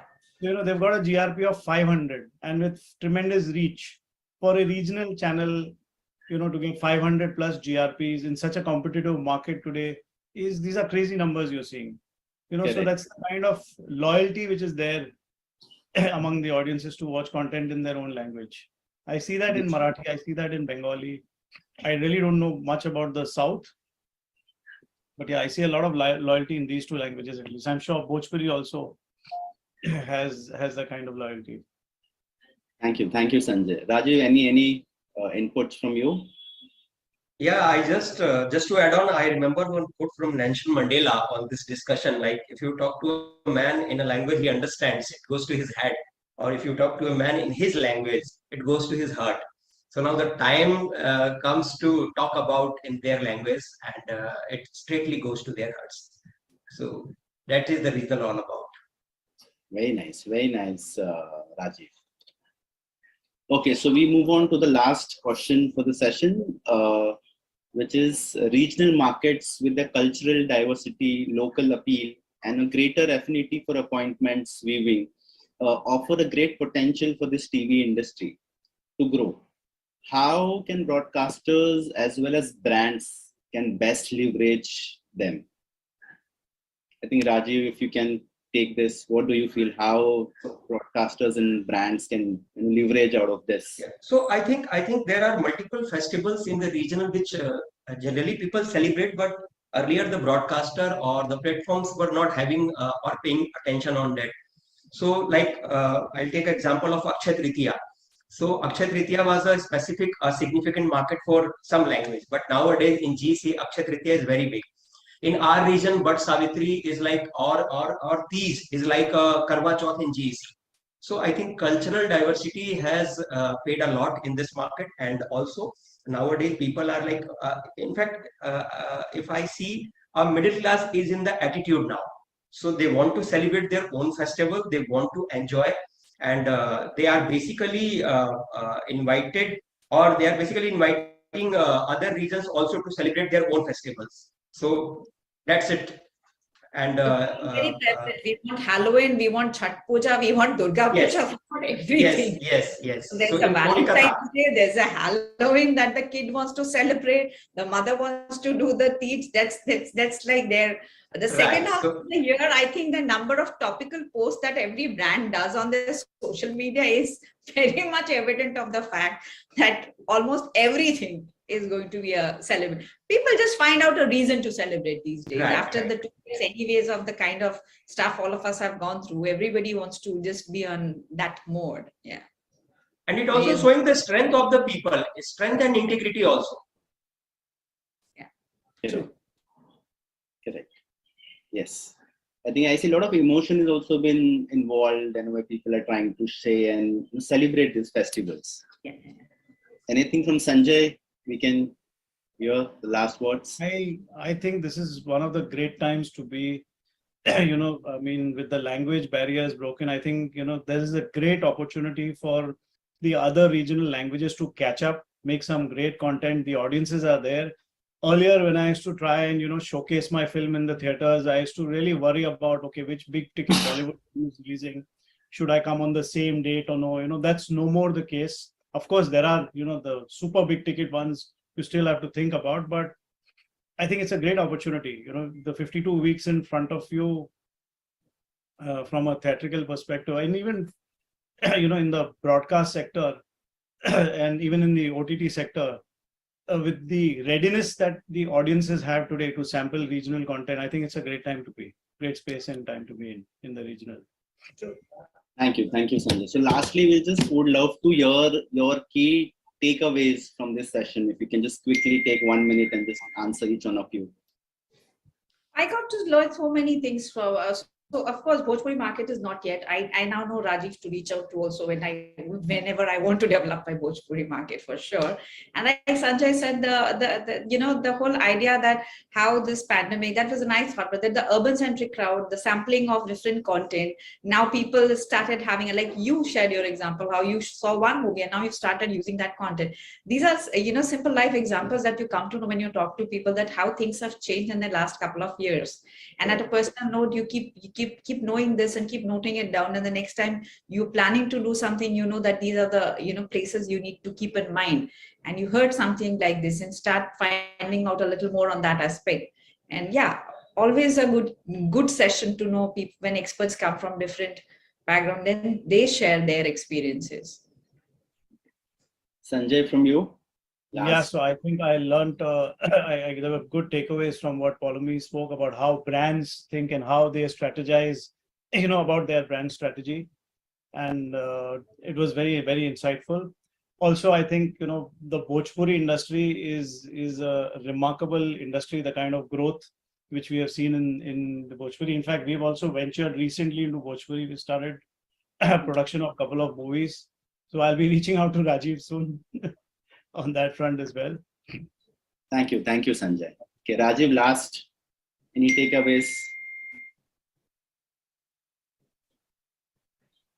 Yeah, Madi. I think, as Sanjay said rightly, Bhojpuri is like growing tremendously, and we also we will be hoping to see this growth in many ways.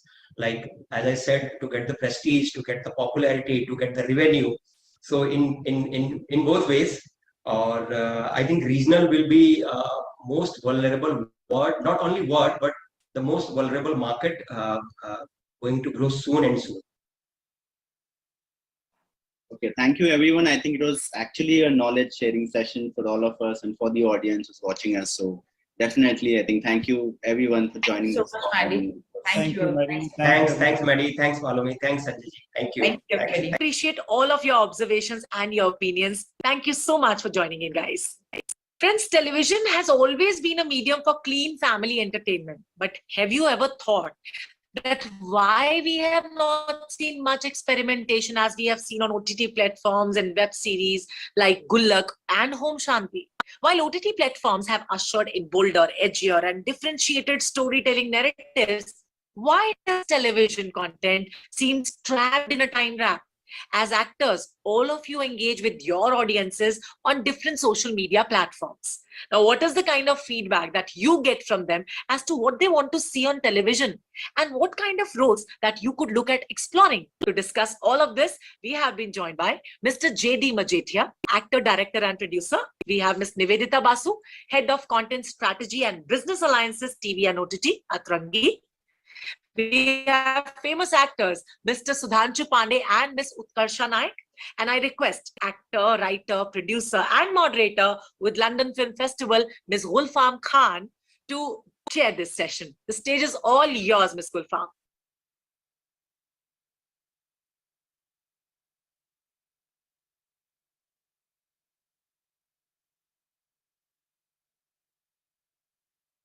All a year, JD, as we know, is an actor, director, producer, a man of the industry.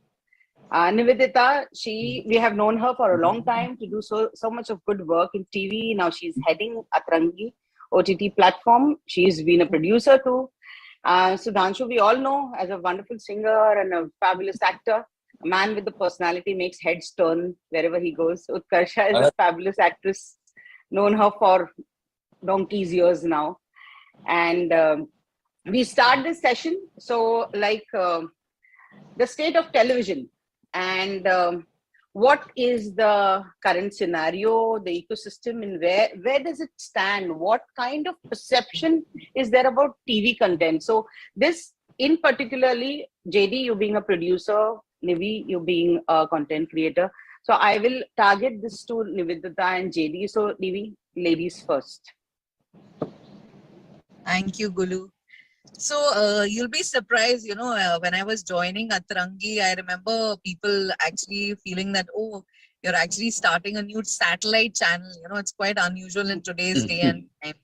But surprisingly, to everyone's to everyone's surprise, actually the television channels still exist and are doing well. I mean, we have Sudhanshu who's like right now ruling the rooster with his show. Wherever I go, I In don't think every anyone even sense. calls him Sudhanshu. It's like Vanraj. I'm like, who's that? Even in award function, he gets like hounded by people with that name. So I think, yes, I mean, television is here to stay. I mean, when I come home to my mother and see that she's still stuck to television, she still is not that tech savvy to go onto a smart TV to watch, the content she wants to watch. How much ever we connected once, the next time she has to go onto a TV, cable and watch what she watches on a dedicated time. So yes, television, I mean, even though it's grown and it's 22 years now for me in television, but fortunately or unfortunately, it hasn't changed much, which is a good thing also and bad thing also. The good thing is that the content makers on television can still create as much content and make it successful. The bad thing, I wouldn't say bad thing, but also the good bad thing is that OTT has come, and a lot of makers used to feel that they could not really put their own content out there, whatever they felt like making. I mean, I remember back in the days with Ekta also, we had made so many pilots which used to say, ye TV ke liye nahi hai, ye TV ke liye nahi hai. And now I can actually see that they are out there. Half of them she made it for Alt Balaji. So I think it's exciting time right now because you don't have to limit your mind to make what content you want. There are Instagram content makers, there are YouTube makers. So there is every sort of content there. You have a lot of choice. But yes, starting a television channel is tough because, the top players are there sitting on top. So we had to actually go on a DD free dish model, because I think in today's day and time, nobody wants to pay for television. I mean, of course, Star and Sony and Z are there who've been there for donkey's years. But for new content, I don't think people want to pay. That is why probably a channel like MX, platform like MX did extremely well, and has a 2 billion followers and a download on their subscribers. So, I mean, like I said, it's again a start for me coming from a production house into a channel, starting a new channel, starting a new OTT.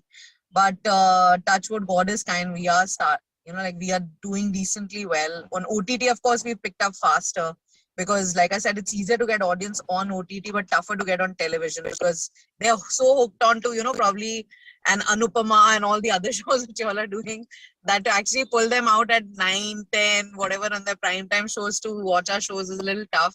But we're still trying. We're still doing our best.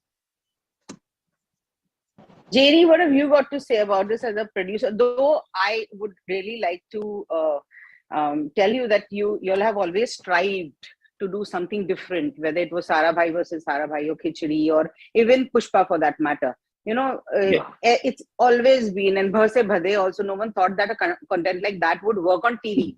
So, so hence I want to ask, but what have you got to say about this? What kind of perception is there still about TV concepts? And I would also like to add Wagle Ki Duniya, because Wagle Ki Duniya have seen two different eras.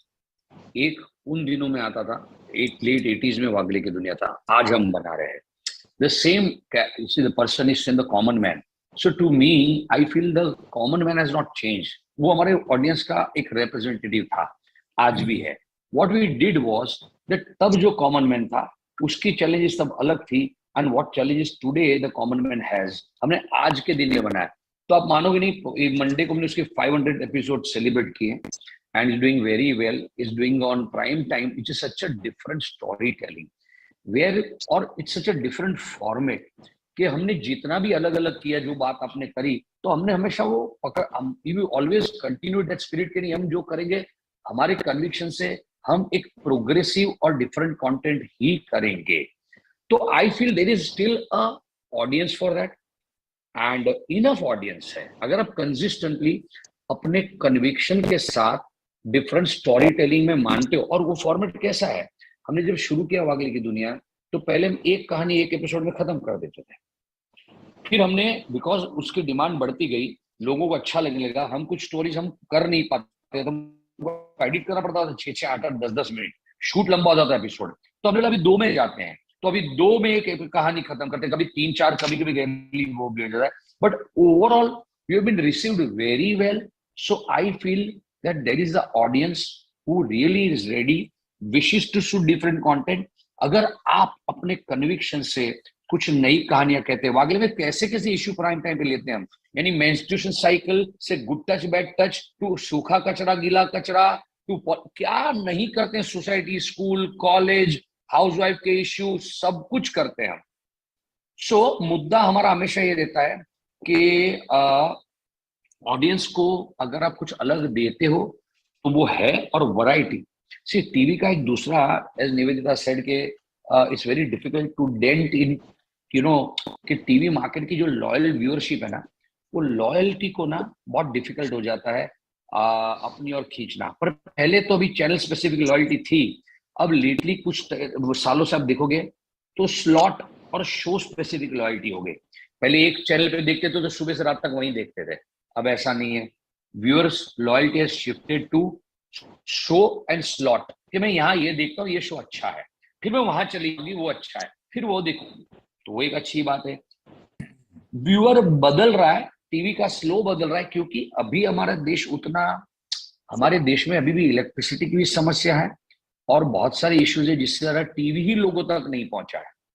बहुत लोगों तक TV ही नहीं पहुंचा है. ये OTT के platforms की बातें करें आप, तो उतना कनेक्शन नहीं है उनका, उनके पास सब्सक्रिप्शन का पैसा नहीं है. वाईफाई तो सपना है, हमको लगता है हमारे हम मेट्रो में बहुत अच्छी जिंदगी जीते हैं, पर कितने जगह पे ना, तो टीवी से एज सच मुझे लग रहा है अगर कोई कंपटीशन है टीवी से तो खुद टीवी है, टीवी के लोग हैं. वो अगर थोड़ा प्रोग्रेसिव सोचेंगे, फिल्म वालों ने कभी नहीं सोचा था कि फिल्म, बड़े बड़े सितारों की फिल्म देखने कोई नहीं आएगा, कभी नहीं सोचा था. दे थॉट अरे हाँ एक बार 19-20 जाएगी, कोई फिल्म नहीं चलेगी, पर लोग तो आते हैं, इतना बिजनेस करते हैं. वो बिजनेस पे मॉडल बनने लगा. 100 करोड़ पे तो होता ही है, 150 इसका हो ही जाता है, इतने में बनाएंगे, ये पैसा देंगे. I would also like to tell my TV makers friends that आप अगर सोप भी जो रेगुलर कुछ एक हमारी फॉर्मूला कुछ ढांचे हैं फैमिली के, अगर उसमें भी आप फ्रेशनेस नहीं लाओगे, स्टोरी टेलिंग नहीं करोगे, तो लोग बोर होके कुछ और करेंगे, लोग अपना मनोरंजन का रास्ता ढूंढ ही लेंगे. What we have to do is we have to produce very good content. आपको कन्विक्शन के साथ अच्छे तरीके से अच्छी कंटेंट प्रोड्यूस करते रहना पड़ेगा, और वो भी you will have to change with time. You will have to be progressive. आपको समय के साथ, क्योंकि वरना हमारा यूथ जो है वो टेलीविजन पे आएगा ही नहीं. तो और वो ultimately buying power to advertisers, and TV is an advertising driven market. तो ये जो सर्कल है उसका एक और एक ही सॉल्यूशन है, produce regularly good and different content which is entertaining, engaging and holding in up. तो TV will grow from here. इसमें मैंने काफी कहा है, I am very sure there lot of speakers ahead, कुछ पॉइंट कवर नहीं होंगे, तो I will add some. Okay, on like elaborating on this thing, like we say, TV is stuck in this time wrap, or a time warp for that matter. Okay, वही चीज repeatedly बनती है और वही चीज. But we have seen that it, suddenly something comes and that hits really. Some time back, no one wanted to do a woman who's middle aged and her story. Like we're sure Sudhanshu is living that story, so he knows that it is different. Once something different comes in, people accept. So here again, I would want Sudhanshu to add in that what did you expect from this show when you signed, and how do you think that the time warp gets broken up, or we get out of that shell or cocoon with JD and Atish's content? We know it happens, but then you all have created a niche for yourself. But not everyone is encouraging about that. So here, Sudhanshu, I would really want to know your views on Anupama, and what did Anupama bring on table for you, and what did you take on the table, and what was your thought process, and how did it end? Basically, when I signed on, Anupama was not called Anupama that time. It was, me. I had told Rajan at one of the ITA functions, मैंने कहा भाई आज इतने 20 साल के बाद मैंने अपने आप को ना मानसिक रूप से तैयार कर लिया कि टेलीविजन करना है और मैं अब शायद कर लूंगा खुशी खुशी. तो मैंने बोला कि कुछ करते हैं साथ में, because Rajan is a very old friend of mine. तो within 2 months I think he had called me for this and he said कि भाई मैं चैनल में बैठा हूँ but मैं तेरे से पहले कहना चाहता हूँ कि अगर if you are ready in principle to do this kind of a subject, तो उसने एक वन लाइन सुनाया था मुझे, तो मुझे अच्छा लगा. मैंने कहा डेफिनेटली बॉस. तो तब मैं जाकर चैनल से बात करूंगा, then I will take this forward. तो ये कहानी वहां से शुरू हुई. But having said that, the reason Anupama success was because like everybody rightly said कि television पे basically when Anupama came, every show across television channels, I mean I never watch it, this is Anupama anyways, my first daily show, but of whatever I had seen on television channels, every show looked humongously lavish, big budgets, glossy, huge houses, lots of jewelry, beautiful clothes, beautifully dressed people, and all of that. And I think in the middle of all that rut, suddenly here comes a show which is set in a very, very, very typical middle class backdrop where there is a kitchen, there is a dining table, there is a hall, and एक छोटा सा आंगन है पीछे, और इसमें एक परिवार रहता है जिसमें माँ बाप है, दादा दादी है, मामा है, बहू है, बच्चे हैं, 2 भाई हैं, एक बहन है, एक बुआ है, एक उसका हस्बैंड है. तो एक जो टिपिकल मध्यम वर्गीय परिवारों का जो एटमॉस्फेयर होता है वो इसमें बड़ी ब्यूटीफुली हमने दर्शाया. और कहने का मेरा मतलब यह है कि हमारा देश 130 करोड़ की 40 करोड़ की आबादी वाला देश है जिसमें सबसे बड़ा सेक्शन मिडिल क्लास का है.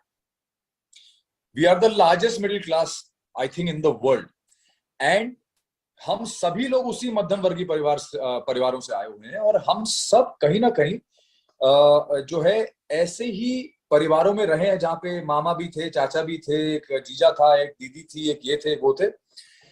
मुझे ऐसा लगता है कि ऐसे परिवार को दर्शाना और हर मिडिल क्लास परिवार में से कोई एक इंसान एक कैरेक्टर से रिलेट करना has been one of the biggest reasons for the sentimental attachment with the show. That is one. Second, we also weaved around a lot of good content, not just the backdrop, but the content which showed, obviously the main agenda was to show a woman's empowerment. We all talk about women empowerment, and it's one of the most misunderstood concepts. But here we have tried to show and explain to people what women empowerment means, you know, in terms of how a woman who is middle-aged has dedicated her entire life to her family. बच्चे बड़े हो गए, सब कुछ हो गया है, but एक पॉइंट पे जब उसको अपने पति के बारे में कुछ सच्चाई पता चलती है तो कैसे उसको अपनी कमजोरी की बजाय उसको अपनी स्ट्रेंथ बनाती है और आगे बढ़ती है जीवन में. तो मुझे ये लगता है कि हमारे शो ने एक वो नीश अपने लिए क्रिएट किया डेफिनेटली, और शायद यही वजह है कि लोग इससे इमोशनली भी जुड़े, और मुझे लगता है सबके अंदर कहीं ना कोई इंस्पिरेशन जगाई हमारे शो ने अपने एपिसोड्स के थ्रू, चाहे बच्चों की परवरिश के बारे में हो, या एक औरत के उत्थान के बारे में हो, उसके पढ़ाई लिखाई के बारे में हो, या किसी भी उम्र में औरत कुछ कर सकती है, आगे बढ़ सकती है. ये सब चीजों को मिला के एक बहुत ही इंस्पिरेशनल स्टोरी बनाई है अनुपमा में, और I think that is why that is one of the reasons of the success of our show. Also मैं एक चीज ऐड करना चाहूंगा कि मुझे ऐसा लगता है कि हर चैनल का एक अपनी स्टैंडिंग है, एक अपनी ऑडियंस है. डेली शोज की एक बहुत ही अलग ऑडियंस है. जो फिल्म की ऑडियंस है वो डेली शो की ऑडियंस नहीं होती. जो ओटीटी की ऑडियंस है वो ओटीटी की ऑडियंस है, टेलीविजन की नहीं है. बट टेलीविजन आज सिर्फ टेलीविजन पे नहीं है, ओटीटी पे भी है, और जितना सक्सेस हम लोग टेलीविजन पे देख रहे हैं उतनी सक्सेस हम ओटीटी पे भी देख रहे हैं अपने शो को लेकर. तो अगर अच्छा कंटेंट है तो वो ओटीटी पे भी चल रहा है और टेलीविजन पे भी चल रहा है, उसके लिए आपको कपड़े उतारने की जरूरत नहीं है। ओटीटी पे बहुत सारा कंटेंट है, but that is targeted at a very specific audience, very very specific audience. और हमारे देश की आबादी इतनी बड़ी है कि मुझे लगता है कि आप actually content, we are lucky that we have so many layers in the society and the kind of mindsets and backgrounds people come from कि हम लोग एक्चुअली टारगेटेड कंटेंट भी बना सकते हैं। एक मास होता है, एक क्लास होता है, टारगेटेड होता है, तो हम लोग बहुत सारी ऐसी चीजें कर सकते हैं। There is no limit to it, you know. But yes, progressive, very important, something that can do good to the society, something that can influence the young mind, something that can influence the youth.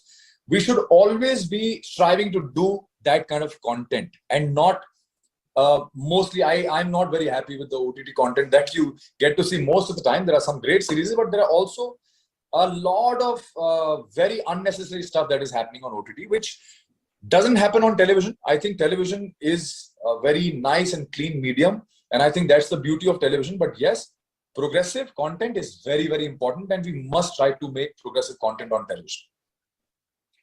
Speaking of clean shows, and TV makes clean shows, and we see shows like Gullak and Om Shanti on OTTs also. Why, Nivedita, do we not make more of these kind of shows on TV? Like we of course have some of them, and they have done well. Like I think Sarabhai was OTT before OTT times. You know, it was limited, it was finite. JD, that's exactly what I was saying. That JD, I think, did it long before. Yeah, any he of did it us. long ago, but now I think channels take a step back. You know, when you go to them with certain things, and that's not only restriction with content. You as an actor also, TV actors are looked at differently from OTT perspective, and not anymore, so on and so forth. Gulfam. Like Sudhanshu said that now, you know, because TV is also on OTT, you'll be surprised that all the bigger platform, barring the one big or two big ones, have gone into premium TV. You know, they are all looking for slightly longer series. They're all looking for more family and you know, general audience content. And yes, I would love, I mean, I remember when we were in Balaji, I mean, 15 years, we were only competing with, you know, the Saas Bahus, and then there comes a Sarabhai, or there comes a Bahu, which would just eat us up, you know, like khichdi. And I would always tell Ita, it's so interesting. And she's like, listen, we're supposed to like compete. I said, what compete? You're not even making anything close to that. It's like totally different. So I think JD and all have already done it, and I think they stick by it. They still make that kind of content, which is like, I think, great. I mean, there are some people, there are some producers who actually stuck to their ground, you know, whether it's Tony, Dia, you know, they've made like a similar type of content and they've stuck to it. JD and all have not really gone and, you know, made Saasbo. I mean, the closest they could have gone was a Babu, which is also so interestingly done, you know. So it's not like television hasn't really reinvented, but see, it's all run by the people who are sitting on, you know, the board, the advertisers. I remember when we had finished the Kyuki story, you know, like they were 2-3 years back, we had finished the Kyuki story because we thought it was shutting. And then the advertisers like, "Arey, naya show lange, ye to chalo badao." So obviously we knew the art of extending stories. It did well also, but so many times, you know, it's like people are abusing, you know, I know as an audience, we're abusing, yaar kya kheech rahe hain? You know, like as though the producer alone is to be blamed. I mean, give us a chance, we'll give you something new, but are they ready to take? We've seen, you know, on Star and all, when they've done experimental stuff. I mean, I was doing something with Rohan Sippy. I remember Ajit and Gaurav were there. We sat on it for a year, but we were asked to eventually scrap it, you know, because there was similar type of content which didn't do well. You know, I mean, Nikhil Advani came with something. We were doing something very experimental. So, television audience, you know, they like to see change, but a very slight change. You know, I mean, it takes a while for them to grow into that change, and we've got to respect that, you know. So, like I said, that I think advertisers would love to have Gullak and all, but we need makers like JD who kind of believe in it, and we know that they can make that kind of content so well. So, we would ask good makers to make it. You know, I mean, we can't tell the top producers who are making a different content ki, "Arey, ab aap aisa banao." You know, because they know the craft. We would want them only to make it. And if we get, I mean, you'll be surprised, on my OTT, I'm doing 2 slice of life shows, you know, and I'm so happy because like Sudhanshu said, you know, you don't have to like shed your clothes and do this. And I am so excited, and I actually want those shows to do well, even though I have some premium shows with bigger actors, but I want those slice of life shows to do well. They don't have big actors. It doesn't have lavish location, but the script is so kick-ass, and it's so simple. It's called Shakkar Masala. So it's quite interesting to do interesting stuff. Gulu, you know about it. So Yeah, I'm writing it. you So know yes. about that show. So like I said, that we are ready to experiment. Our advertisers need to back us. Our makers need to believe. We've lost you. Yeah. So once in a while, we like to push the envelope. We want to bring those shows. I am bringing those shows on TV also and on the app also. But like I said, it will all depend on the numbers. Sometimes we want those shows to do well, because otherwise then our belief goes. Okay. So so on OTT and on TV, I am doing experimental shows. But like I said, at the end of the day, it's all about the numbers. The people who are putting the money, they need to see results. They need to believe that, okay, this show is liked and we want to put more money on it. So I'm keeping my fingers crossed that these shows do well, so I can make more of these, and I can approach somebody like JD that please come and make another khichdi for me, because it's long due that I see something as entertaining as khichdi. Masala khichdi after Shakkar Masala. Utkarsha, I want to ask you as an actor. Yes. Anything that JD has to offer. Yeah. Oh, So, sure. Utkarsha, as an I will actor, definitely talk, Nivedita. Thank you. So as an actor, it's my duty to get into the skin of the character, whether it's TV or it's OTT or it's film, wherever. But yes, as an audience, as a person, I have observed TV since so many years, last more than 30 years. I've been a part of it as main leads, and then as characters also, as negative characters also. What I have observed is, when we used to watch TV in our olden days, like, school days, college days, the TV was more compact, okay? And it was more related to the literature. It was closer to the literature. But the day the things changed, the daily soaps came in, and basically it turned into corporate. That is where the difference came in. Now, every time we think of making the content, we think of the ratings and not the creative part of it. That is the difference which I've distinctly marked over these years. But despite that, as Sudhanshu said, it's a very good thing that TV is clean. One doesn't need to shed off clothes like mostly we see around in OTT platforms. So that I definitely second, and I appreciate that. As JD said, there has to be some balance. TV cannot be that, not necessarily that because it's TV, it has to be so regressive, or it has to be only this way or that way. It's a media, and it's a maker's duty to convey whatever needed through the TV medium.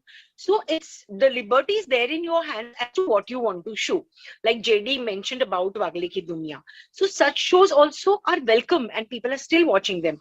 In our childhood, such shows were hit, at the same time. But of course, every genre has its own audience, and ratings also do matter, as Nivedita said. So I think it's all about balance, how it goes. And I don't think so, whether anybody will be able to change the course, the way it's going. Luckily, right now, in the current situation, TV and OTT both are doing equally well. And I feel it's pretty balanced for now. We don't know what's there in the store in the future. You never know. The future generation might just prefer OTT. The older generation is still preferring TV.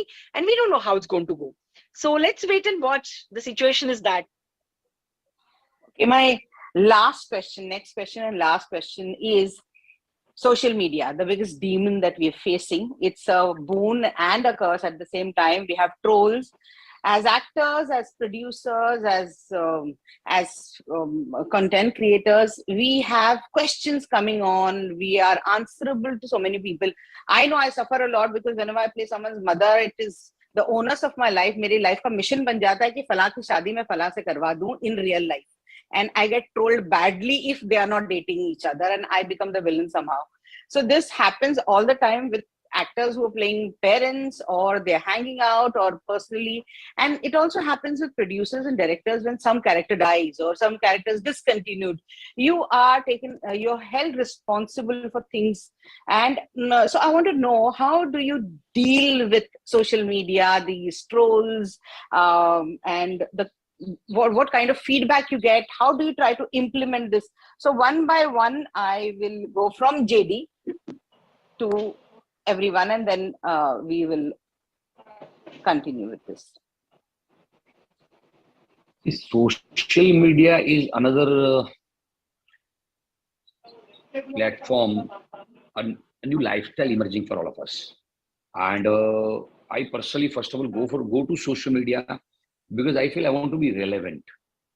ये लोगों की जो सोच है ना, जो young generation, अगर हम बात करें सोशल मीडिया में सबसे ज्यादा एक्टिव हम भी रहते हैं, काफी एक्टर्स को मजा भी आता है और अलग अलग पोस्ट पढ़ के पता चलता है कि it's a very entertaining world. तो साथ में basically how do you react to whatever they say is very simple, that you are learning about new characters, new perspectives, and वो सही गलत है ना, उसको पहले तो आप एनालाइज मत करो. बिकॉज हमारी जिंदगी बहुत लिमिटेड थी, रिस्ट्रिक्टेड थी, कि हम हमारी बिल्डिंग के एक दोस्त को पहले जानते थे, फिर स्कूल कॉलेजेस में गए तो 10-15 हमारी उम्र के और दोस्त बने, फिर कॉलेजेस में आए तो अलग अलग एरिया के हमारे दोस्त बने, फिर कॉलेज ऑफिस में गए तो अलग अलग जगह से, अलग अलग स्टेट ऑफ सोसाइटी से लोग. हमारी दोस्ती, हमारी अवेयरनेस हमारे काम के साथ बढ़ती जाती है. अब एक ऐसा हमारे पास एक ऐसा मीडियम है, एक ऐसा प्लेटफॉर्म है जहां से हमें ऐसा कुछ समझने मिलता है कि पूरी दुनिया में अलग अलग किस्म के लोग हैं. उसमें से जो फॉलोअर्स होते हैं, हमारे फ्रेंड्स होते हैं, वो क्या सोचते हैं किसी भी इश्यू पे, किसी भी मैटर पे उनका ओपिनियन क्या है. बिकॉज वही हमारे आसपास का एक सोशल फैब्रिक बनाता है. वो सोशल फैब्रिक हमारे लिए सही गलत नहीं, ये है फिलहाल, वो जानने की जरूरत पड़ती है और उसमें से फिर हमको ये चूज करना पड़ता है, करना चाहिए कि मेरे लिए सही क्या है. तो किसको मैं जवाब दूं, किसको मैं रिएक्ट करूं, किसको मैं इग्नोर करूं, और कहा मैं खुश रह सकता हूं. Because it's basically to add little more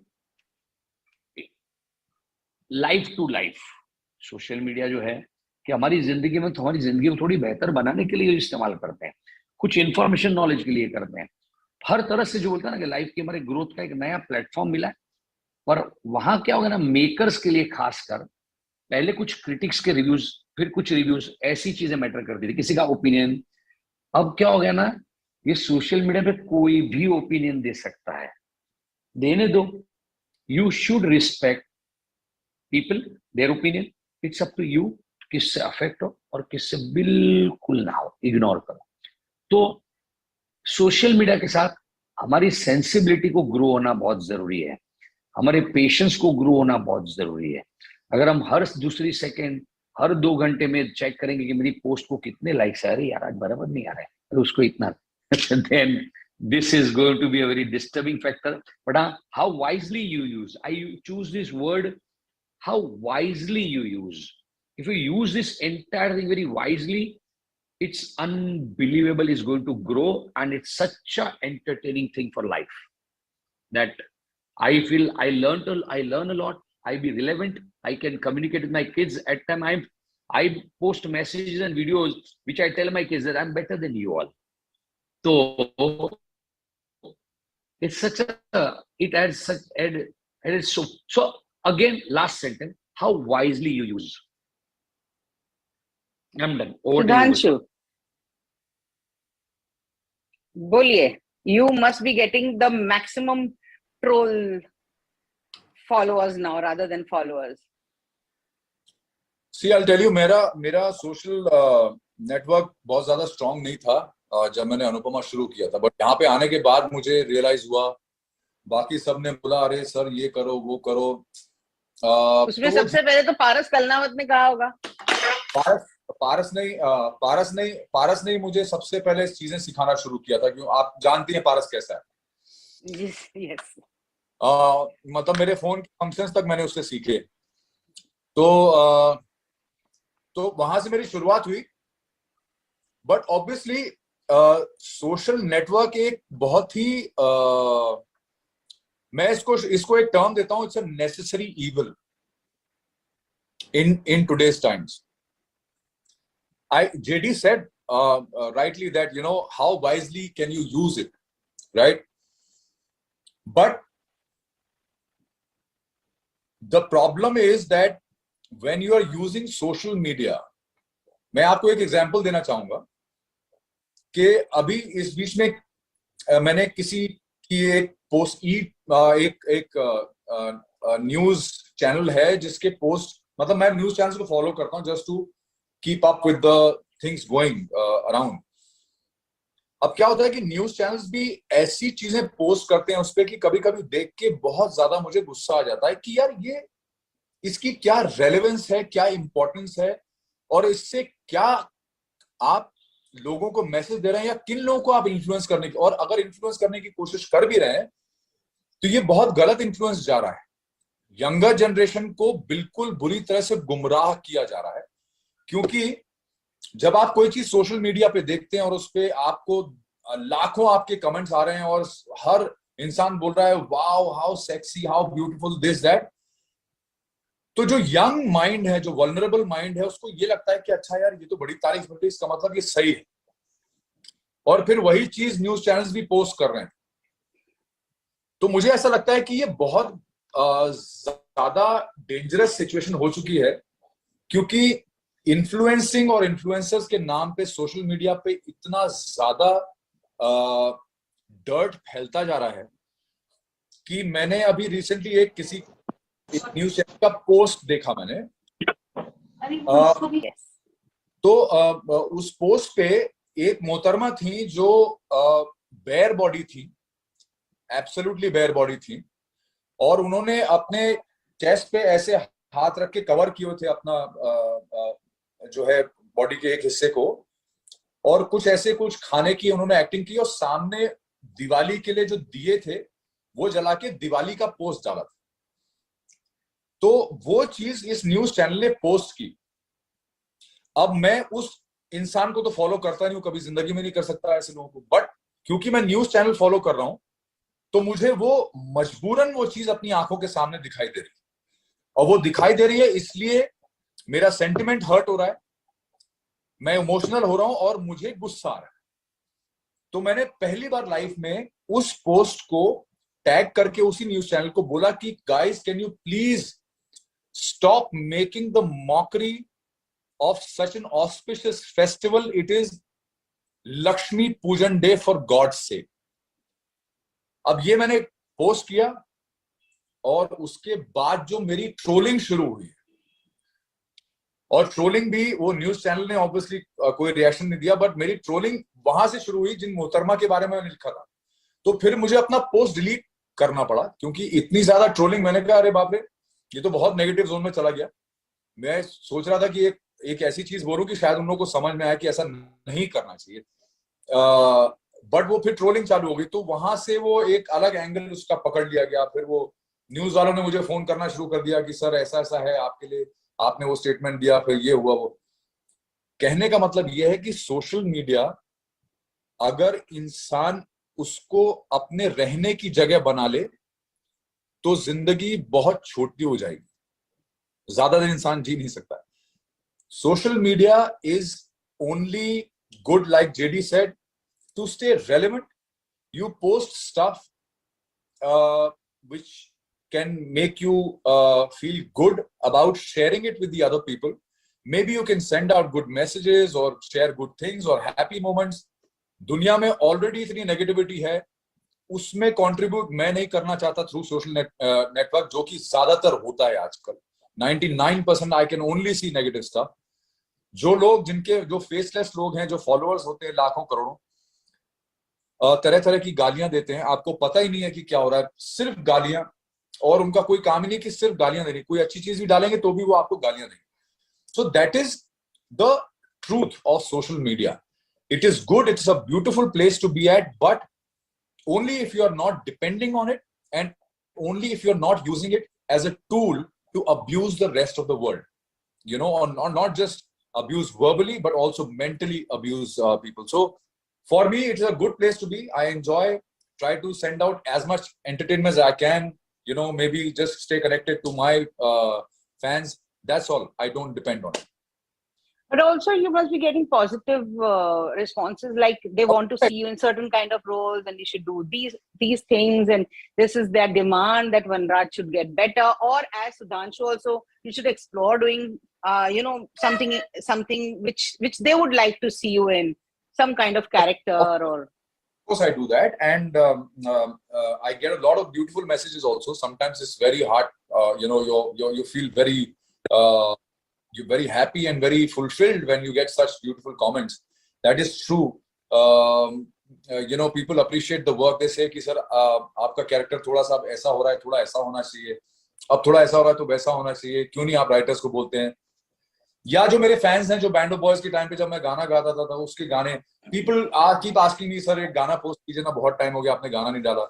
so all these things I keep doing because that is what I feel social network is for. When you're connecting with your fans, your well-wishers, your friends who interact with you and they seek something and you give it to them and they feel happy about it, or in response when they give you some nice comments or messages or send their blessings, I think it's a beautiful feeling, and from all across the globe, it's a beautiful feeling, and that's what I want to मैं उतना ही दायरा अपना रखना चाहता हूँ social network. Okay, Utkarsha, what have you got to say when people comment and tell you that what kind of characters you should be playing, or they tell you something about this character, the changes that they want? How do you implement all this? So this was the last thing. We are winding up after this. I want to ask Nivedita about the social thing. And it was a pleasure having you here, JD, as always. You're one of those people who make my soul happy. So it's always good. That's why I keep on sending you pictures of all the JD things that I see in the world. Sorry, can't hear you. So thank you so much for I can't hear giving you us all time. Can you hear me? Some network. I think there's some problem. I cannot hear you. Yes. So I said thank you, JD. Thank you for being here, for giving your insights into these topics. I think JD is also lost completely. Yes. Chalo, Gulu, I think you'll only have a chance to say bye to me and Sudhanshu. Yeah. And so No, I think I'm back. want to know about. Yeah, okay, JD is back. Sorry, because So, JD, thank you so much. Yeah. Thank you so much. Thank you, Nivedita. Thank you, Gulfa. Bye, JD. Good to see you. JD, bye. JD, I want to know about complete I've reached the hospital also. So I think, are we done? Yeah, just that social media question, if you could say something about it in a minute. I think I missed the question. I just could hear the answer. It was when social media, people on social media, when you are super active on social media. I see you wishing everyone's birthdays and posting so much. And there are people who question you or ask you or tell you to do certain things, make certain kind of content, or change the kind of content that is being put out. So do you take that like as an advice, or you scrutinize it, you filter it? How do you deal with so much things that are happening, so many things that are happening on social media? So Gulfam, fortunately we started content, television content making at a time when there was no, barometer except for the public itself. I remember climbing my stairs of the building and hearing, "Acha, abhi kyunki saas chal raha hai, acha abhi kasauti chal raha hai," the title song, and that itself was like a litmus test for us that our shows are doing well. Unfortunately, that social media, I mean, from whatever little I could get of Sudhanshu, they use it as a platform that just because you're accessible, they'll just take a jab at you for anything and everything which is happening on planet Earth. But the thing is, so like I said, it's only, I mean, I use it for my own convenience, not that I take everything, I absorb everything and get affected by it, because that's not the whole idea of social media. So yes, I mean, there are interesting insights which come on social media from people, which is nice to know. Obviously, because I've done so many shows, people will come back with so much that do this, do that, do this, do that. There have been times, I'm not talking about now, but say about a few years back, where we actually tried to get few couples back together, and people were like, "Arey, they are like the best couple," and you'll be surprised the show didn't do well. So it's all, like it's all like in the air that, these audiences like, oh, this one is like the ultimate, that one is not. So like Sudhanshu said in the beginning that, if you're sitting on good content, we've seen JD and all get faces which we never knew in television industry was so big, but they created them, they made them a success. And it's happening even now. I mean, now if you see, barring obviously Anupama, which is like a big scale show, but all the other shows which are doing relatively well, they all have new faces, new people are coming in. So there will be, the influx of a lot of new things, even in terms of content, in terms of faces. Social media people, I think you are using it very correctly, especially the new, like the new league of people, they're using it very correctly to express themselves, and they don't have a platform like a television or an OT to put their content out on short format, like on I think TikTok and stuff like that. So I think now the people have become smarter. It's only emotional people like us, who are still a little old school, will actually feel bad that, oh, they didn't like that, I made it with so much. But that person is not even my TRP giver, So at the end of the day, it boils down to that it's only to make myself feel happy or sad that, I can take that comment. But fortunately, unfortunately, social media crowd doesn't translate to even 0.1% of rating. Otherwise, everything they had said and they had liked would have made me like a lakpati and a karodpati, but it hasn't. So I'll have to go with my gut. I'll have to go to my advertisers. I'll have to go with my channel owners, what they want. And at the end of the day, you have to give what the general public wants. And the general public is not on social media. Of course, they found tools of getting on TikTok and make some really interesting content. In fact, most of the viral goers today are those, small town Jharkhandis and, Chhattisgarhi people who are making like chai lelo and kacha bada, which is very interesting. But to translate a social media comment into something serious and, like actually crying over it is I think our mistake more than theirs, because they are there, they are free to put whatever they want to put out there, like we are free. Doesn't make it this thing that you have to get affected and move your life and, like take it as a patthar ka lakir. Okay. Thank you so much. Thank you for your patience. You are the people who swam with me the whole length of this webinar. Thank you, Sudhanshu. Thank you, Nivedita. I hope to see you both soon personally.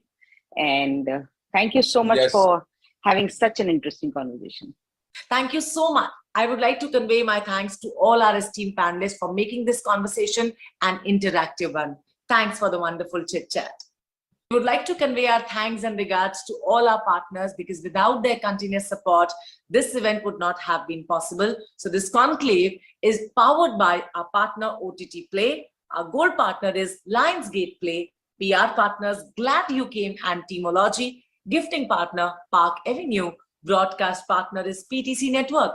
Thank you so much, all our partners. And now it's the time to look at the AV that we have for our partners. 30,000 crore के empire के पीछे जा रहे हैं, और वो empire Dharavi के 30,000 गलियों के बीच कहीं छुपा है। टोक डालो, फटना चाहिए सबका। उसके साथ तुम क्या करोगे? हमारी मुंबई पुलिस फोर्स न सिर्फ इस नेक्सस को रोकेगी बल्कि तोड़ेगी। मुंबई का एक ही government, Dharavi bank.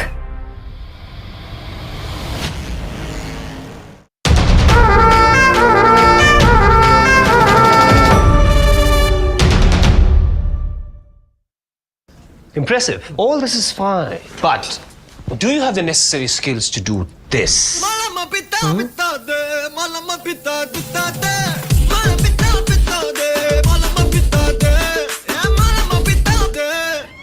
Sir!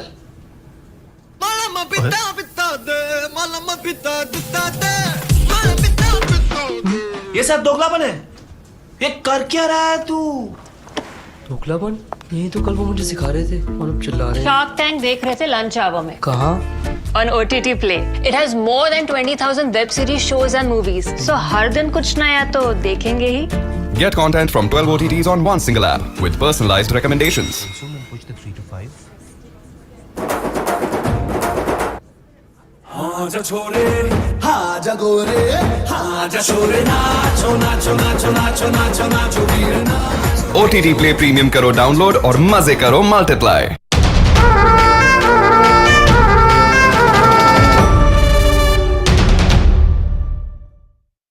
3, 2, 1. Here we go.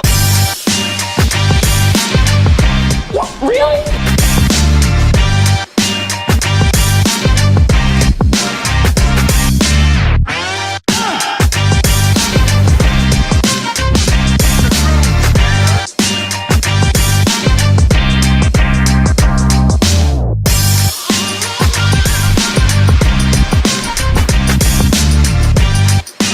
My mama slaps me harder than that.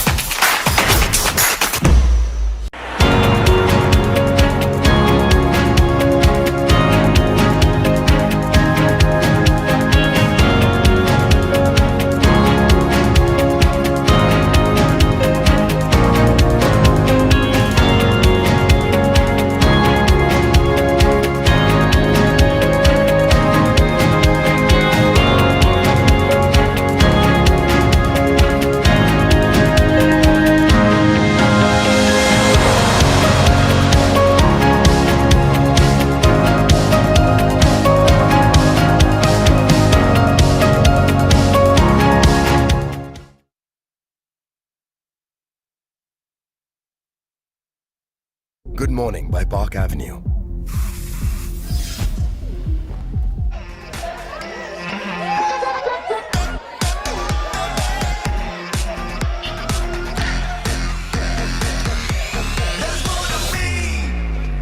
Moves तो काफी कूल हैं।